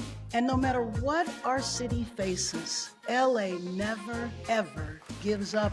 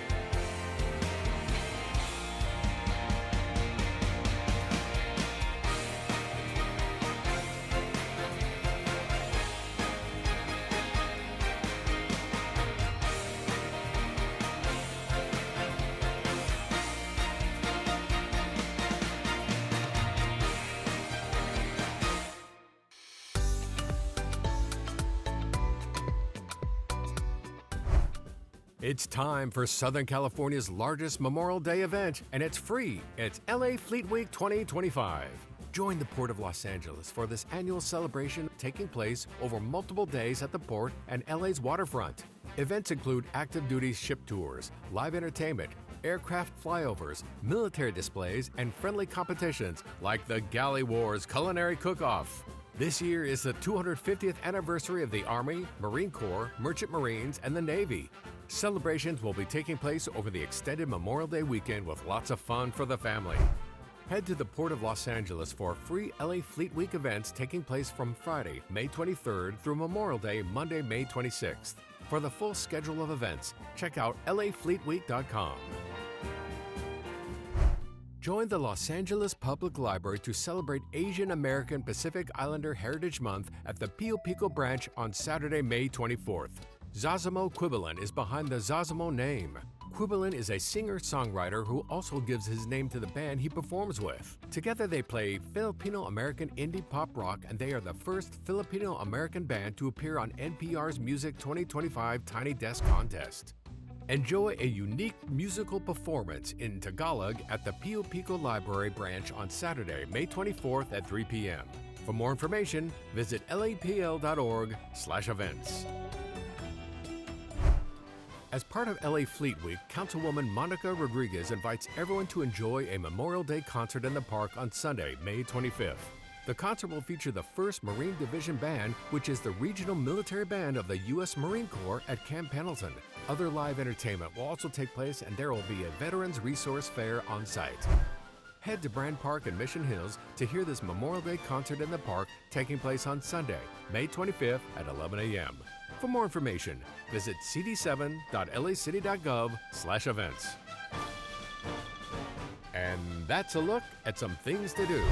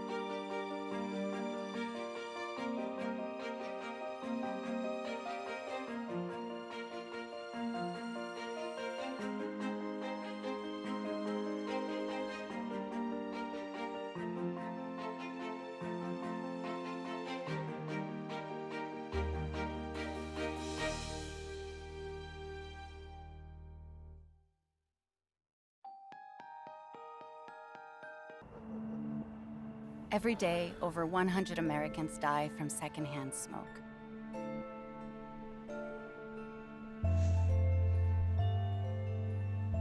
Secondhand smoke in children can cause asthma, ear infections, and increased risk of sudden infant death syndrome. Go to smokefreehomesla.com. Learn how you can protect your home from secondhand smoke.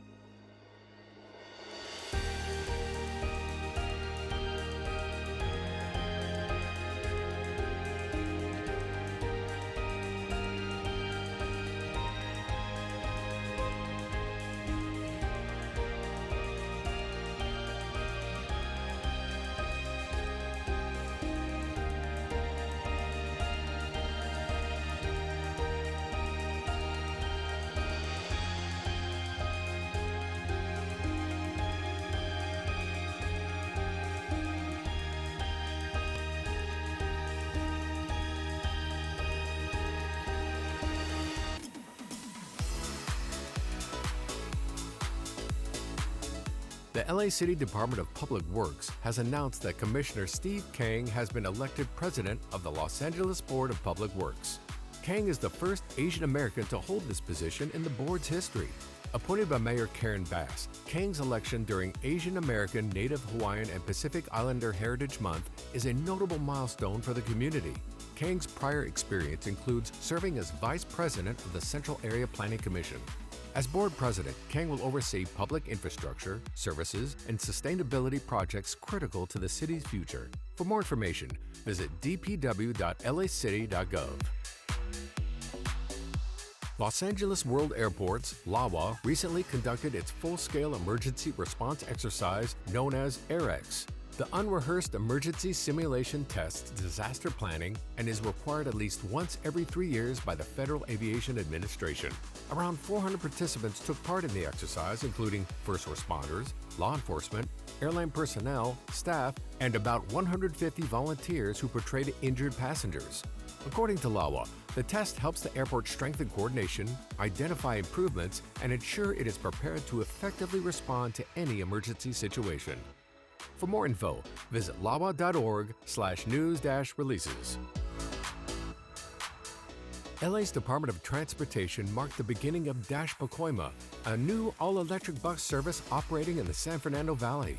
According to Councilmember Imelda Padilla, the new route on the Van Nuys corridor lays the groundwork for a connected and sustainable future across the valley. Councilwoman Monica Rodriguez, who helped secure funding for Pacoima, said that safe, reliable public transportation remains a priority for the community. Pacoima will operate on weekdays from 6 a.m. to 7 p.m. and on weekends from 9 a.m. to 6 p.m. with service every 30 minutes. Fares are 50 cents in cash and 35 cents with a tap card, but to celebrate the service, Angelinos can ride Pacoima free through May 31st. For more information, visit ladottransit.com.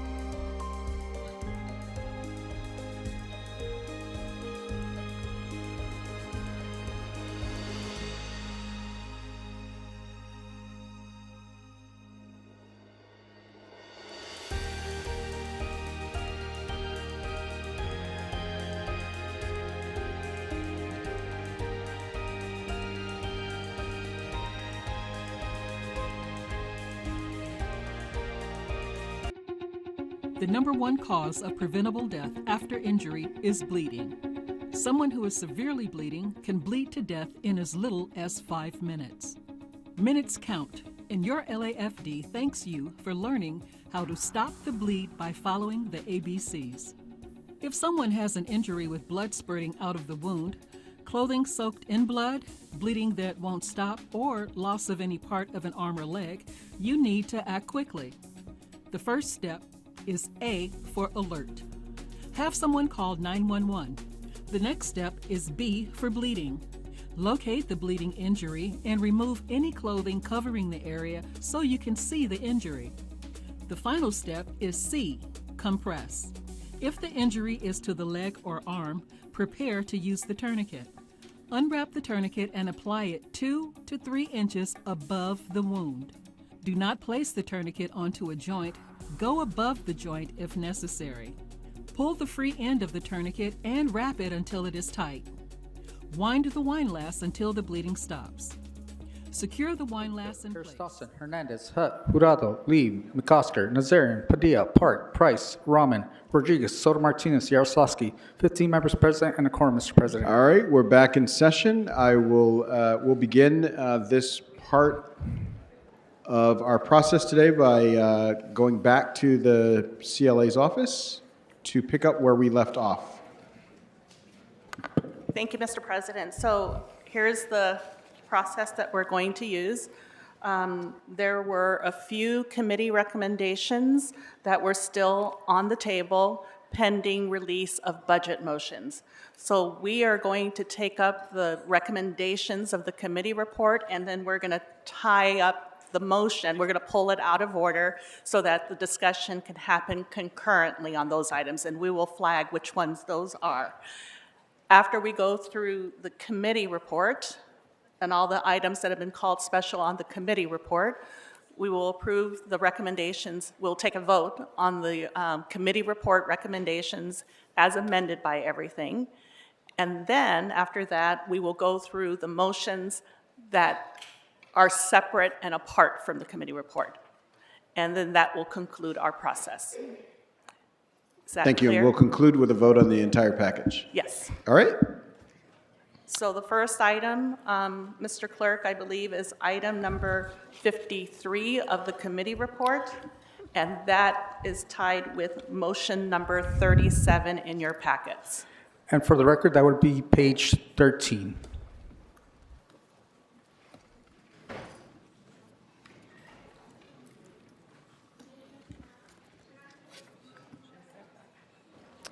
Pardon? The matter before council is recommendation number 53 of the Budget and Finance Committee report on page 13, called special by Councilmember Rodriguez, for which budget motion number 37 has been introduced. All right. Councilmember Yaroslavsky, you want to give us guidance on these items?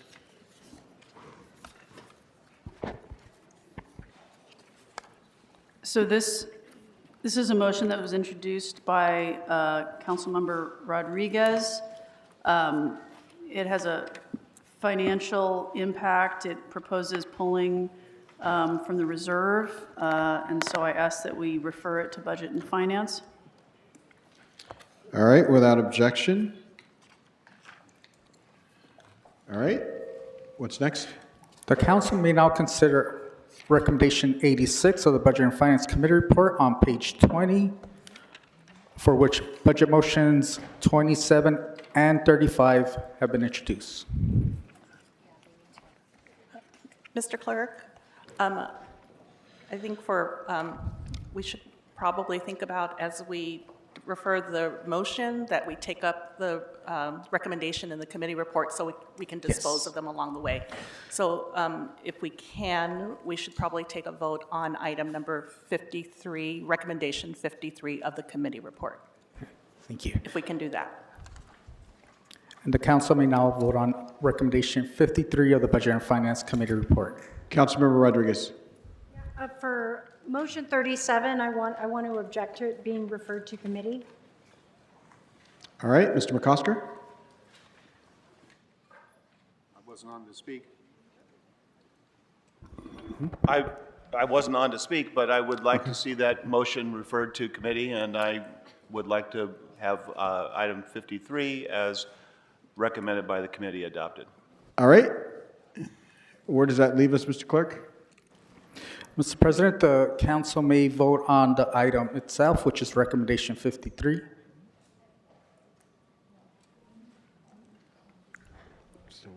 Oh, excuse me, sir. So the last motion was to not refer. Yeah, so I made a motion to refer. There was an objection to that, so my understanding is that there would be a motion on referring it to committee. And a yes vote would be to refer it to committee, and a no vote would be to entertain it here in this chamber at this time. If you're in agreement with that, we can proceed. Yes, sir. Yes, so I made a motion to refer it to committee. It's seconded by Mr. McCosker. There was an objection, so we can't do it without objection. There was an objection by Councilmember Rodriguez, which means we hold a vote now on whether to hear it. So that item is before us. A yes vote means it gets referred to committee. A no vote means we consider it at this time. Let's open the, Councilmember Rahman. Can you just clarify exactly what we're voting on again? I apologize. So we're voting on the question Of 37. of 37. I made a motion to refer it to committee. Okay. It was seconded by Mr. McCosker. There was an objection. So normally, if there's no objection, we just refer to committee. Got it. But there's an objection, which means we have to vote on it. Thank you very much. So a Sorry. yes vote would be to refer it to committee. A no vote would be to hear it now. All right, everybody? All right, let's open the roll, close the roll, tabulate the vote. 11 ayes, 4 no. All right. What's next? Now I believe we can vote on the item if I'm following along correctly, Mr. Clerk? Yes, sir. All right. So, Mr. Nazarian, no? Wrong vote? You want to change your vote? Okay. Can Mr. Nazarian be recorded as a yes vote? That doesn't change the outcome And that of would this be question? 10 ayes and 5 noes. All right. Now we're voting on the 53. That is correct, sir. That's recommendation 53 on page 13. All right, let's open the roll. Close the roll. Tabulate the vote.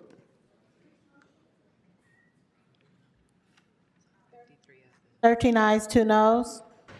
All right. One more no. Councilmember Rodriguez like to be recorded as a no vote? And for the record, that would be 12 ayes, 3 noes. All right. What's next? And for the record, that was referred to committee, sir. The council may now consider item 86, recommendation 86 on page 20, called special by council members Lee and Rodriguez, for which budget motions 27 and 35 have been introduced. All right. Councilmember Yaroslavsky. Thank you, Council President. So on motion 27, this is a new expenditure, so I recommend that we move it, refer it to Budget and Finance. All right. I'll second that. Councilmember Rodriguez. Yes. So I wanted to request that we actually take 35 first and then 27. It's still related to the same item, but I wanted to request that we take that in consideration in that order. All right. We can accommodate that request. So item number 35, Councilmember Yaroslavsky. So on this item, this doesn't have a budget impact. It shows that it's a priority and directs CAO to bring it back mid-year. Because there's no budget impact, I support this motion. All right. So I'll second that. So this motion is before us. Recommendation 35. Let's open the roll, close the roll, tabulate the vote. 12 ayes, 3 noes. This budget motion is adopted. All right. What's next? The council may now consider Budget Motion 27, which a recommendation has been introduced to refer to Budget and Finance Committee. All right. I don't see any objection, so let's move to the next item. The council may now consider recommendation 94A and B on page Wait, 20. wait, Mr. Clerk. So we just passed a amendment, we just passed a budget motion on an item. Don't we need to vote on that whole item before moving to the next one? Yes, sir. All right, well, let's do that. And this is on recommendation 86 on page 20. All right, and it's got an amendment that we passed, is that correct? That is correct, and that is Budget Motion 35, which was adopted. All right. So item number 86 is amended. Let's open the roll, close the roll, tabulate the vote. 14 ayes, 1 no. The recommendation is adopted as amended. All right. What's next? The council may now consider item recommendation 94AB on page 22, called special by Councilmember Lee, for which Budget Motion 1 has been introduced. Councilmember Yaroslavsky? Can you repeat the motion? Sorry. Yes, the council may now consider recommendation 94A and B on page 22, for which Budget Motion 1 has been introduced by Councilmember Lee. Thank you. Colleagues, I recommend we send this to Budget and Finance Committee. It's a new expenditure, and it proposes taking it out of the UB. And, you know, the UB is something we're going to rely upon mid-year to make sure we're financially solvent. So I ask that we not move ahead with this now, but refer it to committee. All right, I'll second that. Councilmember Hernandez? Colleagues, can we have this dual referred to Public Works as well? Without objection, we can refer to that committee as well. All right, seeing no objection, this item is before us. And for clarification, that would be recommendation 94A and B. All right, let's open the roll, close the roll, tabulate the vote.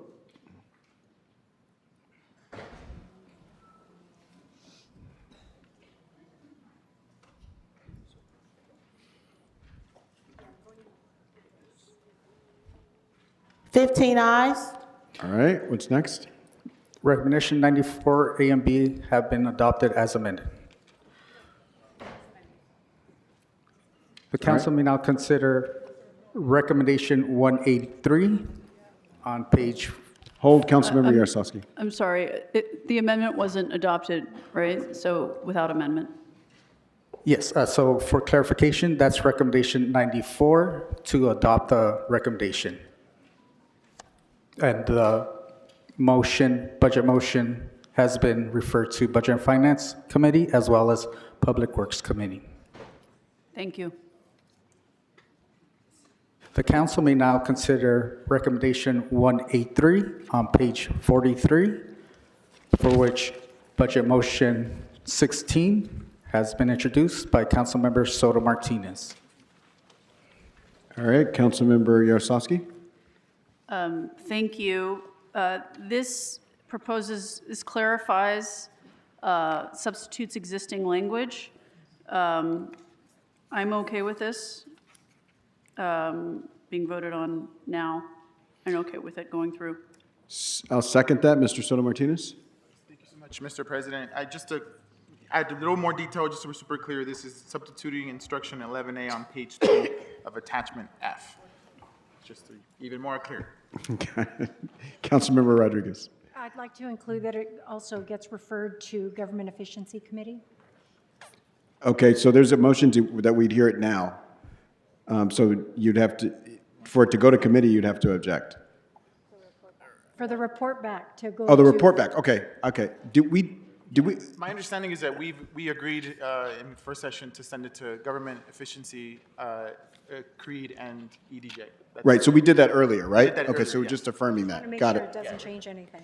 Got it. All right. So what's before us, Mr. Clerk? Mr. President, recommendation 183 has been referred to committee. No. No, it's been If you could, please clarify. No. The recommendation was that we vote on it now and that the report backs that this item produces goes to a number of committees, including CREAD, Government Efficiency and Billion, and Economic Development. Thank you, sir.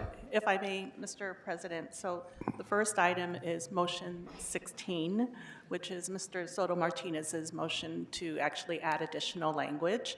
So once you vote on that, recommendation 183 is all of the items in Exhibit H. So those should probably be considered after we go through the other items that are pending in Exhibit H. So motion 16, sir, is before you, and then the rest of 183 we should probably deal with after we finish the other items that are still pending on Exhibit H. Okay, so So motion 16 so we're first. taking a vote on motion 16 at this time. Correct. All right. Open the roll, close the roll, tabulate the vote. 15 ayes. Budget motion 16 is adopted. Recommendation 183 is held on the desk. The council may now consider recommendation 208 on page 45, Soto Martinez, for which budget motions 23 and 41 have been introduced. All right, Councilmember Yaroslavsky on budget motion 23. Yeah, 23 just asks for a review, no budget impact, so it's fine. All right, so let's open the roll on 23. Close the roll, tabulate the vote. 15 ayes. All right, Budget motion 23 is adopted. and now we have it's 41. Yes, sir. All right, Councilmember Yaroslavsky on budget motion number 41. Same thing here. This doesn't ask for any new money. It's just reporting. It's fine. All right, let's open the roll on 41, close the roll, tabulate the vote. 15 ayes. All right, what's next? Moving on to attachment F, Exhibit H.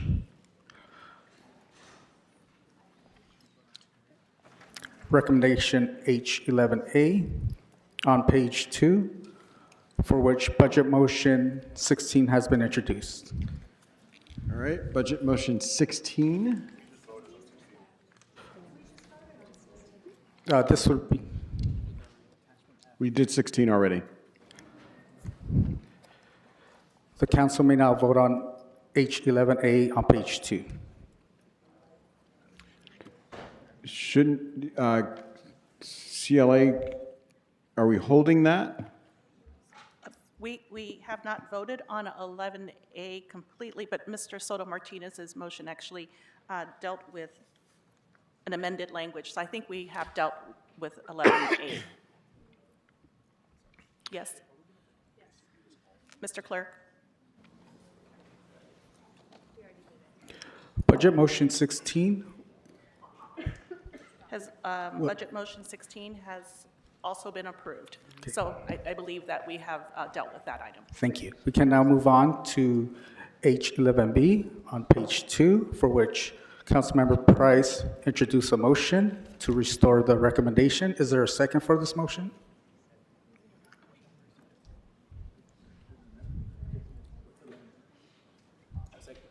Thank you, and that would be Councilmember Soto Martinez. And What memo is this, or what amendment? budget motion 43 has been introduced for this matter. Yeah, so this is just a report. There's no financial impact, so I think it's fine.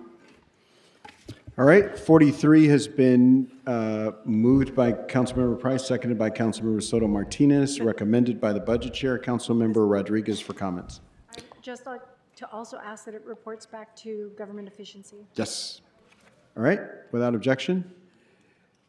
Councilmember Hernandez? Public Works, please. And Public Works. Thank you. Anybody else? All right. So, Mr. President, if I may, just to be clear, this is actually restoring the recommendation that was in the proposed budget to transfer the functions from CAO to Bureau of Contract Administration. I just want to be clear that this is a restoration of the language. So as the council is adopting this, the Office of Procurement would move to the Bureau of Contract Administration, and there would be subsequent report backs. I just want to be clear what we're doing here on this. All right, thank you for the clarity. Mr. Blumenfield? No, I'm trying to understand, is that undoes what the Budget Committee Correct. did? Is that correct? Correct.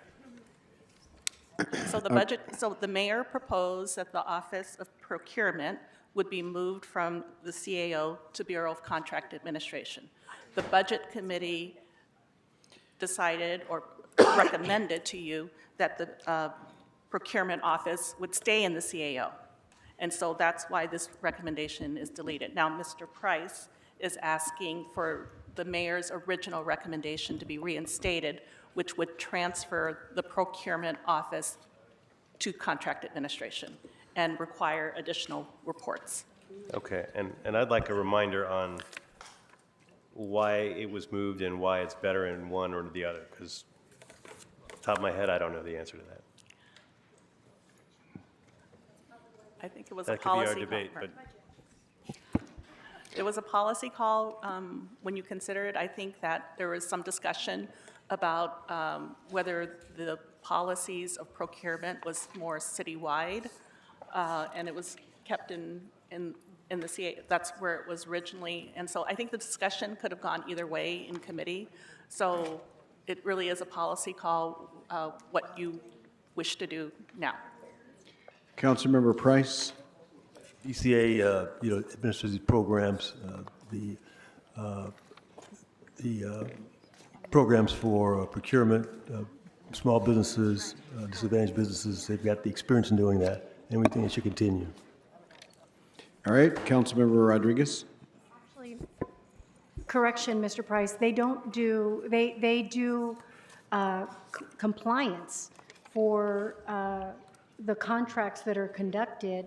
They don't do procurement. They do compliance with respect to small business participation in meeting the, they're basically checking the receipts.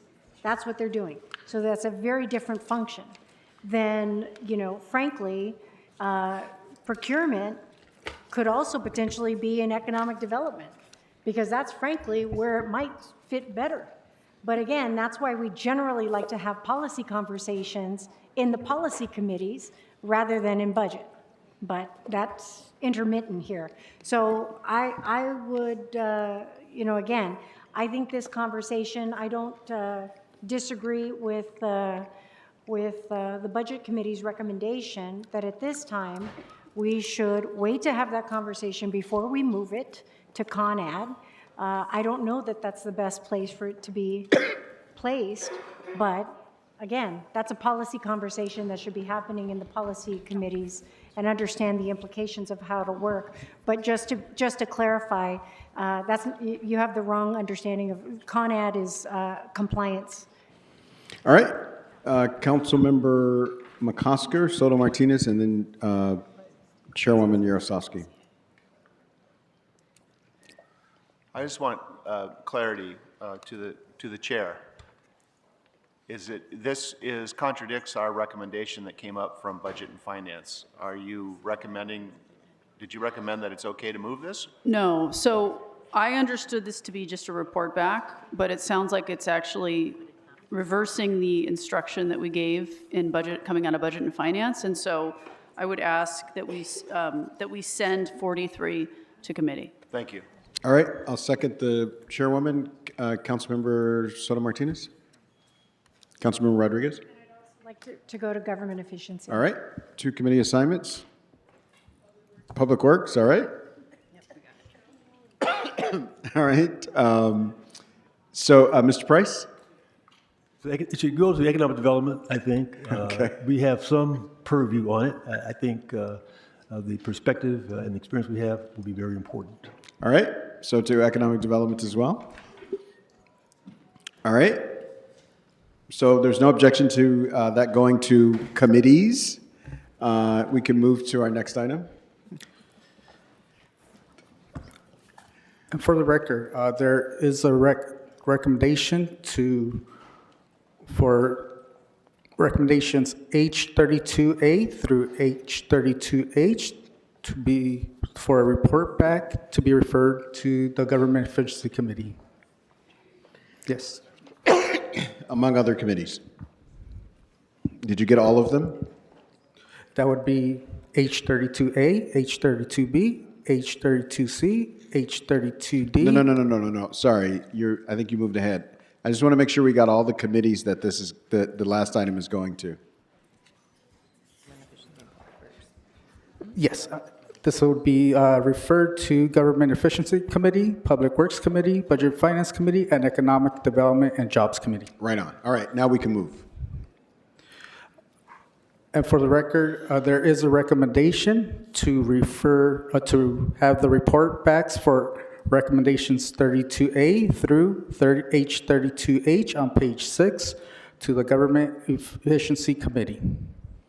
All right. Councilmember Rahman? Sorry, I'm not following. What are we doing on 32 that needs to go to government efficiency? The report backs. Motion number 43. Just that the report on whatever is coming from. This is on the conversation about where the procurement should go. It's not Mr. President, if I may, 32A relates to the Bureau of Homelessness. We've already had that discussion. I believe there was a request for the reports when they come back to be referred also to additional committees. Okay, that's fine. Okay. All right. So we're good. There's no objection on that. We can roll to the next thing. The council may now consider recommendation H37 on page 8.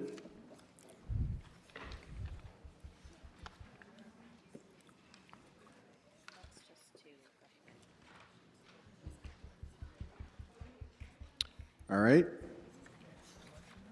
Is this connected to a motion or is this just a recommendation? Councilmember Hernandez. It is connected to motion number 32. Got it. Thank you. Question for clarity.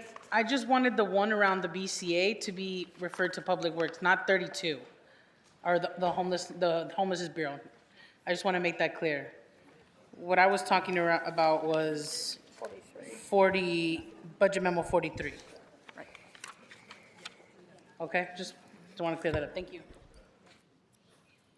And just note, the chair can refer things to committee after today. So if you miss something, don't feel like you have to go back right now. We can do that referral at any time. All right.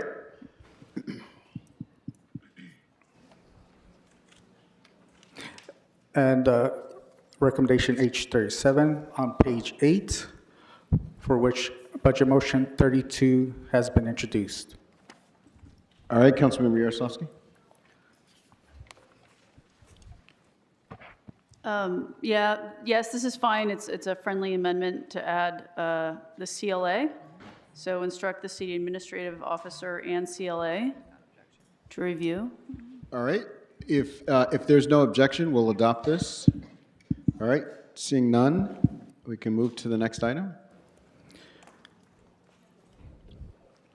If I may, sir, reconcile the remaining budget motions that are to be considered and voted on. Okay.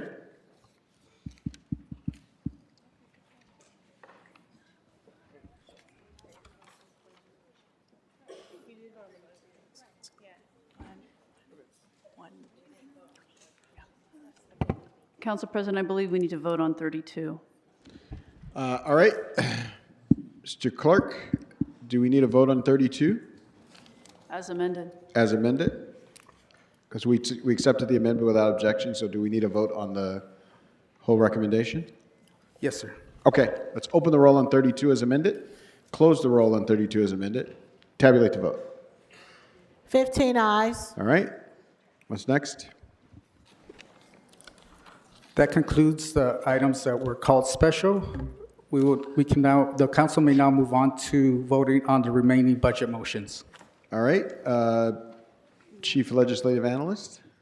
Yes, I believe that in terms of the committee report, they're still holding on the desk item number 183, which is the entire Exhibit H discussion. So that is the final item left, I believe, on the committee report.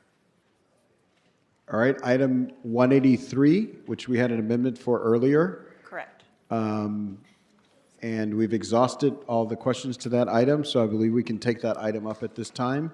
If our chairwoman will make a recommendation to us. Adopt it as amended.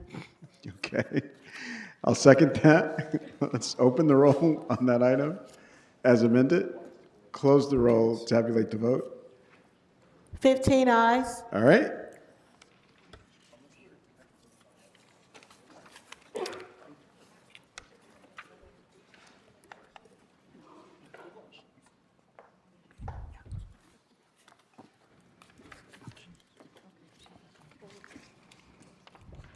All right, Mr. Clerk, what's next? Mr. President, moving on to the budget motions, starting with the first package. Budget motions introduced, 1 through 36. Councilmember Yaroslavsky.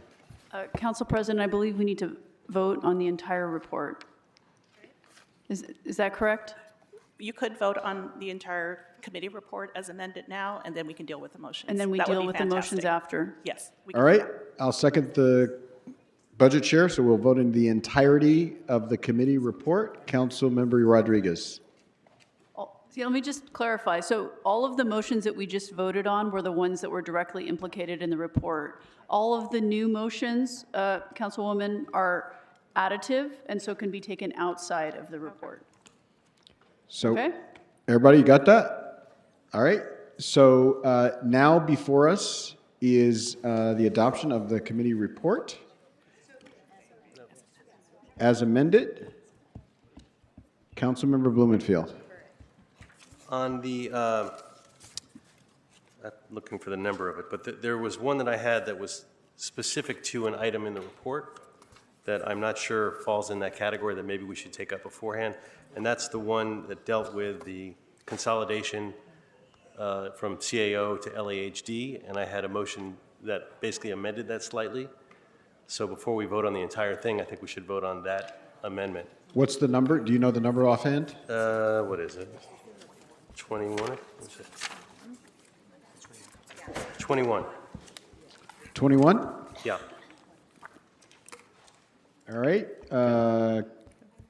Councilwoman Yaroslavsky?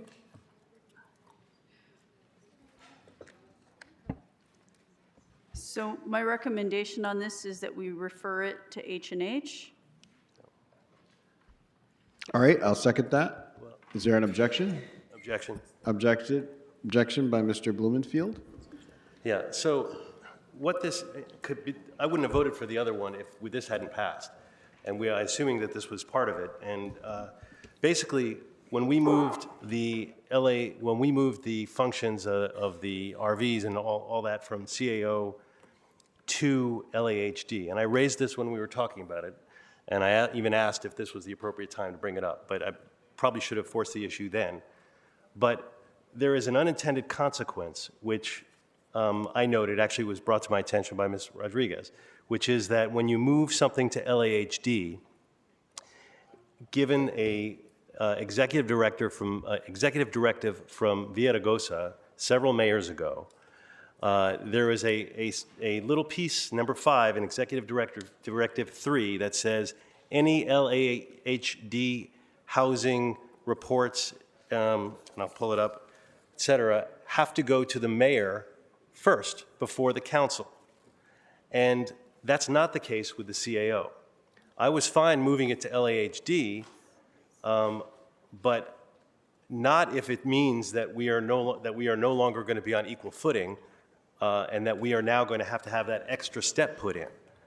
So I thought the simplest way to do that is just say, okay, well, we'll move it to LAHD, but we will exempt this little portion from the part of ED3, which says, and I'll read it, all Community Development Department and Los Angeles Housing Department program transmittals are not informational reports. Therefore, the following shall be submitted to the mayor's office first. No other department do we submit things to the mayor's office first. There was some problem back 25 years ago that caused the mayor at that time to have LAHD send things to the mayor's office before they got sent to council. And that's fine, and we can look at that bigger issue later. But if we're going to be moving this function into LAHD, why saddle us with this extra burden that we don't have currently under the CAO? So if this is not going to pass today, then I want to reconsider the move, because I don't want to, I mean, I was okay with moving it, and I understand the reasons to move it, but I don't want to move it if it means that we're going to have this extra burden that's going to make it more difficult to get our RV programs done and more difficult to do all these things. So that's why I think it's important that this pass. Again, it doesn't change the world at all. It just prevents us from having an extra burden that we would be subject to only because we moved to LAHD. And I can ask the CLA or CAO to make sure that I characterize it properly, but that's my understanding of reading ED3. And this is not something we would have thought of, and I thank Ms. Rodriguez for bringing it to my attention. It's because nobody's thinking about Executive Directive 3 from Villaraigosa, but it does impact us in this particular instance. All right, thank you, Mr. Blumenfield. I'll give the CAO or CLA a chance to add anything to that discussion. Well, this is an executive directive of the mayor. I believe the mayor does have the authority to issue those directives. I don't know whether it would even be possible to include this restriction on the mayor. Now, with that said, this does go back 2 mayors ago, and the question is whether the current mayor would consider reviewing some of those executive directives from previous administrations and removing them, because it would be under her authority that they could be removed. And you are correct, it's been around for about, what, 15 years or so? Cannot be removed by an ordinance of this body? I mean, obviously, the mayor has to sign the ordinance. I did not say whether you could or could not, but I'm not sure. I think the way you've presented it is to ask the city to prepare and present, and if they can, they will, and if they cannot, they will indicate why they are prevented from presenting that ordinance. But again, you know, it is not uncommon for new administrations, when they come in, that they rescind previous administration's executive directives or update them. Right. And I do not know whether there is any plan to do that as it relates to these prior executive directives. But are you telling me that this body doesn't have the authority to undo an I executive did not directive? say that, sir. I said I do not know. I would ask the city attorney. I would ask the city attorney to indicate whether an ordinance can be prepared to restrict the authority of an executive directive coming from the mayor's office, who is the executive of the city. Right. And of course, I'm not trying to restrict their authority, any authority they have currently. I'm trying to restrict the authority on this new body that we're bringing over. I'd like to bring them over with the exemption that we're bringing them over on the condition that they are not, or maybe I should make it as a condition, on the condition that they are not subject to this extra burden. I understand what you're saying. And as I said, you've indicated that you want the city attorney to prepare and present an ordinance, and if they can prepare an ordinance that is legal, then it will be before you. Can we ask the city attorney right now? You can. Okay. City attorney, do you have a thought about this? Actually, no, I'll have to go back and consult with my office, and we can report back on that. Really? Nobody knows whether or not the city council has the authority to undo an ordinance, an executive director? That's never come up before? Councilmember McCosker, you've been in both places. So if I may, Executive Directive 3 is really designed as executive review, because the mayor is the executive authority of the city, although we're the governing body. And it says in its introduction, the following, after a few lead-in paragraphs, the following items shall be submitted to my office first, comma, except as otherwise directed by law, comma, to the attention of my legislative coordinator. And item 5 is what Councilmember Blumenfield just described, all community development and housing department transmittals that are not informational only. except as otherwise authorized by law. An ordinance is a law. And so the city attorney will have, and it's not fair to ask the city attorney to do it off the cuff. I get the chance to do it because I'm not responsible for it, actually. But in fact, one can devise a law that creates that carve-out. We retain that power as the governing body of the city. And it's just like at the federal level. I mean, executive directives are designed to occupy spaces that are not otherwise filled by, contradicted by established law. So yes, we could do the thing, and I think Councilmember Blumenfield's concern about making this change from one entity where we know that the CIO does not have to ask the mayor first to a department that is reported to have to ask the mayor first is a concern. And it would probably change the calculus as to whether or not we want to create the Bureau. But we do have the authority to carve it out, in my opinion. Thank you, Which is Mr. not worth anything. Thank you, Mr. McCosker. Councilmember Yaroslavsky? I would just like to withdraw my motion that we move it to committee. I was moving too quickly through these motions. So I'm comfortable with us voting on this today. All right. And agree that we have the authority. We talked to the city attorney's office too about it before this. Councilmember Rahman? I was supportive of Councilmember Blumenfield when he brought this forward. I think this is a very small carve-out of a broader executive directive that I would respectfully request the mayor to consider as a whole. But short of that, I think today carving this out so that the benefits of swifter movement and centralization can be gotten from this move, I think would be appropriate, and I encourage everyone on this body to support Councilmember Blumenfield's motion. All right, so Mr. Bloom, the objection to Mr. Blumenfield's motion has been removed, so we have a motion before us. Councilmember Rodriguez? So Mr. McCosker, I appreciate you providing the proper context of what procedurally how we could do this. The problem is what goes back to in all of it is that the mayor ultimately has to sign that ordinance, right? In order for us to effectuate that. Thereby, depending on if we're able to go ahead and make that change, we still have to get the mayor's blessing to exempt her authority on this particular piece. Meanwhile, where are we with what was previously administered by the CAO for RV operations now being in the housing department? That's the concern. And that's the concern that if we don't vet all the potential implications of the decisions that we're making, because they're making them in budget committee rather than having the policy conversations, this is where we're going to end up tied up in knots. And all we want to do, if you want to create this centralized bureau for collecting the data, great. But let's not disrupt our ability to serve our communities right now until we can clean up this piece. Because this piece could potentially obstruct our ability to do RV operations in our district in a manner that we are currently accustomed to doing it.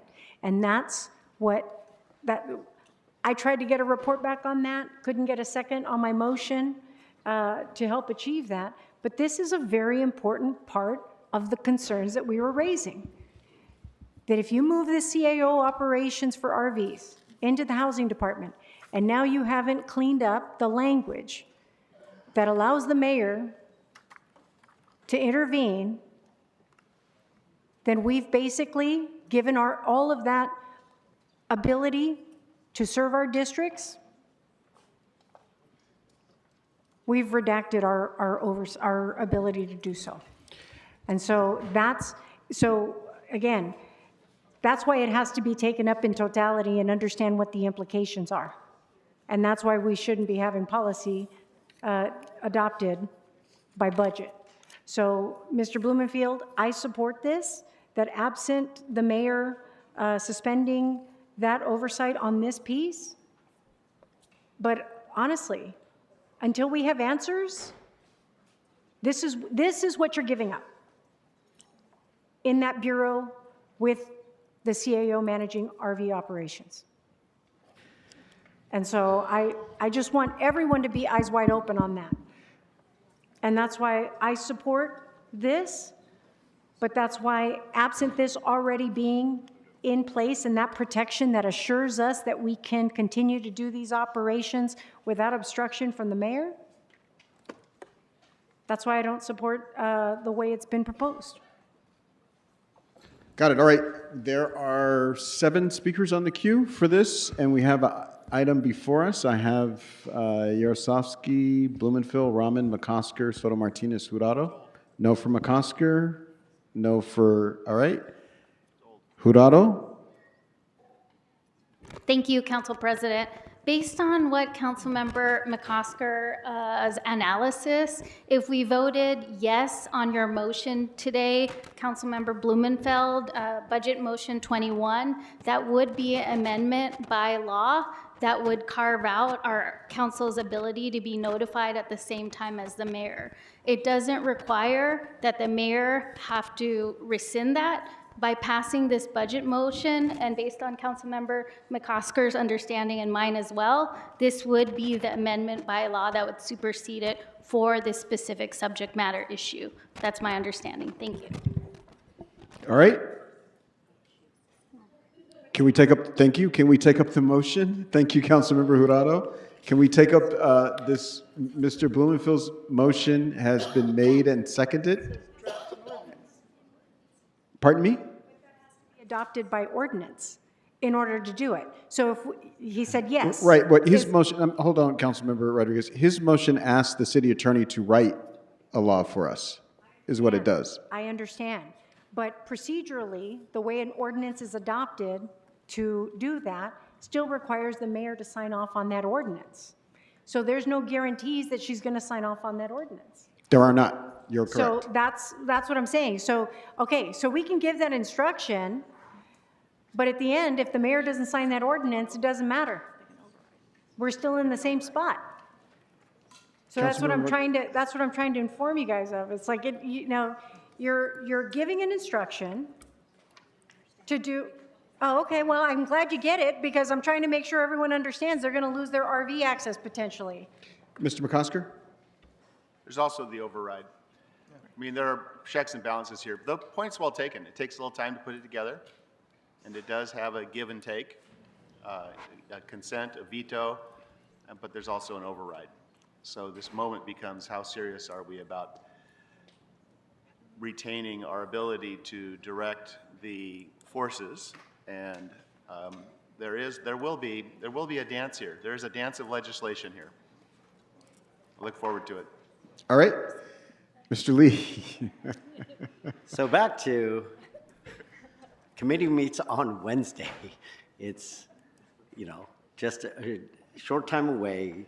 Problems like these, we can have the actual city attorney opine on whether this is, what pitfalls happen by doing what is proposed. And then we can also look at the other options available to us to see if this is the right thing.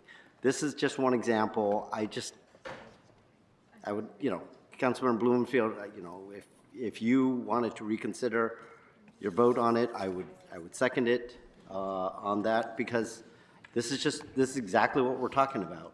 And we don't want to create a problem. I don't want to get down the road and then figure out all my different things that I have planned and then just have it be stalled up because I have to now go to the mayor's office. Thank you, Mr. President. All right, Councilmember, okay, so we got a motion by Mr. Blumenfield with a second before us. Seems like widespread support for it, so let's open the roll, close the roll, tabulate the vote. 15 ayes. All right. You remember where we are, Mr. Clerk? Yes, sir.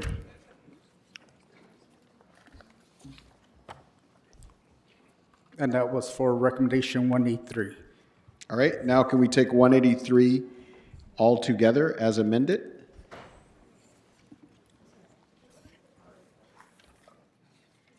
$183 all together as amended?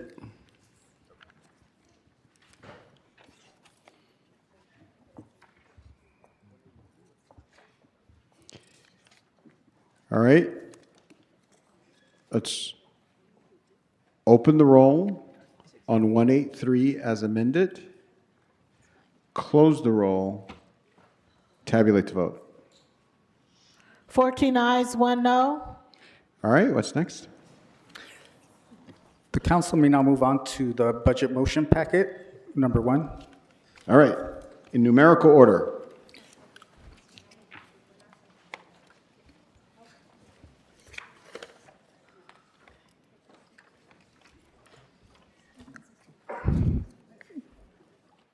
All right, Mr. Clerk, you can take us through.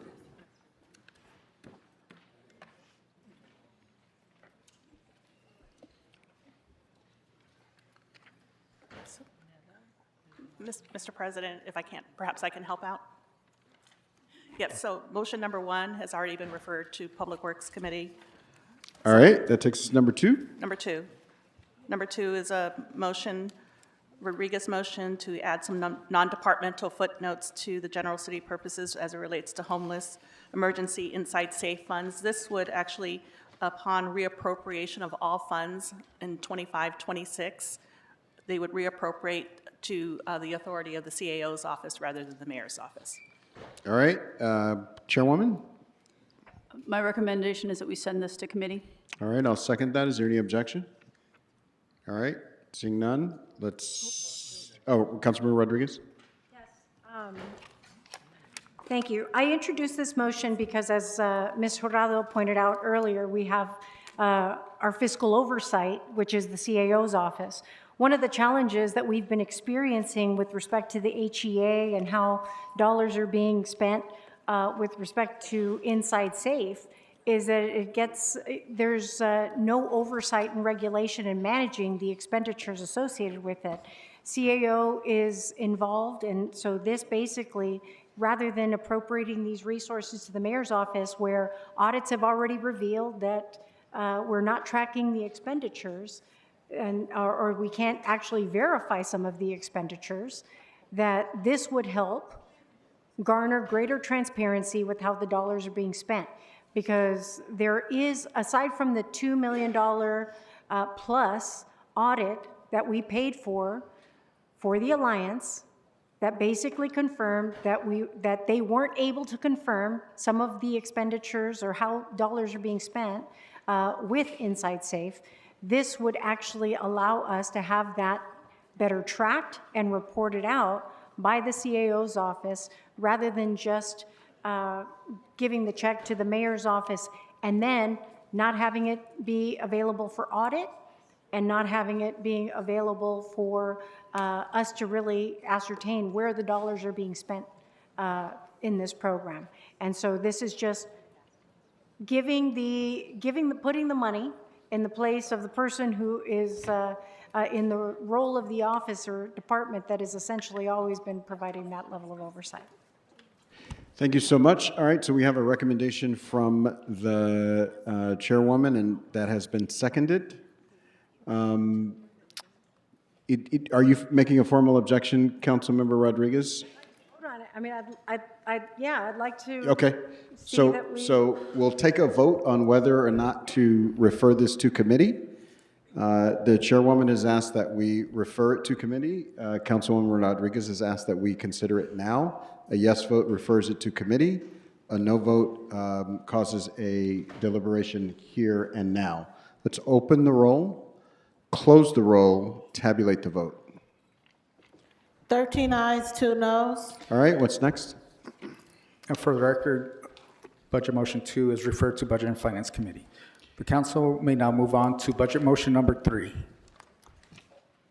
Motion number 3 is a park motion to add funding for the demolition of an abandoned lifeguards structure in Playa del Rey. This has a $980,000 impact to the general fund. Councilmember Yaroslavsky? Thank you, Council President. This requests new funding. I recommend we refer it to Budget and Finance. All right, I'll second that. Any objection? All right, seeing no objection, this will be referred to Budget and Finance Committee. Let's move to number 4.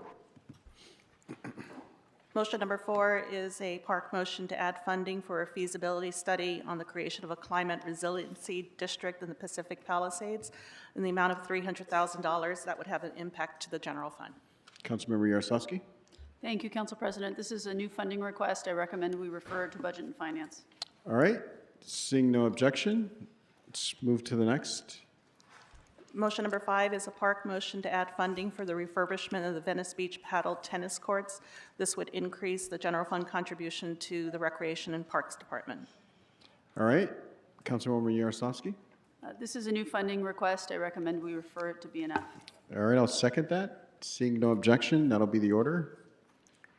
Motion number 6 is a park motion relative to the Neighborhood Council Fund. This would increase funding amount of $693,000. This would have a general fund impact. Councilwoman Yaroslavsky. I recommend we refer it to committee. It has a new money request. All right, I'll second that. Seeing no objection, that'll be the order. Motion number 7 is a park motion to provide funding for soil testing for the Palisades fire. This would be a $3.5 million increase to the general fund. Again, this is new funding. I request that we refer it to BNF. All right, I'll second that. Without seeing no objection, that'll be the order. Next. Motion number 8 is a park motion to provide funding for the reconstruction, resurfacing, et cetera, of the Ravello Drive. This would add $5.5 million to the capital and technical improvement expenditure program. This has a general fund impact. It's a new funding request. I recommend we refer to building, budget and safety. All right, No, budget and finance. You know, there's arts, parks, and humanities too, so. All right, I'll second that. Seeing no objection, that'll be the order.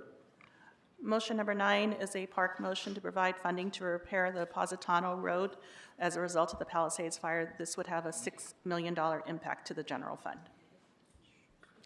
This is a new funding request. I recommend we refer it to BNF. All right, seeing no objection, that'll be the order. What's next? Motion number 10 is a park motion to provide funding for an updated cost analysis to remediate the Tremonto landslide. This has a $4 million general fund impact. This is a new funding request. I recommend we refer it to BNF. All right, without objection.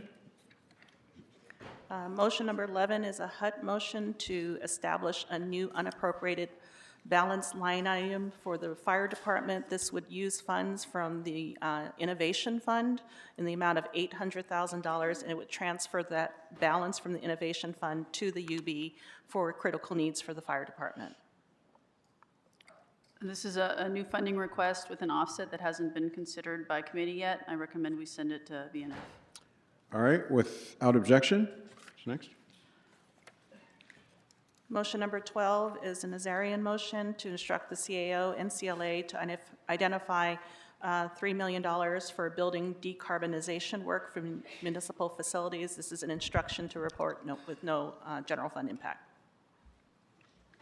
I recommend we move this to BNF.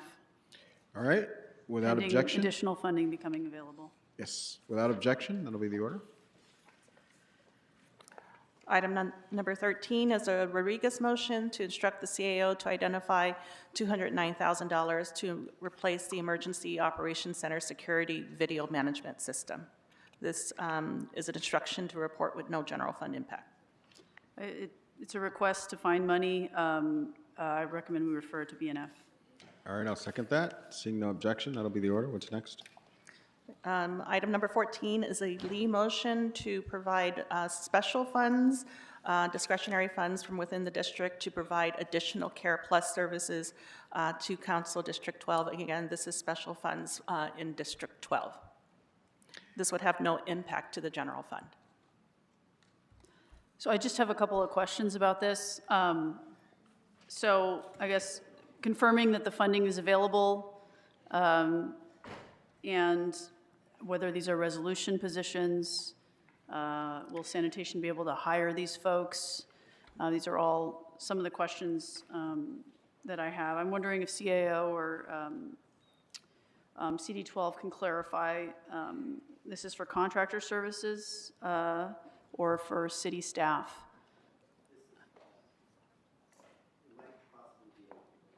We get Mr. Lee's mic on. My understanding, Councilwoman, it is overtime funding that would be used. It's and- contractual, Is it contractual or overtime funding? both.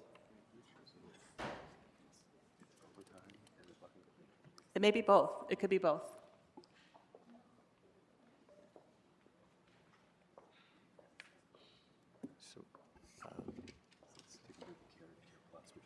So, Madam Chair.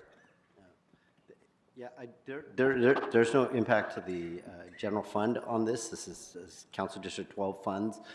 We've worked with the department in order to, stave off certain layoffs, to keep these crews on, to be able to service our district.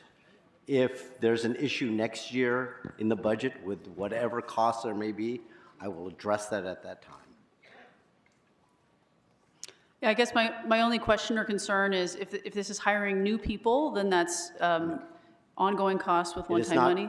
If it's overtime and those positions exist. It's converting care to Care Plus. Okay. It's converting care to Care Plus on the days that we would just have care service, and that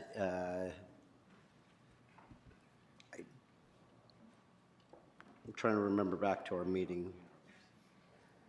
What'd you say? It's the Clean Harbors. It's the contractual services for care. Oh, it is contractual service with Clean Harbors. Yeah, Clean Harbors and posting. It's just Oh, contractual. and posting. Yeah, it's all contractual services currently. No new positions. Okay, Mr. Zeba, did you have something you wanted to add? Only that, although it's showing no impact to the general fund, we would prefer to have the ability to verify availability and eligibility. We could turn that around and get that report to committee before. Yeah, sanitation's here. I mean, I can Certainly probably- before the I've end been of the working fiscal with year. them. Is anybody from sanitation here? There's Mr. Potter, Barbara. We've worked this through the department. Barbara, if you want to. Good afternoon, Barbara Romero, General Manager of Valley Sanitation and Environment. This motion is requesting additional funding for Clean Harbors for consultants and also for overtime in Council District 12. As you all know, as we stated, that you all have 2 days a week of Care Plus, and if we had additional funding, which is approximately that was cut from the budget, 29 million for Clean Harbors, we could go up to 5 days. So. All right, thank you, General Manager Romero. Thank you, Mr. Lee. Mr. Soto Martinez. I had a few questions too. I wanted to find a way to be supportive of it. Sounds like it's your money, you're expanding services you already have, not additional folks. I mean, it's your money. Like, I'm supportive of your motion. All right, Mr. Nazarian. Thank you, Council President. I'm a bit confused. I don't even know why this is a topic of discussion. It's the council member's prerogative. It's his GCP money. He's not requesting the city to make more hires or additional hires. It's a contractual agreement or overtime, whichever it is, it's his decision. That's how we serve our constituents. Why is this even a topic right now? Yeah. Well, I think all of our motions are for discussion, so this is a motion, so we're discussing it. So I'll thank you for that, Mr. Nazarian, and I'll come back to the chairwoman. Yeah, I'll just say the reason we're talking about it is because it's brought to be part of big budget. Normally, you just bring it as a motion and people would vote for it in council as a separate motion. And so we're just confirming, which we've just confirmed, that there's no new positions, there's no issues with having to hire anybody, there's no costs associated with this that aren't included here. And so I'm fine with us voting on this right now. All right, so we have a budget motion that is before us, budget motion number 14 by Mr. Lee, seconded by Councilmember Padilla. Let's open the roll on this item, Close the roll, tabulate the vote. 14 ayes, 1 no. Budget Motion 14 is adopted. Mr. Price. Yes, Mr. Price would like to change his vote. It doesn't impact the outcome. And for the record, that would be 13 ayes, 2 noes. No. 15. He voted no, he wants to vote yes. Got it, sir. Thank you. That would be 15 ayes. All right. Congratulations, Mr. Lee. That takes us to number 15.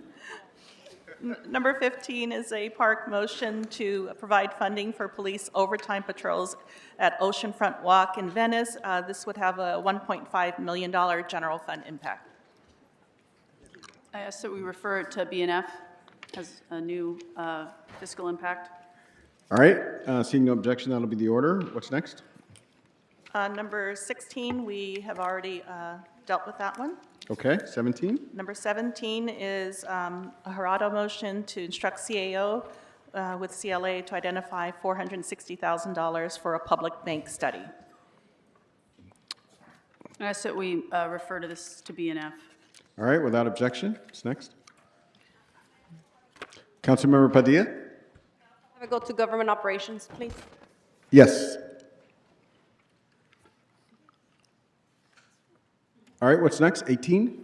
Yes, item 18 is an instruction to CAO CLA to provide $642,000 to the Bureau of Street Service public toilet maintenance contracts for 6 months. This is an instruction to report to identify funding. I ask that it go to BNF. All right, without objection, what's next? Item 19 is a Rodriguez motion to instruct the CLA with the CAO and the Emergency Management Department to report on the feasibility of establishing a dedicated recovery and reconstruction unit within the EMD. This is fine. It's a report. All right, so let's open the roll on this item, close the roll, tabulate the vote. 15 ayes. All right, This what's budget next? motion is adopted. Thank you. What's next? Item number 20 is a Rodriguez motion to allocate funding from the Crisis Response Team line item in the general city purposes to the Emergency Management Department for a contingency revolving fund in the amount of $61,000, $61,789. It has a budget impact, but an offset, which hasn't been vetted through BNF. I recommend it go to committee. All right, without objection, that'll be the order. What's next?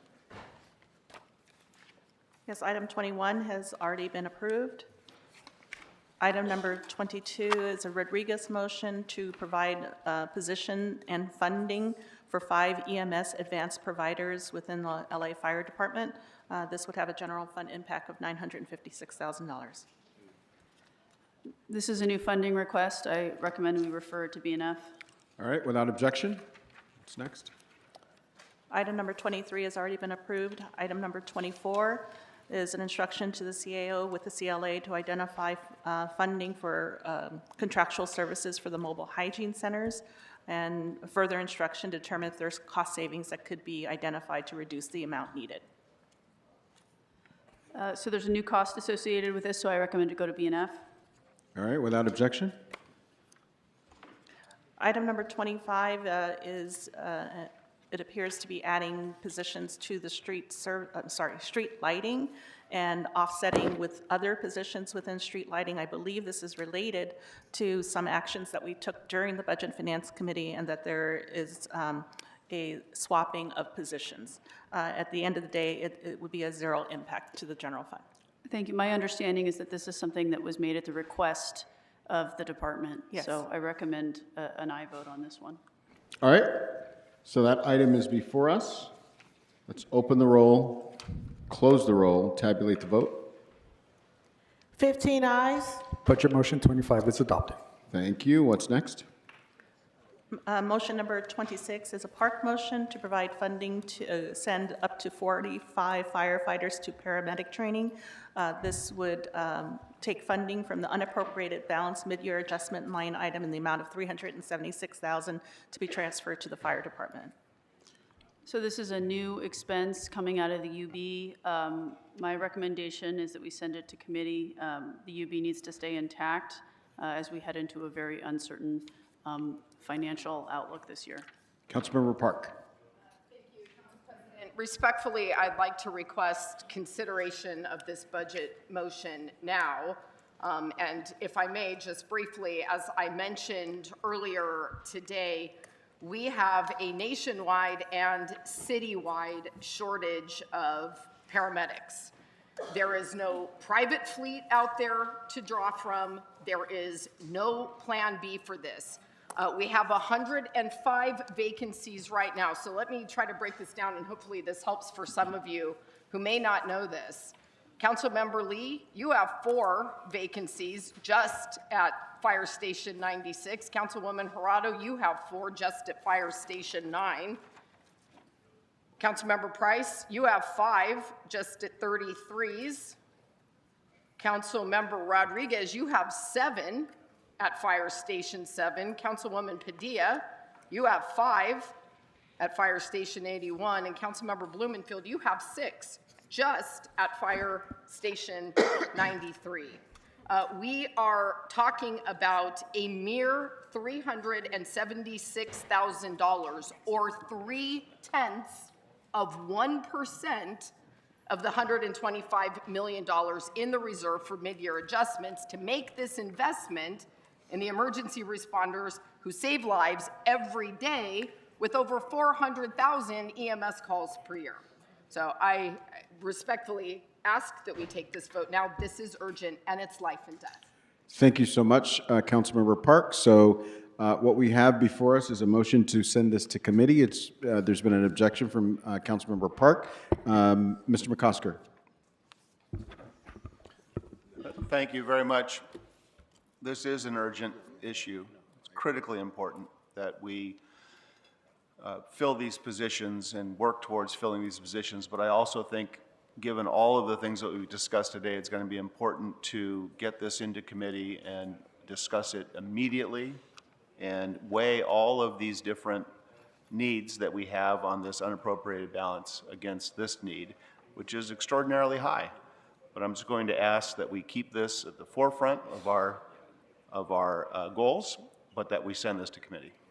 All right, thank you. Seeing no other speakers, so the decision to consider this at this moment or send to committee is before us. A yes vote will send it to BNF committee. A no vote will cause consideration of this item at this time in this chamber.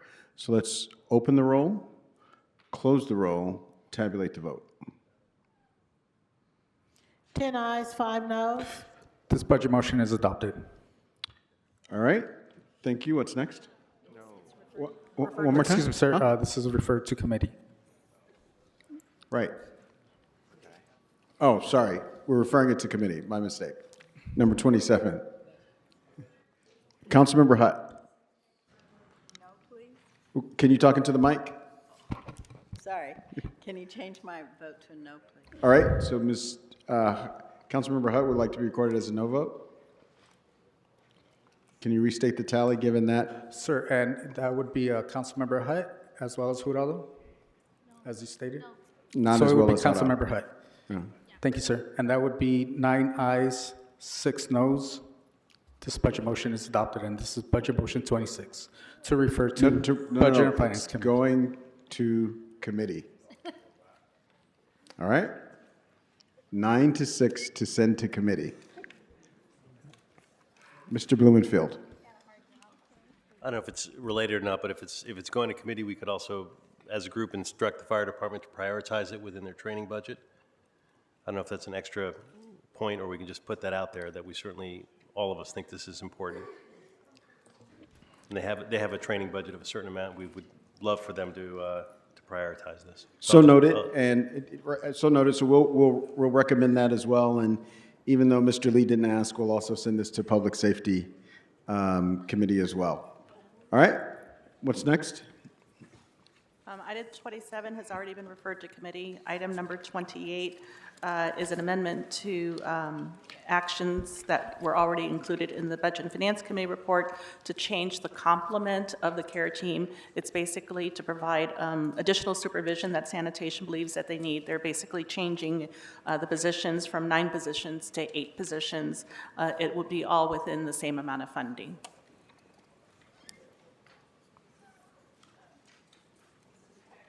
Councilmember Yaroslavsky's microphone. This is a technical amendment that was requested by the department. I recommend an aye vote. All right. Let's open the roll on this item, close the roll, tabulate the vote. 15 ayes. This budget motion is adopted. All right, it takes us to 29. Motion number 29 is a Rahman motion to instruct the Housing Department CAO and request the controller to disperse quarterly advances for all interim housing contracts administered by LASA in order to ensure that they occur in a timely manner. So my recommendation is that we send this to H&H and BNF for further discussion in committee. All right, seeing no objection, that'll be the order. Item number 30 is a Padilla motion to instruct the police department to report with a detailed plan on how they plan to use the $5.312 million in the proposed budget for investigating and enforcing laws related to cannabis, illegal cannabis businesses. This is funding that's already in the budget for the LAPD, and this is an instruction to report. This is fine. It calls for a report. I recommend we approve it or vote on it. All right. This item is before us. Let's open the roll, close the roll, tabulate the vote. 15 ayes. This budget motion is adopted. Item number 31 is a Padilla motion requesting the city attorney to report on the work and outcomes of the city attorney's marijuana enforcement unit. Mr. Lee, Public Safety Committee? Yeah, thank Got you. it. I'm on top of it. All right, Ms. CLA? Yes, to request the city attorney to report on the work and outcomes of the city attorney's marijuana enforcement unit. This is an instruction to report with no impact to the general fund. I recommend that we vote on this. It's just a report back. All right, Councilmember Hernandez, Councilmember Lee, committee committee referrals? Public Safety, Public Works, all right? No, Separate not. item. Separate item. Separate item? Okay. All right, let's open the, Councilmember Padilla? Item 30, go to Gov Operations. Yes, we'll send all the cannabis items to, So for 31 as well. yes. We're voting on 31 now, right? We're on 31 now, but I know the past one, we didn't say that committee, but we will do it, as well as Public Safety and Public Works. All right? And, Mr. President, for clarification, that would be budget motion 30 to refer to Public Safety Committee and Government Operations Committee. Yes. And Public Works? No? Are you sure? Okay. Okay. I'm not sure about, no, I'm just kidding. I would like to be my vote to be changed on item 26, please. Thank you. On what? 26? Yes, I know, I'm sorry. Apologies. It shouldn't change the outcome, just want to be clear. Okay. What was the? Mr. President, for the budget motion 26? This went to committee, correct? That is correct, sir. It went to committee. I know, but I wanted to vote against it going to committee. I just want my vote to. So you want to object to it going to committee? Look, I'm okay with it going to committee. What I wanted to be documented is as no going to committee, so it doesn't. I would just like to change my vote that's on the record for item 26. So you understand that there was no vote? There was a vote.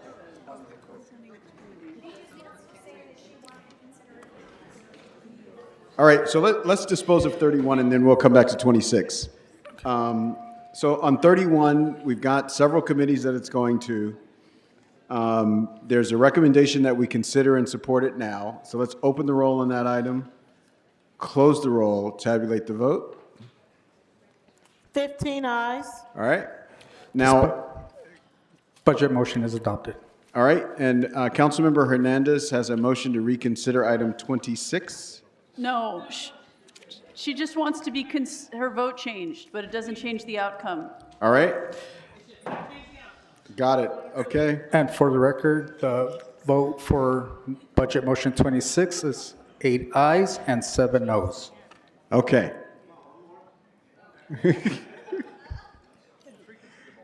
All right, 32.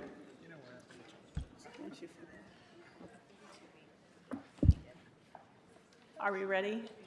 Yes, we're ready. Let's do it. Okay, great. Well, hold on. Sorry. Councilmember Nazarian. I just want to know how this works. If we're incrementally changing something, I was going to vote no on that item. But I voted yes. Well, given how our voting system works, it just went yes. I didn't bother to change it. And I didn't bother to change, I wasn't going to call out and ask to change it again. So now if it's incrementally going to change, I just want to know how this works at this point. Well, you can make a motion to reconsider 26, and then you can vote the way you want to vote, as could everybody else, should that motion to reconsider pass. Okay? Do you want a motion to reconsider? If, I would request it, Council President. All right. Is there a second to this motion? Second by Mr. Lee. All right, so let's open the roll on reconsideration of 26. Close the roll on reconsideration of 26.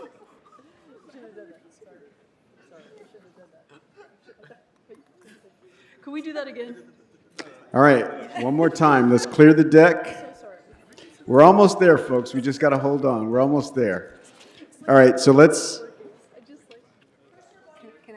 we're voting to reconsider. So if you want to reconsider, you vote yes. If you do not want to reconsider, you vote no. All right? So let's open the roll on reconsideration. Close the roll on reconsideration.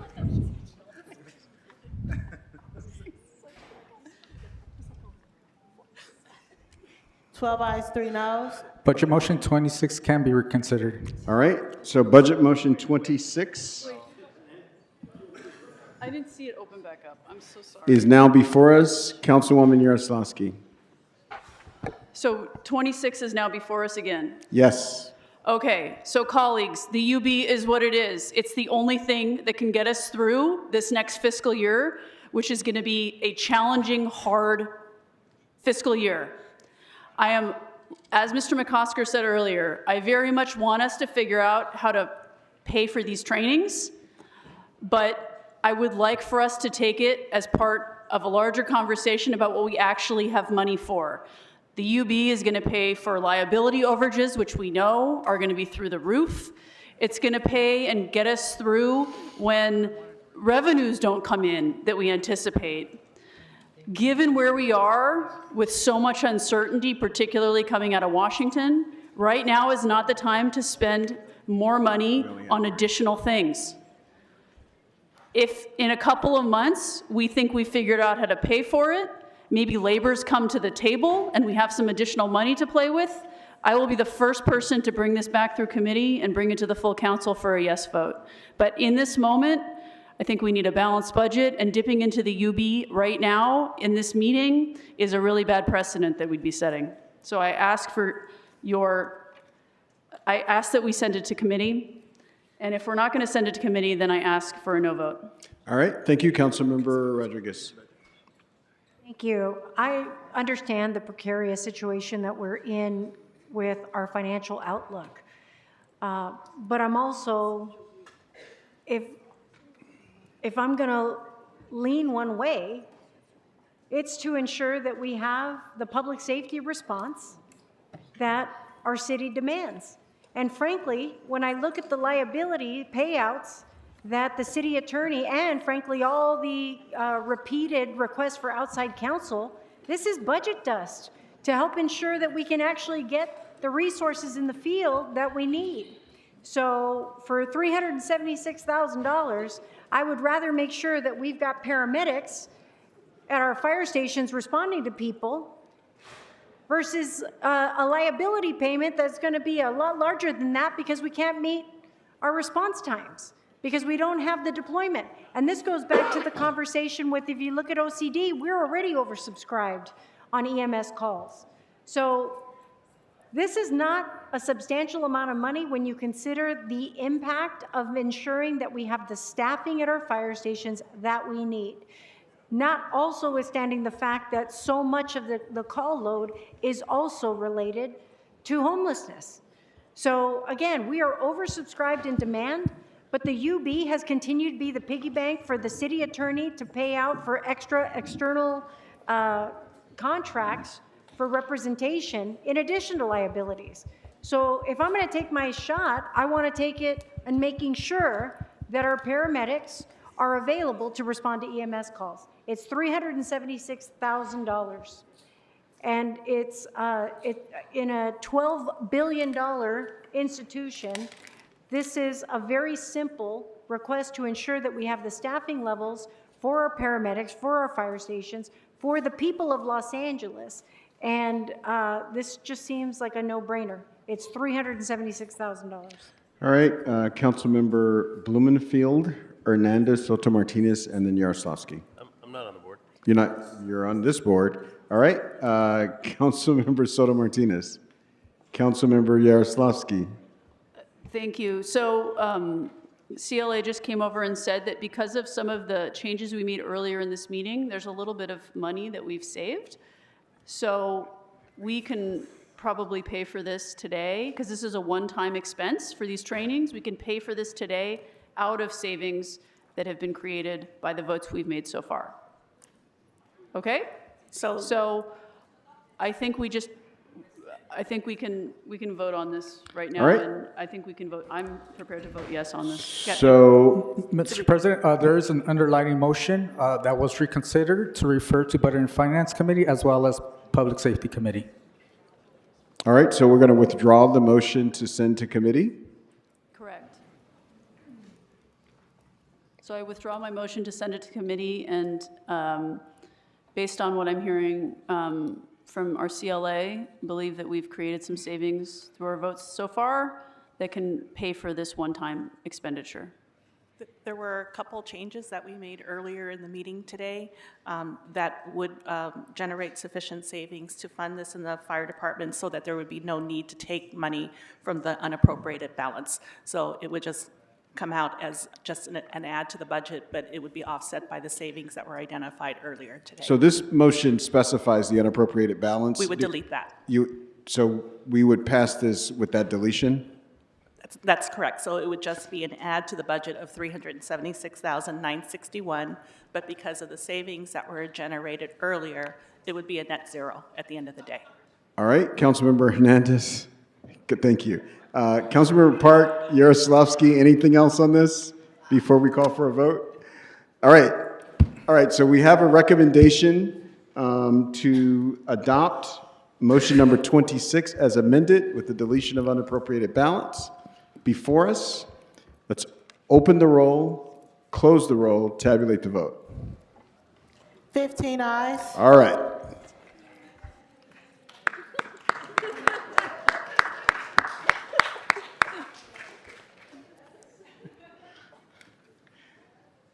It's full circle. Council President, I just want budget motion number 18 to be dual referred to H&H. Yes, thank you. Any committee assignment recommendations can be made after this meeting or any time before the motion comes back to council. So thank you for that. We'll duly note it and move to our next item. So that would be motion number 33. That would be a Nazarian motion to allocate a portion of the funding in the police department overtime sworn budget that is set aside for the Valley Bureau Human Trafficking Task Force, to use $50,000 of it for vehicle rentals to be used by the task force. So this is just moving money internally to assist in the operations. So this is a new expense with an offset that hasn't gone through committee. My recommendation is that we send it to Public Safety and Budget and Finance. Mr. Nazarian? Thank you, Council President. I don't believe this is a new expense. I think this was in the proposed budget that we already voted on. And this this request was made by the department and has been done in years past as well. All right, so we have before us a motion to consider this item in Budget and Finance. There's been an objection by Mr. Nazarian. Anything else for the good of the discussion here? If not, we'll open the roll. Councilmember Yaroslavsky. We're trying to confirm whether or not LAPD wants this. I'm just hearing things incoming. So is anybody here from LAPD who wants to speak to this? I'm fine with it. If this is what the department wants, I'm not going to hold it up, but I'm hearing two different things.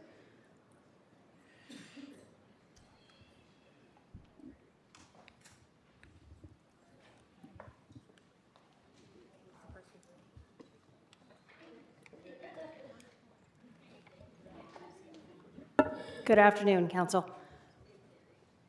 I believe our colleagues in Valley Bureau went to the council member. It didn't actually come through. I know that we're saying the department. Our recommendation would be not to approve it because this is not our highest priority. We would much rather have the funding available as it was previously approved. So I appreciate your support for the department, but what's that? Again, obviously you can choose, but. Thank you. Okay. Councilmember Padilla? You know, one of the reasons why I supported this with Councilmember Nazarian is because I led this last year, and last year it took us 2 months to get it out of committee before we were able to see the funds be utilized. And when they're not being utilized, well, it might not be an overarching citywide priority for places like the 6th District and the 2nd District, and I believe yours as well. It is a priority. And if you go into the social media of a lot of tourists nowadays, they're talking about how it's an embarrassment that we're not doing more to address human trafficking. So I would hope that we can vote on it today so that it's already allocated and it gets to start being used for the districts where we need this. So I hope that we can vote it out today. Thank you. Because for Valley Bureau, it matters. Thank you, Councilmember Nazarian. Councilmember Padilla, Councilmember Nazarian. Thanks again, Council President. So let me say it now that I have the mic on. That's a very bad precedent to set. For one part of your department to say something and for you to come here and say something else. Extremely bad. Next time, I won't know who to listen to. Just so you know this now. Second of all, the funding was already voted on, so we're just changing the funding over. Understood. That's all I wanted to clarify to make sure everyone knows. Got it. Councilmember Yaroslavsky. Not to step in the middle of this, but I'm happy to hear this at our next Budget and Finance Committee meeting if there's concern about slow rolling. But just offering that we can do this June 3rd. All right. So there is a recommendation to send this to committee. There's been an objection by Mr. Nazarian. There has further been a commitment to hear this in the June 3rd Budget and Finance Committee to address the issue of speed. Mr. Blumenfield. I want to back up the chair, and I also think it's really important, the function. It's a tiny bit of money. One way to just do the offset, and I would put this out for all of my Valley colleagues, I will put up 1/5 of this out of GCP discretionary, and if all my Valley colleagues would do the same, we could just knock it out because it's $50,000.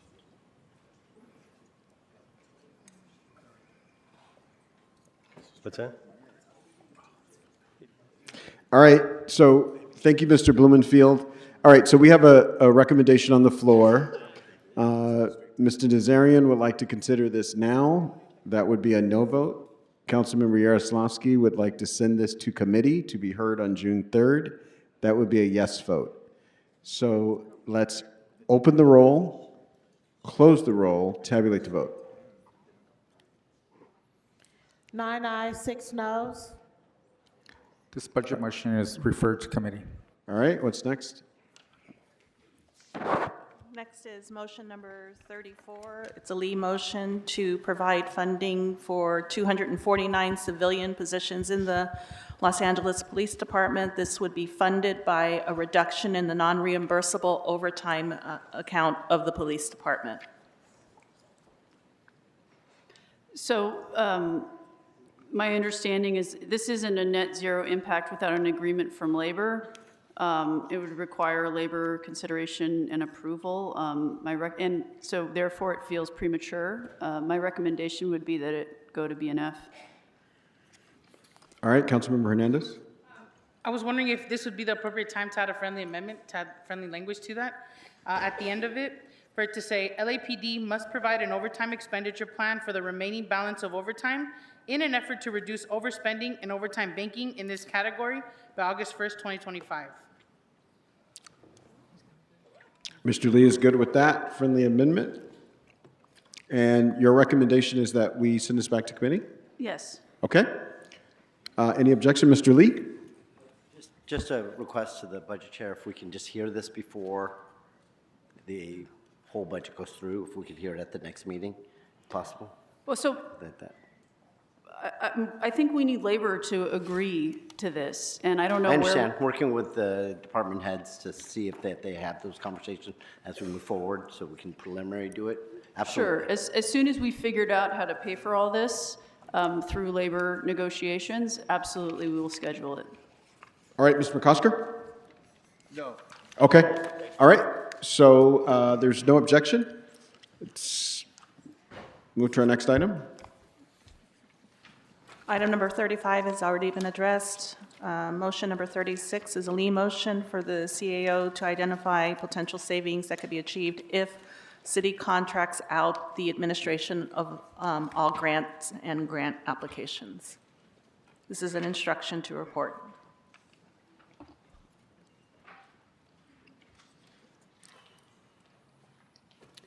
This is a report back. It's fine to vote on right now.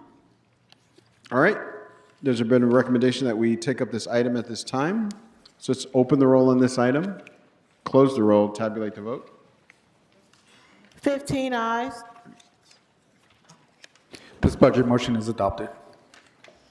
Item number 37 has already been referred to committee.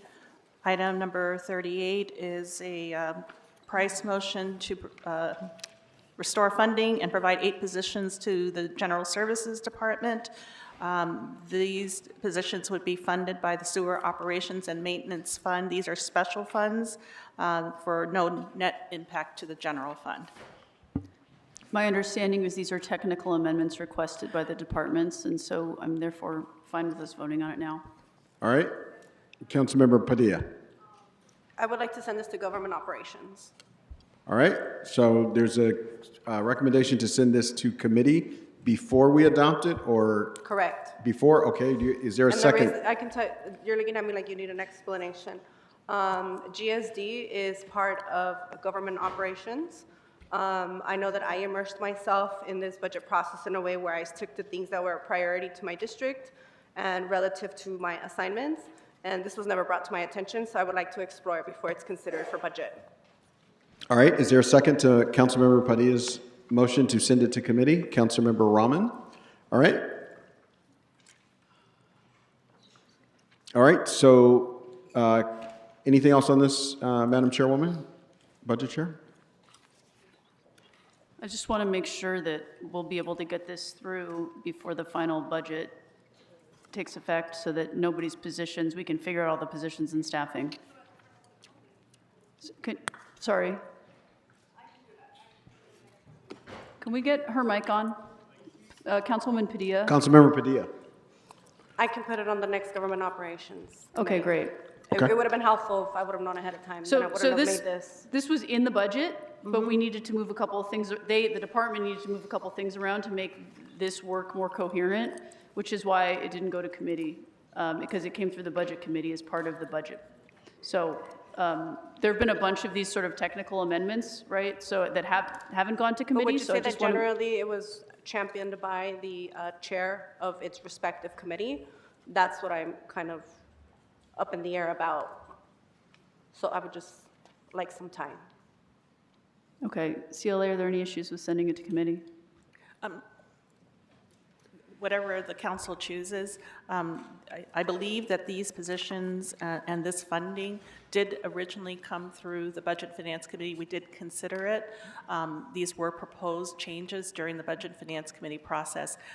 They were not included in the final recommendations, which is why General Services was seeking to include them now, because they are special funded positions.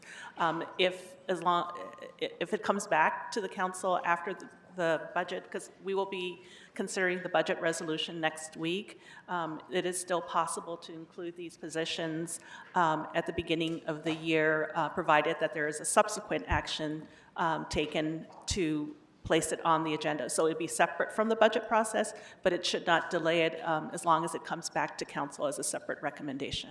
Okay, will you make sure to work with our offices to effectuate that? Great. Okay. Thank you. All right. So we need to hear the motion to send this to committee. A yes vote sends it to committee, GO committee. A no vote has us consider it here at this moment, which actually no one is calling for. So let's open the roll, close the roll, tabulate the vote. 15 ayes. All right. Item number 39, motion number 39 is a park motion to add funding for the demolition of Murphy Ranch. This would have a $5 million impact. It would be an increase to assistance provided to recreation and parks. Council President, I ask that we send it to BNF because it has it's a new funding request. All right. Seeing no objection, that'll be the order. Next. Item number 40 is a Soto Martinez motion. It is a technical change. In the budget, there is the Summer Youth Employment Program. Those funds are designated to go to the CIFD, but because the consolidation is still pending, it would be appropriate to amend the budget note to provide the money to Economic and Workforce Development, which runs the program and has run the program for the last decade or so. So this effectuates decisions that were made earlier, and so I think it's fine to go ahead and vote on it right now. All right. Let's open the roll on this item, close the roll, tabulate the vote. 15 ayes. All right. This budget motion is adopted. Number 41 has already been approved. Motion number 42 is an instruction to the CAO, Soto Martinez, motion with the assistance of the CLA to identify funds for a public information director within the Civil and Human Rights and Equity Department. So this asks for new money to be identified. I ask that it be sent to BNF. All right. Seeing no objection, that'll be the order. What's next? Item 43 has already been referred to committee. Motion number 44 is a amendment requested by Mr. Price to provide funding for 5 positions within the General Services Department for the Special Services Group to be offset by a reduction within their department using the postage account.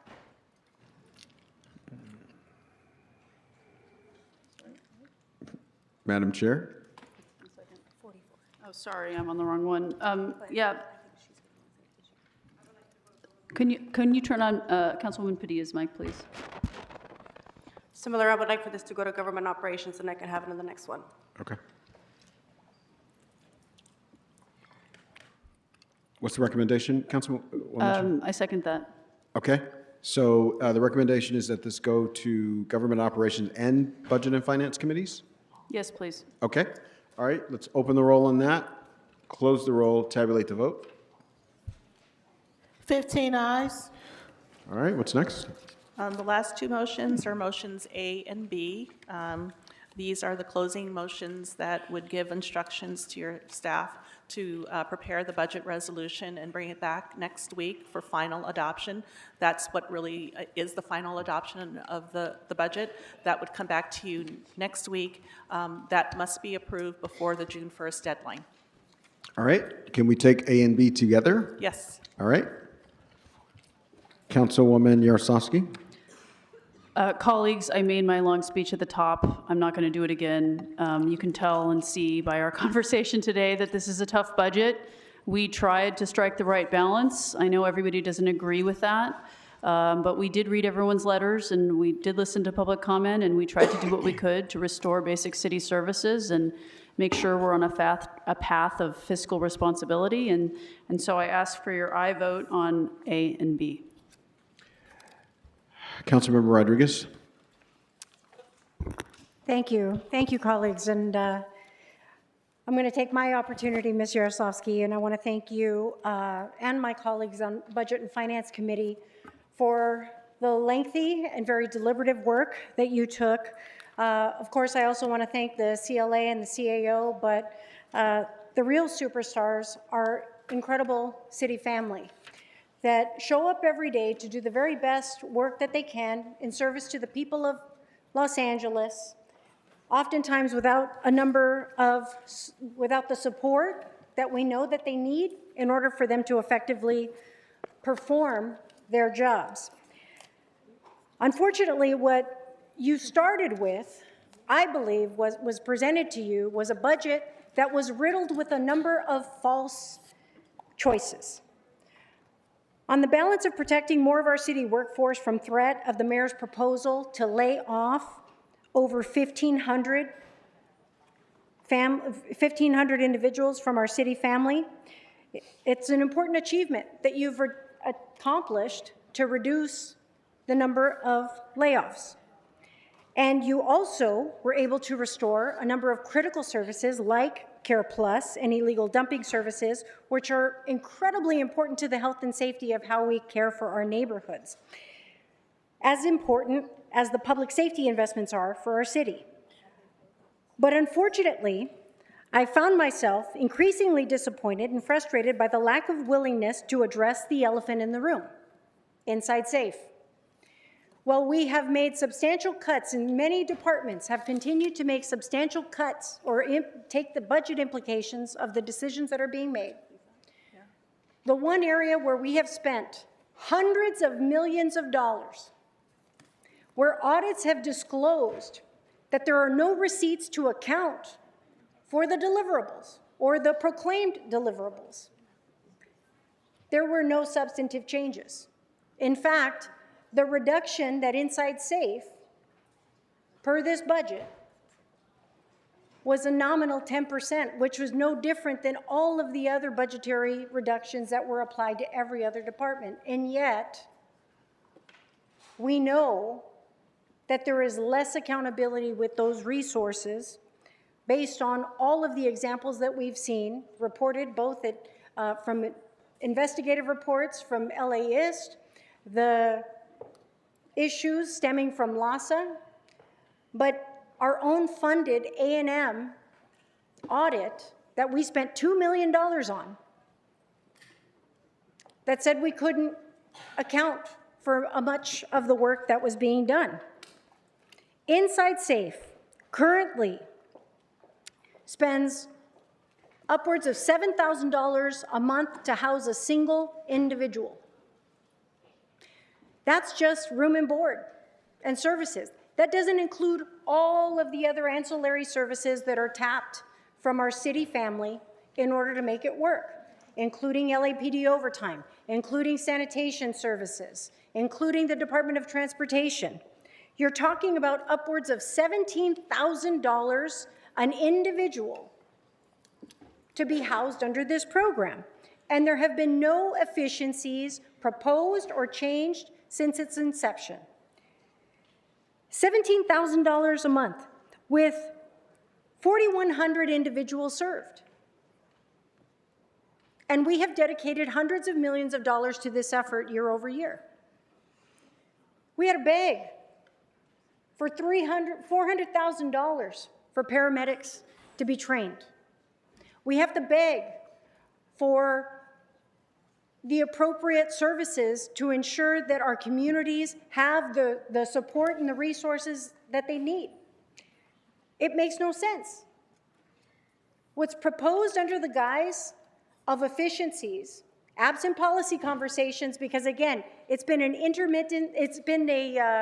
shift around whether or not something gets to have a full policy deliberation to ascertain what the implications are going to be, whether it's creating a new bureau or whether it's decimating multiple departments from their ability to do critical work.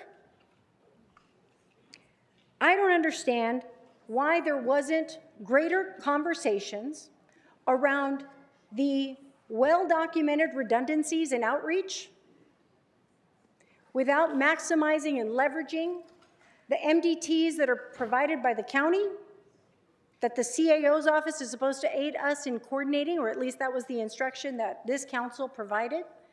There are things that we're not leveraging here to maximize the resources to ensure that we can then fund the very critical services for public safety and additional services that we know our residents demand.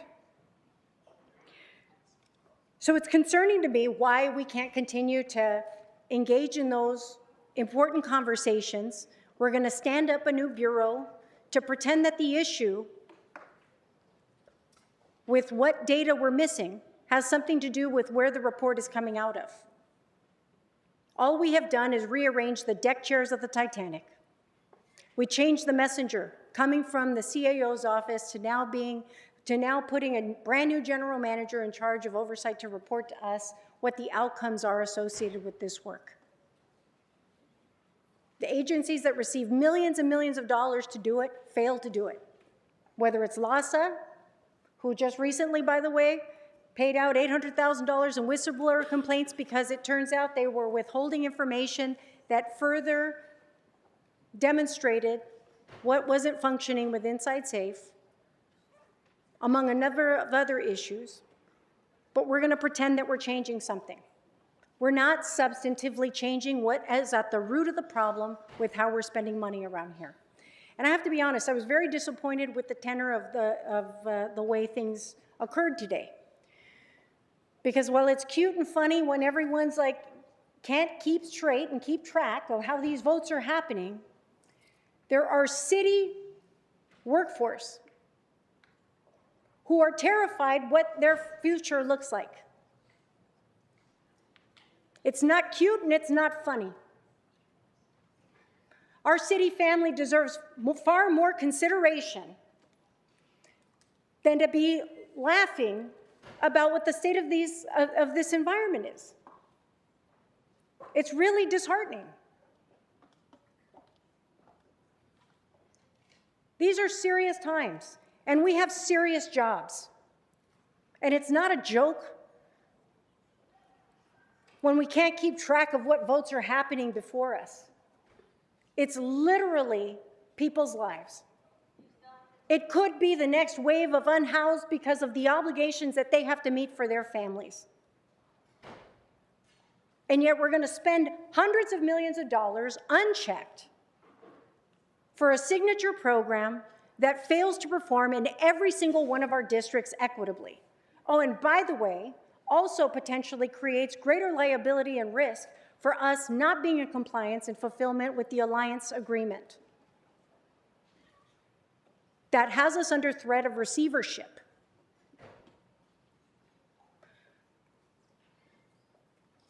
I've been very disappointed by the inconsistent approach that we took here and how so many of these policy conversations were bypassed just to bring it through the budgetary process.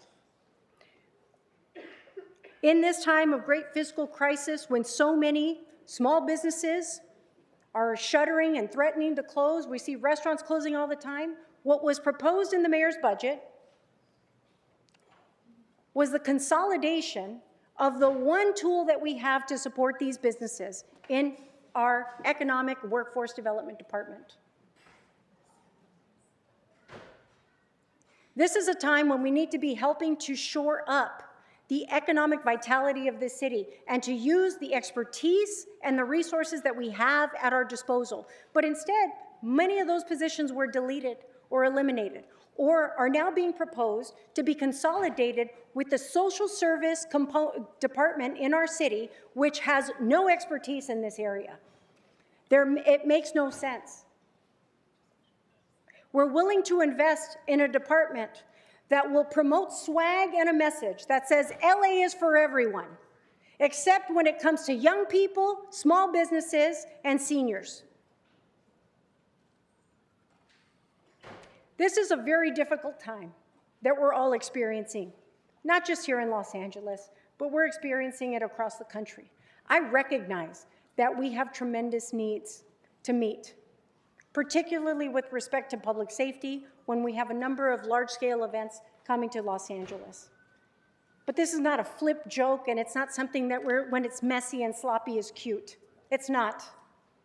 And frankly, I think it's really offensive to our city family who works so hard to care for the people of our city and to take care of our districts.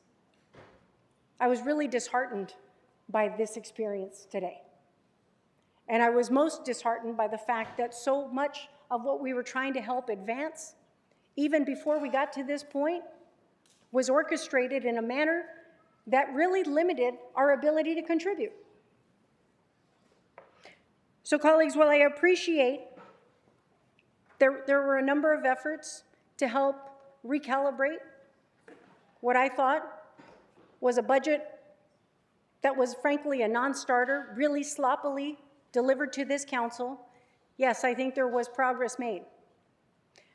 But I also feel like it ignored a lot of really critical conversations, and that's a really big problem as it relates to public safety, as it relates to how we support small businesses, because so much of the services that we provide in this city are dependent on having a healthy local economy. And yet, under the guise of efficiency, proposed by a leader that has yet to demonstrate efficiencies in the very program that they administer, I have a really big problem with saying yes to this budget. With so much on the line to prepare for these games that we are going to have in this city, but more importantly, for the obligations that we have to meet for the residents of Los Angeles, I believe there's many better choices that we could have been making in addressing and redacting some of the resources that have been committed to supporting this ongoing effort with respect to homelessness that has demonstrated repeatedly that it is too expensive, that it is unsustainable, and it doesn't get us any more compliant with the alliance agreement, and frankly jeopardizes us with how we go forward and what control we have of our own fiscal resources for addressing this critical issue that we're all facing. So while I appreciate the work that you all did, I will not be supporting this budget. We have Councilmember Park, Councilmember Lee.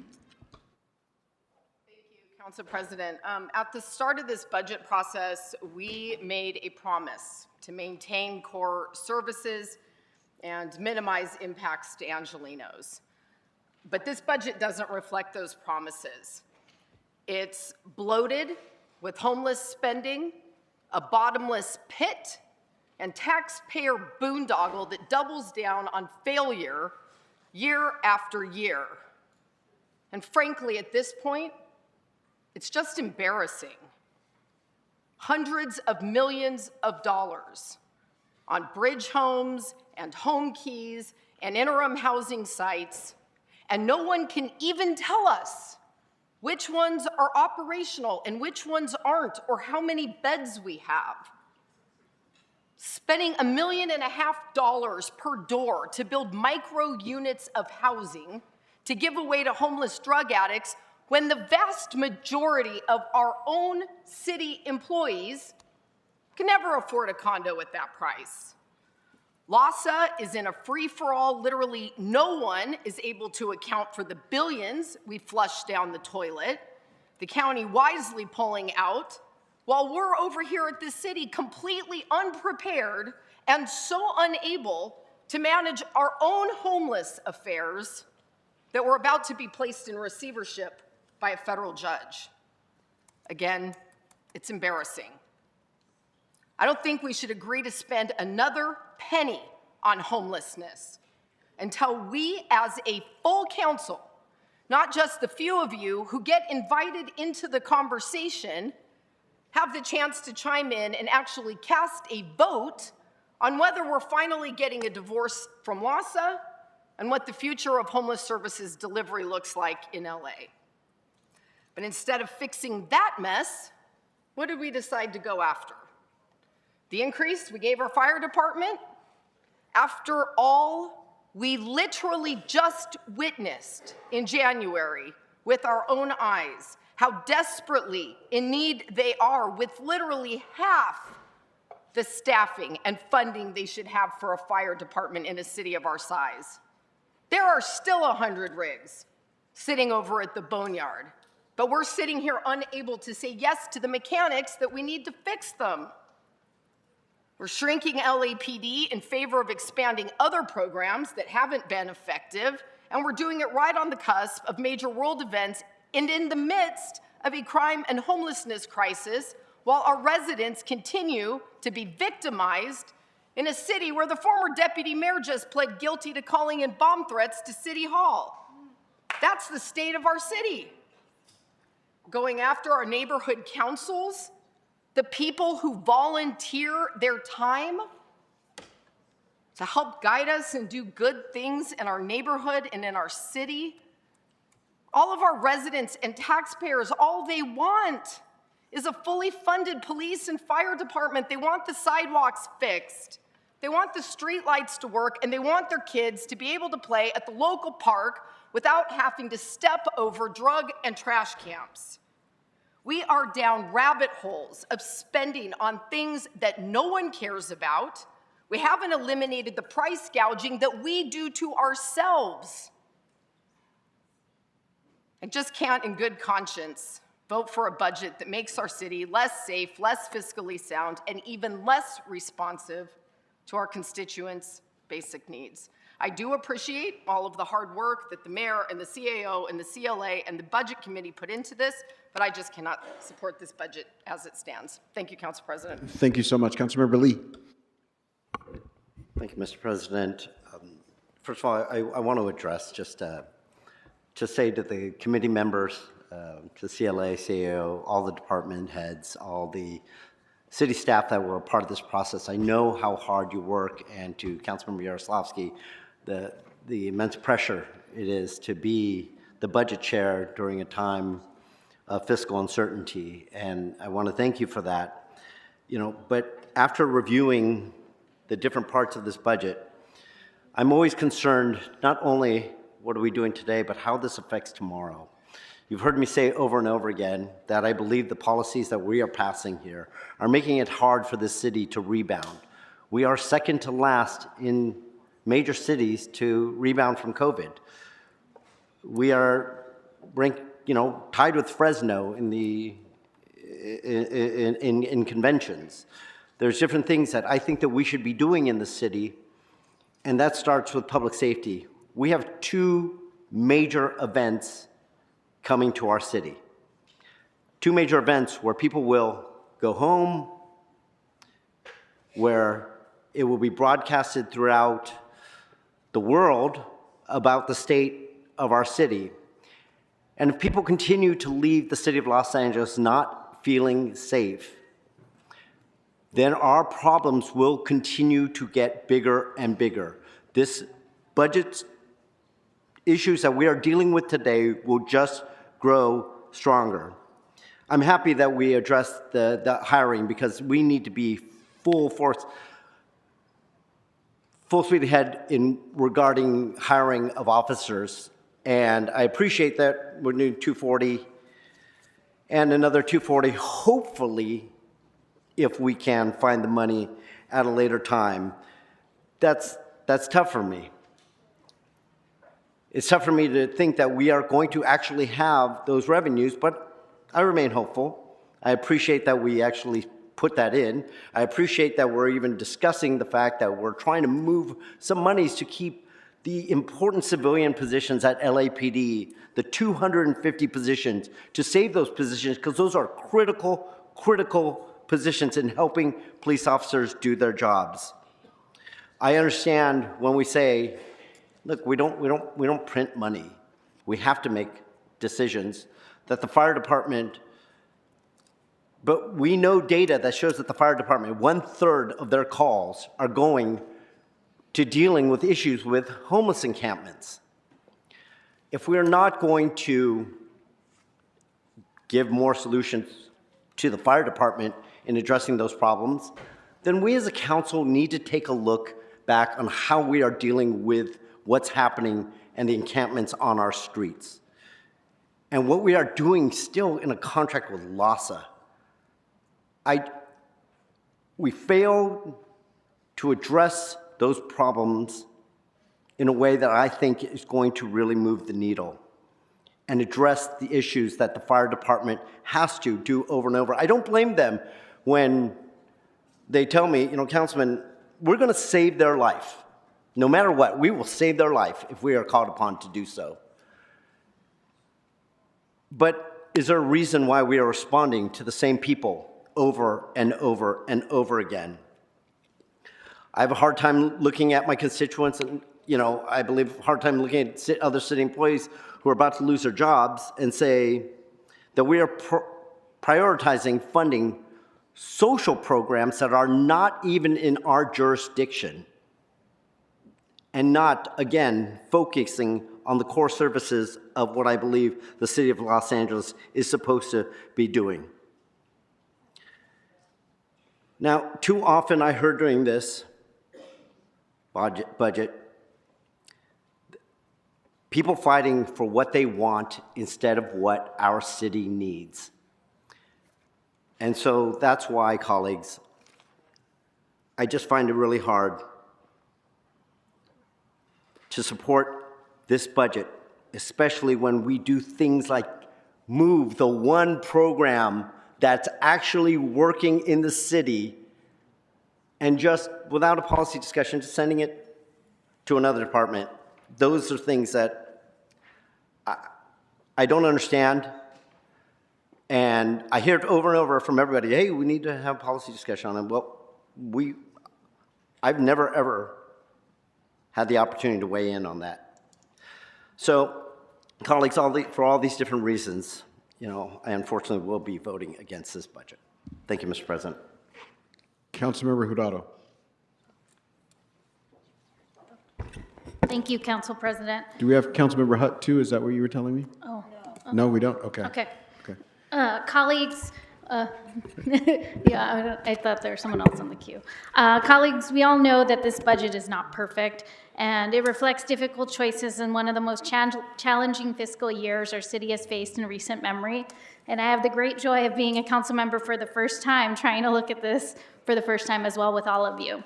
And it reflects a need to fundamentally change the way we approach budgeting in this city. But the moment we're forced into, we are confronting questions we've long avoided and what we truly value, how we prioritize our public dollars and how we serve our communities when resources are limited. Now, this budget doesn't fix everything, it doesn't close every gap, but it does show a willingness to face some of our structural challenges and a commitment to making the changes we need for a more just, equitable, and inclusive Los Angeles. We can't keep doing the same things and expecting different results. And as one of the newest members of this council, and as someone who came into office with a mandate for bold, equitable change, I hold on to the belief that otro mundo es posible, another world is possible. And I know many of my colleagues believe that too. And I want to acknowledge the tireless efforts of the Budget and Finance Committee, working creatively and diligently to retain jobs and protect services. Thank you, Councilmember Yaroslavsky, for leading this committee through an incredibly complex process and turning a budget that felt insurmountable into one that I can vote for because you helped restore key services and minimize the number of layoffs.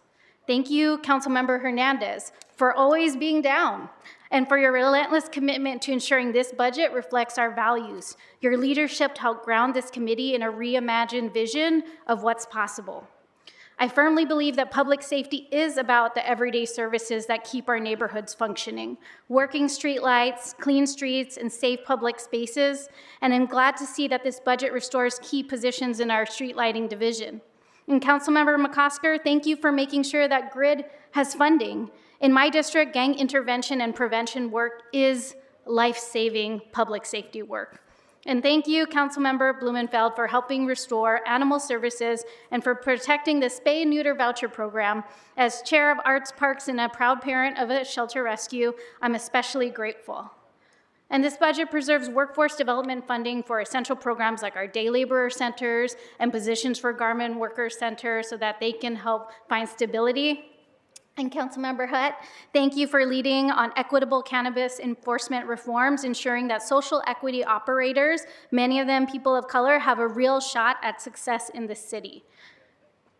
And of course, thank you to both the CAO and the CLA and all of your staff for the diligent work on this.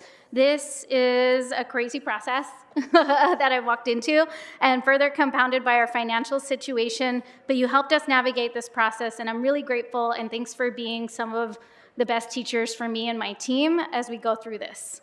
Now, I don't take this vote lightly. I don't take any vote lightly, but especially this one. And that's why I met with my constituents, hosting 3 budget listening tours in advance of this with Controller Kenneth Mejia and Councilmember Katie Yaroslavsky to just demystify the budget, to listen and to make sure that the voice of my constituents were at the center as I began to consider how I would vote today. And with that, you know, what we pushed for in this budget was directed by our constituents with the help of our Budget and Finance Committee members. And so because of that collective effort, making sure that my neighborhoods are represented, I say I will vote yes today. I know we're not done fighting, but we're still in the fight, and I remain committed to ensuring that in the years to come, our budget truly becomes a reflection of a city that values equity, dignity, and opportunity for all. So thank you, colleagues. Thank you so much, Councilmember Hernandez. Thank you, Council President. Colleagues, I will be voting yes on this budget today. But before I do, I would like to share my reflections from my time on the Budget and Finance Committee these past few weeks. It'll be less than 3 minutes. When we started this budget process, we were staring down a nearly $1 billion shortfall, the results of decades of fiscal responsibility. This moment, as painful as it is, cracked things open, and it left us with a choice. Do we patch the crack with the Band-Aid, or do we try and build something stronger in its place? And colleagues, I'm proud to say we chose to build. We chose to save over 1,000 city jobs. That's street lighting, traffic safety, trash pickup, sidewalk repairs, graffiti removal, because these services and the people who fulfill them keep this city safe and running. We chose to reinvest in our youth with restored funding for after-school programs to keep our kids off the street, and we chose to stand up for our immigrant neighbors by protecting our legal defense through Representative Lane. We chose to keep all our city shelters open and operational and support our animals by increasing the value of spay and neuter vouchers. Thank you, Councilmember Blumenfield and Councilmember Yaroslavsky for leading on those. We chose to expand unarmed crisis response teams to 3 new areas, Mission, Harbor, and Rampart, because when someone is in crisis, they deserve care first. And with nearly a 60% cost savings by deploying these unarmed crisis response teams, we chose fiscal responsibility. And we chose to make our public safety ecosystem more effective, more efficient, and more robust by getting more responders on the street. Today, we are choosing to invest in community and choosing to ask the hard questions. What actually makes people feel safe? What keeps a city standing? And what makes it thrive? And based on the constituent requests that I know we all receive every day, and the public comment we heard from hundreds of Angelinos, and the report back we heard from so many city departments, we know that the answer includes working streetlights, walkable sidewalks, youth programs, responsive animal services, and clean streets. I am so proud of the work that we've done, but I also want to clarify, I'm committed to finding ways to bring the number of layoffs down and even further, because we're not just saving jobs, we're saving the city services our constituents depend on, and we cannot afford to divest any more resources from our public works departments. We will not cut our way to financial stability by slashing city services that our constituents heavily depend on, not when we're already operating on a deficit of care. And if we don't want to be here again next year, then we need to keep pushing forward. That means pursuing new ongoing sources of revenue, especially from those who have profited most while our communities have shouldered the burden. Corporations operating in Los Angeles must pay their fair share toward the infrastructure and labor that makes our city successful. We literally have robots delivering food on the sidewalks. Are they paying to maintain our sidewalks while they make money? It means streamlining how we work and improving coordination so city services are more responsive and more efficient. And it means reforming how we do budgeting itself. We already have a motion in the works to explore a multi-year budgeting planning cycle so that we're not constantly operating in crisis mode. Long-term planning leads to long-term stability, and it gives us the room to dream bigger for this city. This budget isn't the final word. We've built some meaningful pathways here, and I intend to widen them. And I want to give my thanks to the chairwoman for her patience in guiding us through out of this crisis, CLA and CAO for helping us out and making sure that we can get to a budget that's where we don't have any deficits. But also, I want to give a shout out to our general managers for our departments. You all really did a lot of the legwork to find the offsets that would prevent a lot of the layoffs. And so I'm just glad that we were able to count on you to help us get this budget to be balanced. So thank you, everybody, and thank you, Council President. Thank you so much, Councilmember Soto Martinez. Thank you so much, Mr. President. Similar to many of the comments from my colleagues, I want to thank every member on the Budget Committee for their incredible work in leading a thoughtful, deliberative process. Chairwoman Yaroslavsky, first time chairing this committee, I think you did a wonderful job for us and for the entire city. Councilmember Blumenfield, your expertise, your thoughtfulness always shines in these hearings. Councilmember Hernandez, her passion, her ability to throw down for folks. Councilwoman Hutt, your perspective, very proud to have a Black woman on the Budget Committee giving that voice to so many people in the city of LA. And of course, to Councilmember McCosker, who knows more about the city than probably all of us here combined. Your knowledge and know-how is always greatly appreciated.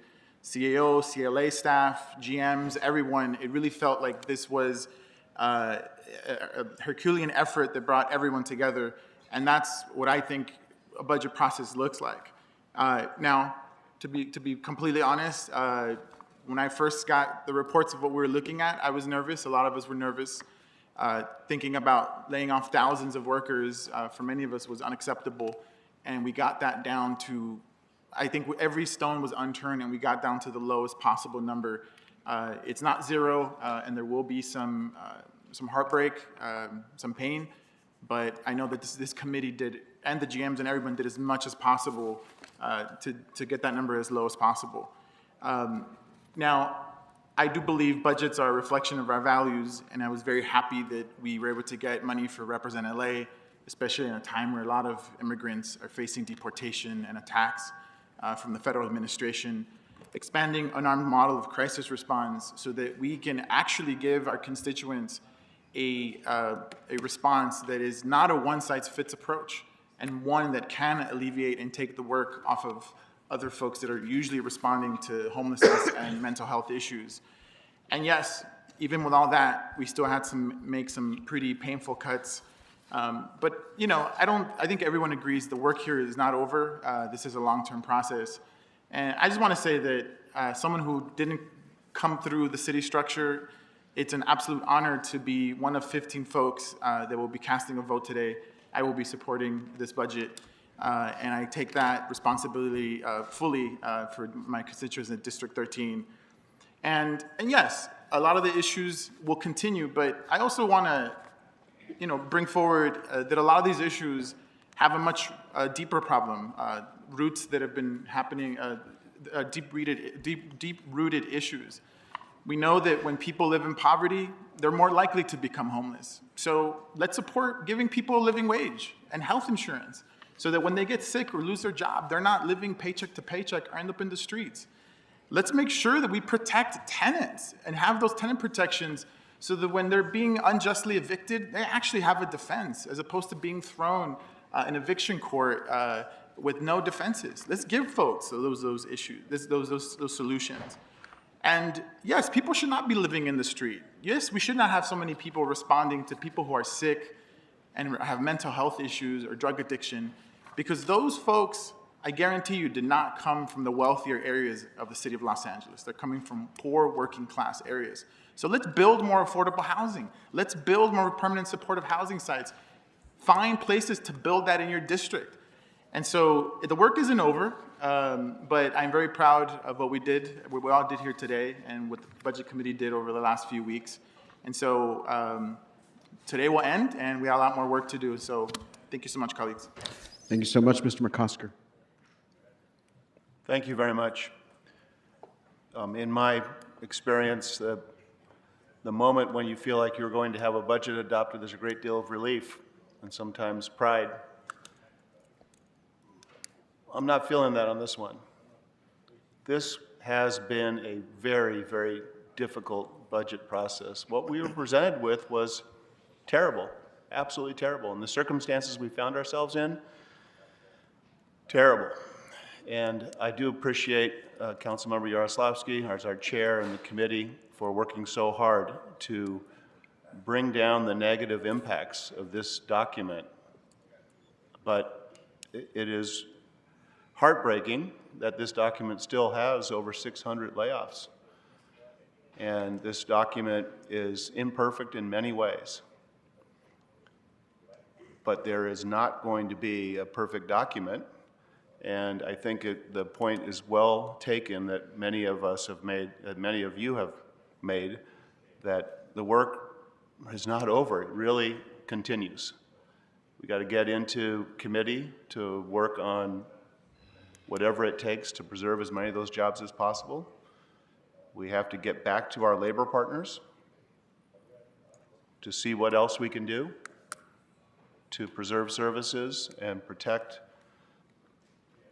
not just jobs. Jobs are important, but the services that come with those jobs. We have not done, because I believe we can't do enough in this document with the funds that we have to do enough in public safety. We need more in fire. We need more in police, in my opinion. Might not be shared by everyone, but we will be in Public Safety Committee and we will be in Budget and Finance Committee talking about those issues. We have a couple of years to work our way out of this issue. And I know no one takes it lightly that there's going to be a lot of pain in this document. I'm really grateful to walk this path with y'all and walk this path especially with our great employees. But I think we have all expressed our commitment to turn this corner and put ourselves in a better position in the coming days, months, years ahead. I will be voting yes, but this is a tough budget. Thank you. Thank you so much, Mr. McCosker. Mr. Blumenfield. I wasn't going to say anything, but I feel compelled after all my colleagues are speaking. We took a horrible budget proposal and we made it into one that's just very bad. But that's an accomplishment. And it took a lot of work to do that. And it is better. And we did save jobs. But the fundamentals are still very bad. We're still not growing the way we want to be growing. We don't have all the oversight that we want to have. There's a lot that needs to be done. And I just want to remind folks that with LA budgeting, it is a dynamic process. We're not done. We pass a budget today, and I'm voting for this budget, and proudly voting for this budget because we did make it better. But the process will continue. We have FSRs every quarter. We're going to be looking for additional revenues. We've all committed ourselves to more oversight and to doing the policy work that we've talked about. I agree with some of the criticisms about, budgets always are a little bit mixed with policy, although you try to keep them separate. But we still have an opportunity to go back and to do that work.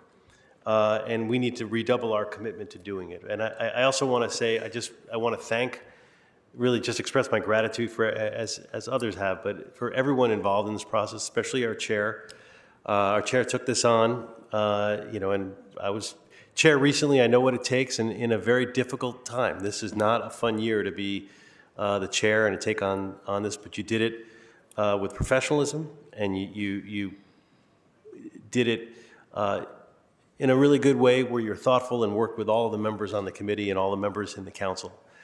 So congratulations on doing that and getting us to this point today, where we just have a very bad budget, but it's better. And I want to thank our CAO, our CLA. You guys were finding, when we go off and we're like, well, find this and figure out this.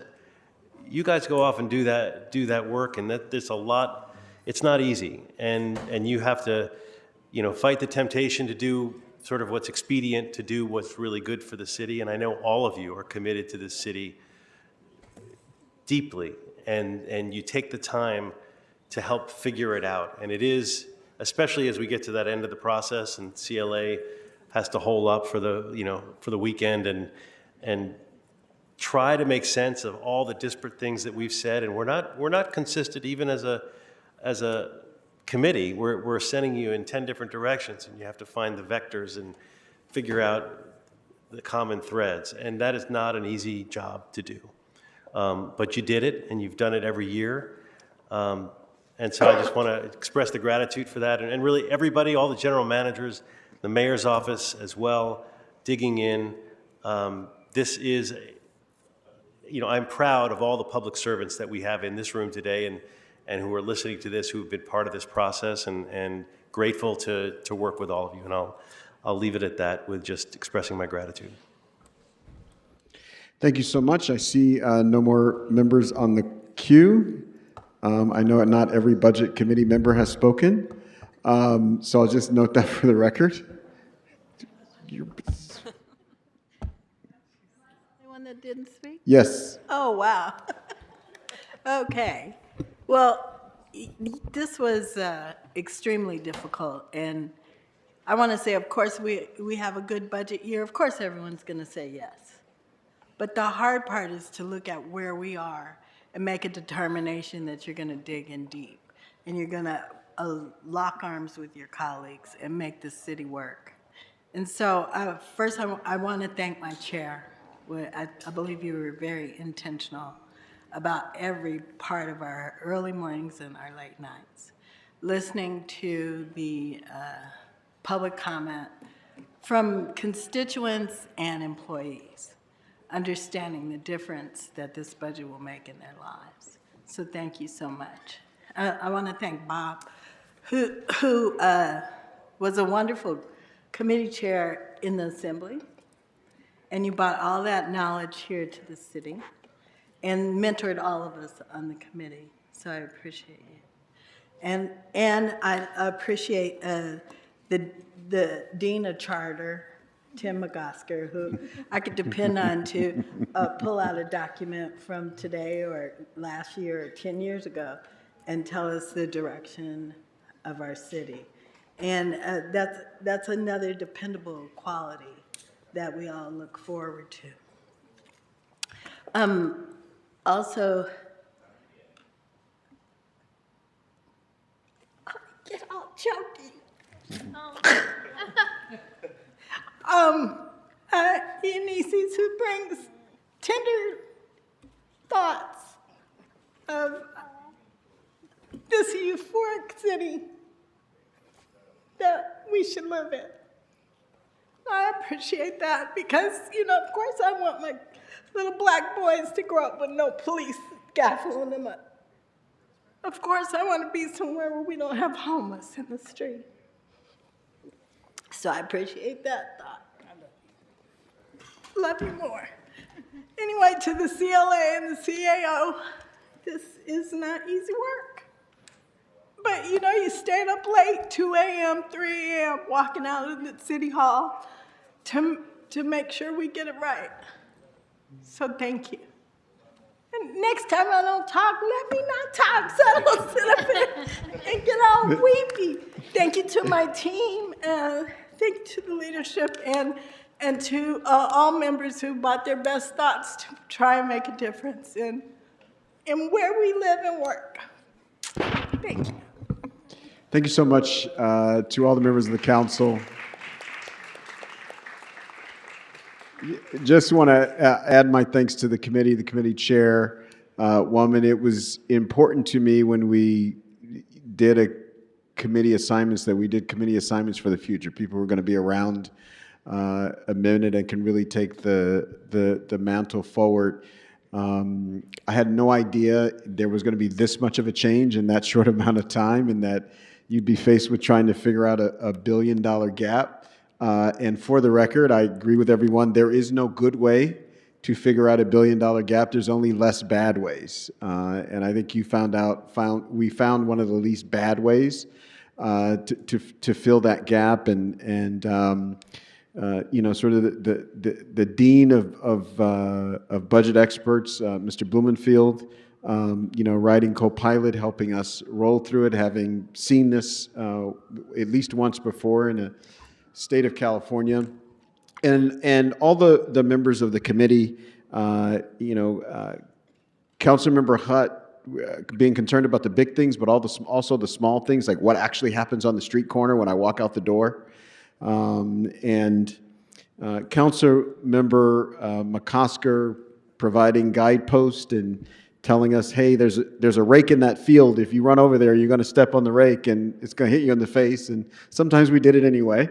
Other times we are very grateful that he lent us the breadth and scope of his knowledge. And Councilwoman Hernandez, who you know, I feel like became a PhD in budgeting during this budget process, and was asking me questions, and I had to pretend like I knew what she was talking about, because she'd read far more than almost everybody who was involved in the process. Super grateful to the committee and also to the council, because when you get in tough times, legislative bodies don't work if people run into their ideological corners and say, well, I'm just going to go for mine and screw what happens with the rest of the whole thing. And that's what all of us could have done, and folks resisted that notion, and we stand here on the precipice of, again, passing a budget in almost the most difficult situation we have. And I would just leave this tough question with every single one of us. This is the least ideal budget I've experienced here on the council, but I also remember when the economy was flush. When the economy was flush, we had extra money. I know you can't imagine that, Councilwoman Yaroslavsky, but there was extra money. We were adding hundreds and thousands of new city employees. And even in that situation, homelessness was higher than it is now. We were adding new police officers and new public safety investments. Crime was not substantially lower than it is now. And we put more money into the reserve than we'd ever put in the history of the city. And it still, at that moment, wasn't days or weeks, and sometimes not even months, for you to get your sidewalk fixed or your tree trimmed. And I raise those things not to bring an air of hopelessness over the situation. It's just to say we have tough questions to answer about how cities are run. And oh, by the way, why is it that the most economically productive region of the richest country in the world, why do the council members of that city have to scrounge to figure out how to pay for the basic needs of their residents? We produce more for this state, which is, by the way, the fourth largest economy in the world, and more for this country than almost any place else.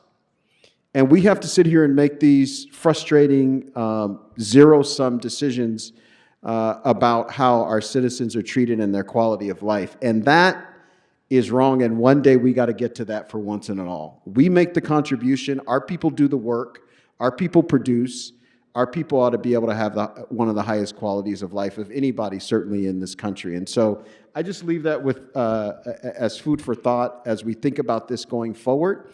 And it's important to me that we not turn on ourselves and turn on each other, but really turn to each other and look for a solution that solves the problem now, but also creates a situation so that the people who are coming behind us are not also looking at, oh my gosh, this is the worst possible budget situation we've ever had. Because it seems like we go through that every 10 years. And it just seems completely unnecessary and backwards. And so with that, Mr. Clerk, I'll ask what's before us and call for a vote. Mr. President, motions A and B are before council. They can be taken together unless requested to be taken separately. All right, I don't see any requests to take it separately, so those items are now before us, A and B. Let's open the roll, close the roll, tabulate the vote. 12 ayes, 3 noes.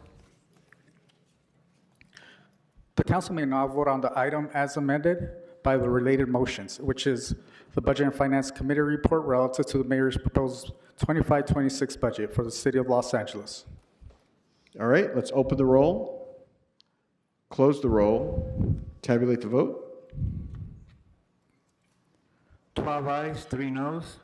The budget is adopted as amended. All right, thank you so much to our CAO, our CLA, and their amazing team for helping walk this council through this process. If I may, sir, council has motions for, Mr. President, there is a request to send this item forthwith. Without objection, that'll be the order. Council has motions for posting and referral. They are posted and referred. The desk is clear, Mr. President. All right, we're adjourned, everybody. Thank you so much. We'll see you in the morning.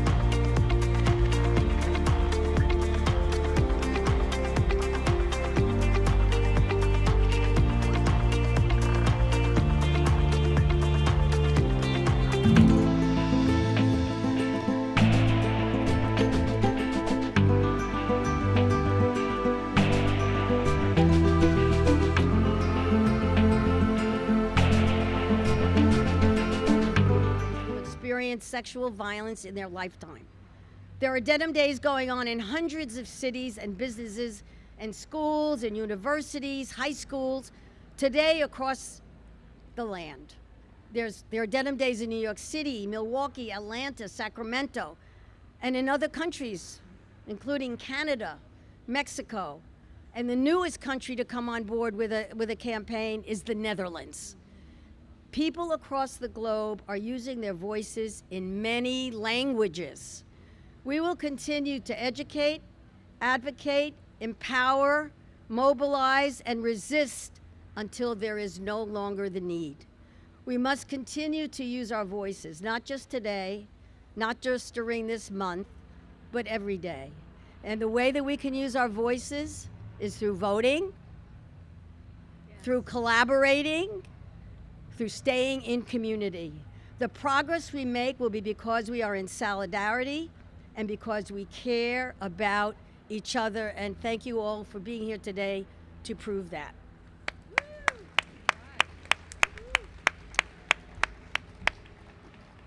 And now I want to introduce you to one of the most powerful voices over violence. Peggy Reyna has been on staff at POV for almost 30 years or more. How many years? 36 years in the movement. And she is an example of someone who made the journey from victim to survivor to thriver to warrior. She is a survivor, an educator, a counselor, a renowned speaker, a leader. Peggy has used her life experience to empower others, and she is a legacy voice from our movement. She is the founder of POV's Deaf, Disabled, and Elder Services program. She's an empowerment, self-defense, and safety instructor. She's helped develop curricula, and she's a county commissioner on the LA County Commission for Disabilities. I believe she was appointed by By Hilda. Yes, by Hilda. And I always think of Peggy and honor Peggy as an advocate's advocate. Welcome, Peggy Reyna. Let me take this. Let me take this and this. Do you need this? Nope. She asked me if I needed that, but mostly they could hear me in New York, right? Okay.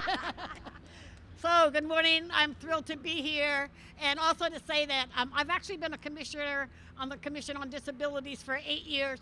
Thank you, Hilda, for sponsoring me to do that, for its really great work. When we talk about the data around 1 in 3 women, 1 in 6 men, that's not including people with disabilities, in which case you can double that. And if that person has an intellectual developmental disability, you can triple that.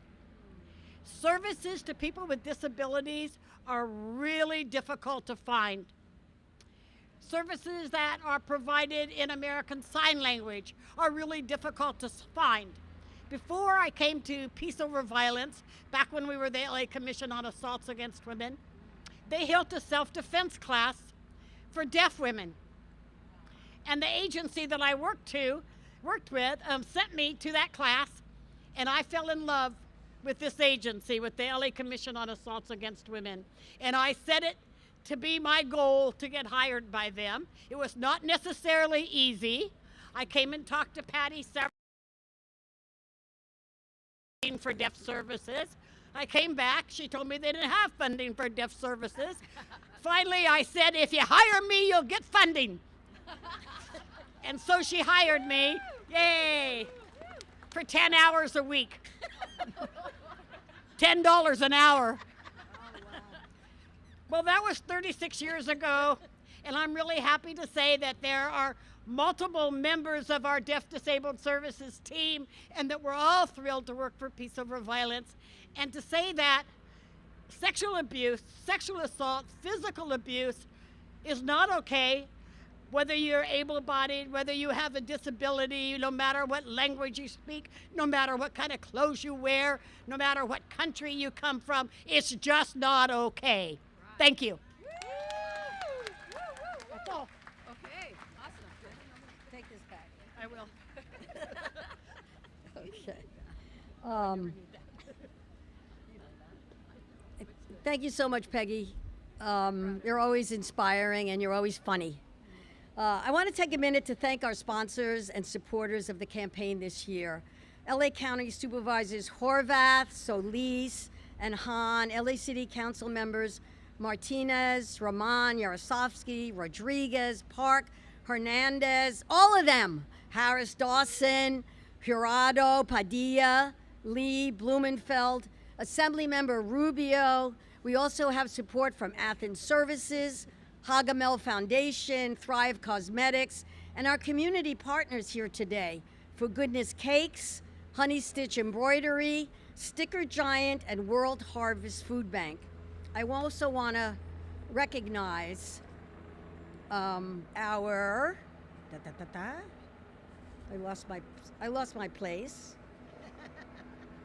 Our funder, important funder for our programming, the Community Investment for Families Department, CIFD, and Abigail Marquez is here. And our local rape crisis centers and DV programs are here today, many of you. Oh, there was also youth serving organizations, community leaders, and it is so important that we gather and that we stay in community so that at some point we will create relationships, families, and communities free from violence. A highlight of this year's rally is to publicly announce and launch the establishment of the LA County Sexual Assault Council, LACSAC. This was a unanimous vote by the Board of Supervisors, and it was a long time coming. It was a long time coming. I know I worked on it for a long time, but so it is happening now, and we are so excited to officially launch it today for our county. And it brings together a diverse range of stakeholders, including the rape crisis centers, law enforcement, healthcare providers, prosecutors, social workers, survivor advocates, public health officials, and community-based organizations, and of course, medical examiners and forensic nurses. We are so grateful for the Board of Supervisors who approved this council. It is now going to be housed at the Department of Public Health, and which is the Office of Violence Prevention, which is led by Andrea Welsing. We now have a sister agency to the LA County Domestic Violence Council, and great hopes for the coordinated and collaborative efforts that will ensue on behalf of supporting survivors and preventing sexual violence and improving our systems of care. Earlier this month, we gave Use Your Voice Awards at our Denim Day launch party. The recipients were Giselle Pellicot. Some of you may have heard of her. She's the courageous sexual assault survivor, French woman, an older French woman, that caused an uproar in France because her husband was the person who engineered rapes by 51 men while she was drugged. This caused such a wake-up call in France. It turned the country inside and out. It was so much bigger than their Me Too movement. So we were happy to honor her in absentia, Giselle Pellicot. We also honored Carmen McDonald, who is the director and also her agency of, Carmen and her agency, Survivor Justice Center. And Carmen is here today. And we also honored LA City Council member Eunices Hernandez. These are people